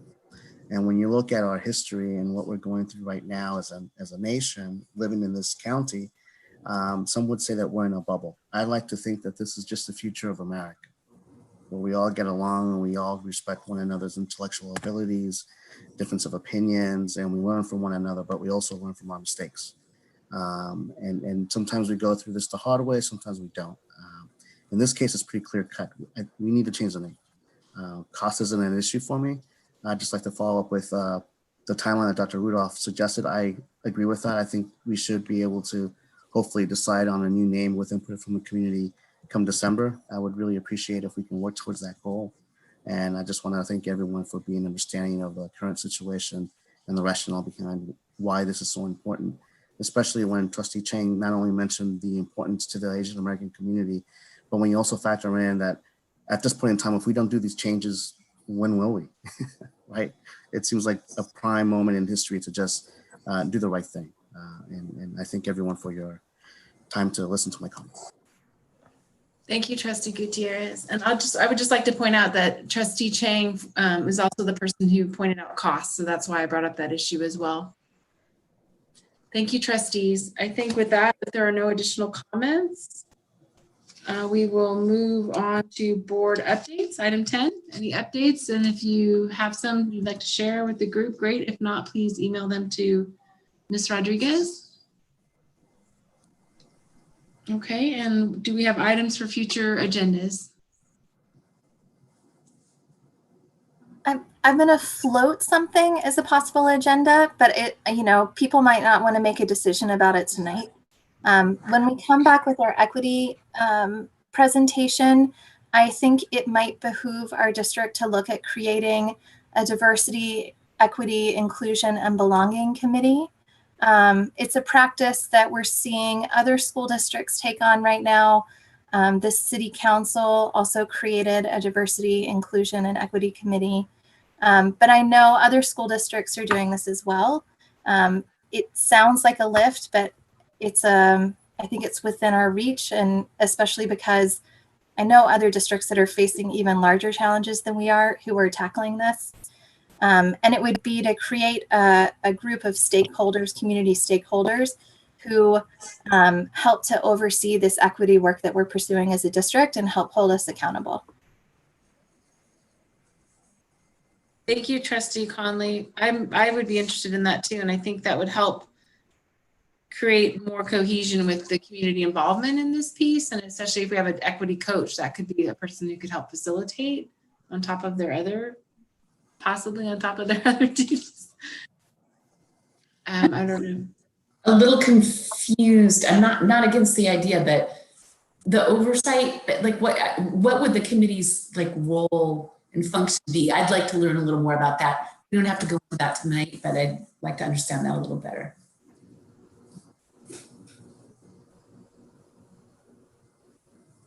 I mean, that's why it's a proposed agenda item, to learn about it, right?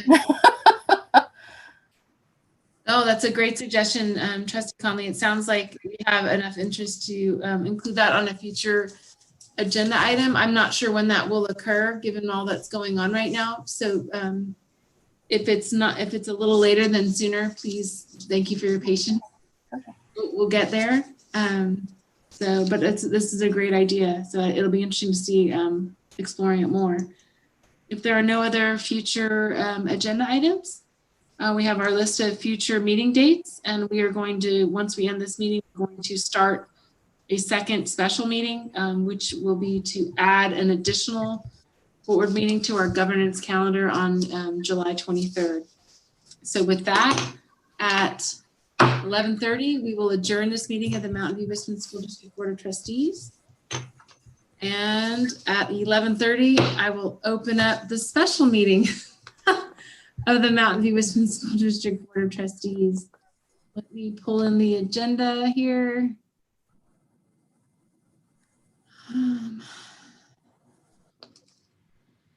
Okay.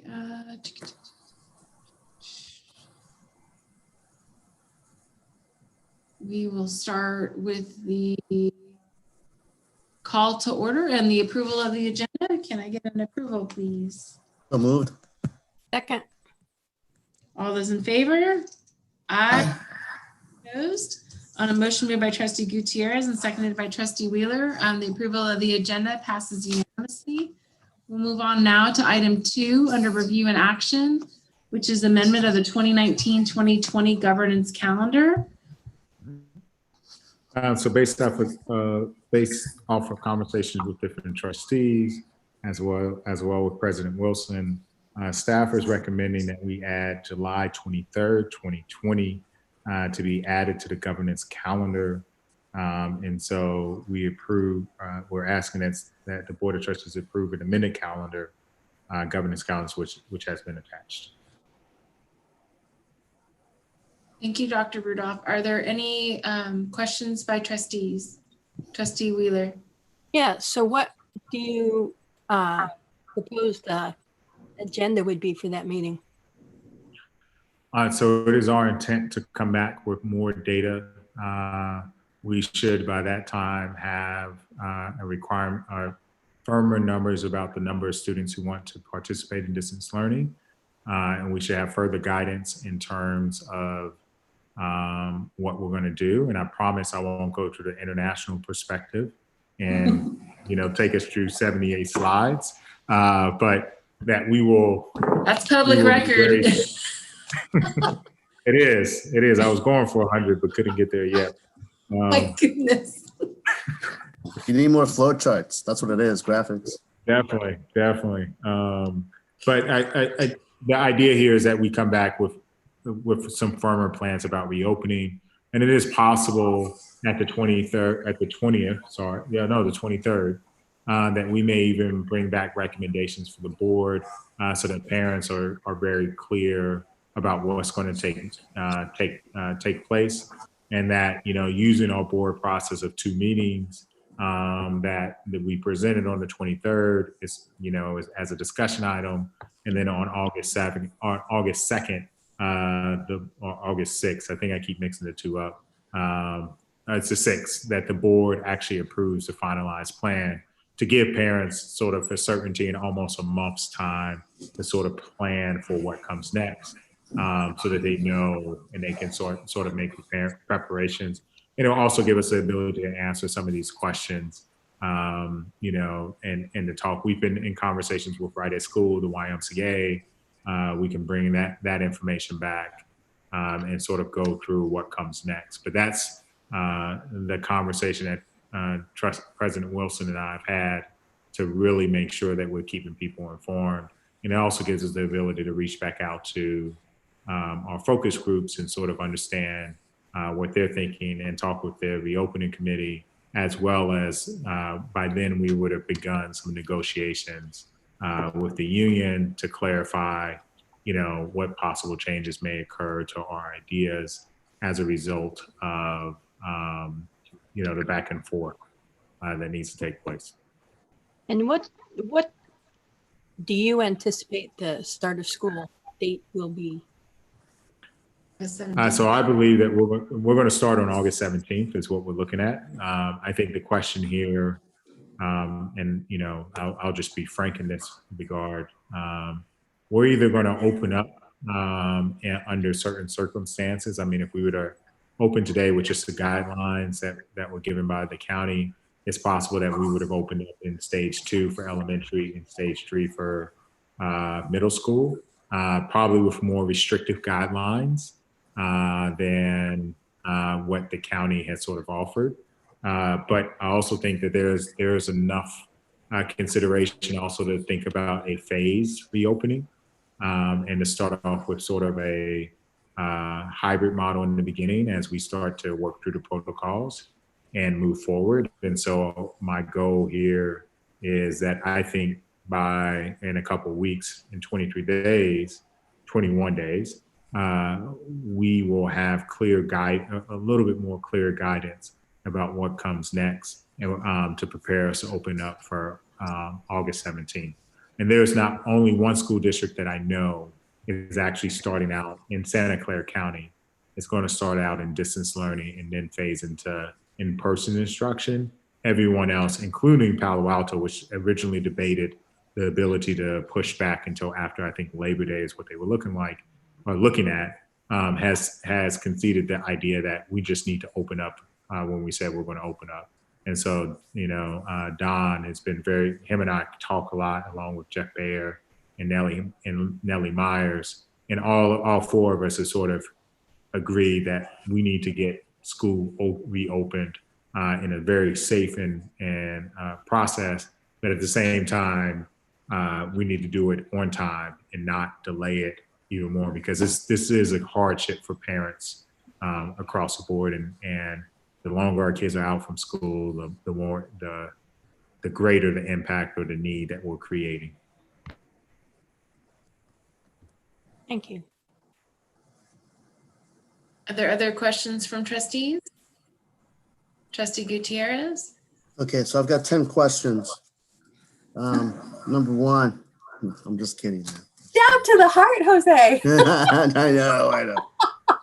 Hey, this is the only time we get the chance to just do even something goofy, right? I mean, gosh, it's 11:37 at night. But yeah, no, thank you. So I guess as more information we get from the county, then if it doesn't fit within our timeline, would we then also have to think of a new calendar date for the following academic year? I think as we go through this first year, it may be possible that and of course, this is also, this is a question for the board, but it's possible that we may follow what some colleges are doing, which is that we take an extended break in the wintertime when flu season is at its peak. And that, we move away from the agrarian school cycle and we focus on, instruction during a different time of the year. I think that's a possibility. There's nothing that precludes us. I mean, there's summer somewhere, even when we're in winter. And so, I mean, anything is possible. But I do think if the data suggests, and unfortunately right now, we're experiencing a peak. So it's kind of hard to say, and all the research is saying that, the summer months are not changing the impact of COVID-19. And we don't know whether that's because it's America or whether it's because of other factors. And we know that the virus is mutating. So I think once we go through this first year, at some point, 8 months or 9 months from now, it's possible that we could bring back a recommendation to change the school year. And I wouldn't be surprised if multiple school districts start doing that, or whether we move to a year-round school to let students out for a month, at a time. And I think any of those are possible, but our commitment has been over the course of this time to make sure that we get enough feedback so that the board can make an informed decision. And so, we've been very intentional about engaging parents with check-ins, engaging people through focus groups, and engaging on, our staff in the reopening task force to get it. And of course, we can always do better to reach out to more people. But I do want to make sure that we, trustees are given the information that they need. But I don't think that it is not, that this is beyond the scope of reality, that next year, 2021, 2022, that we rethink the cycle of school, and that it is possible during flu season, we now treat that as summer. And I'm not trying to predict anything or say that's the agenda. I just think that it's hard to justify when flu season kicks in that, we shouldn't expect to see a spike in COVID-19, which is what everybody's expecting. And that, if history repeats itself, that is exactly what happened during the Spanish flu pandemic, which is what caused the second closure of schools. And that's, I think, something that everybody's a little concerned. Thank you. Thanks, everyone. Are there members of the public or are there additional questions from trustees before we move on to public comment? Are there any members of the public who'd like to comment on this item? I don't see hand raising. Okay, with that, we'll move on to closing comments on adding a board meeting date to the governance calendar. Trustee Blakely. I was just going to say, I move that the Board of Trustees approve the amended 2019-20 governance calendar. Second. I beat you. All those in favor? Aye. Any opposed? Okay, and a motion moved by Trustee Blakely and seconded by Trustee Gutierrez. The motion passes unanimously. Thank you, trustees. And with that, at 11:41, I will adjourn this meeting of the Mountain View Wisconsin School District Board of Trustees. Thank you, everyone. Yay! Oh, God. All right, Bye, everybody. Bye. Safe weekend. You Bye. too. Happy 4th. Happy 4th. Goodbye.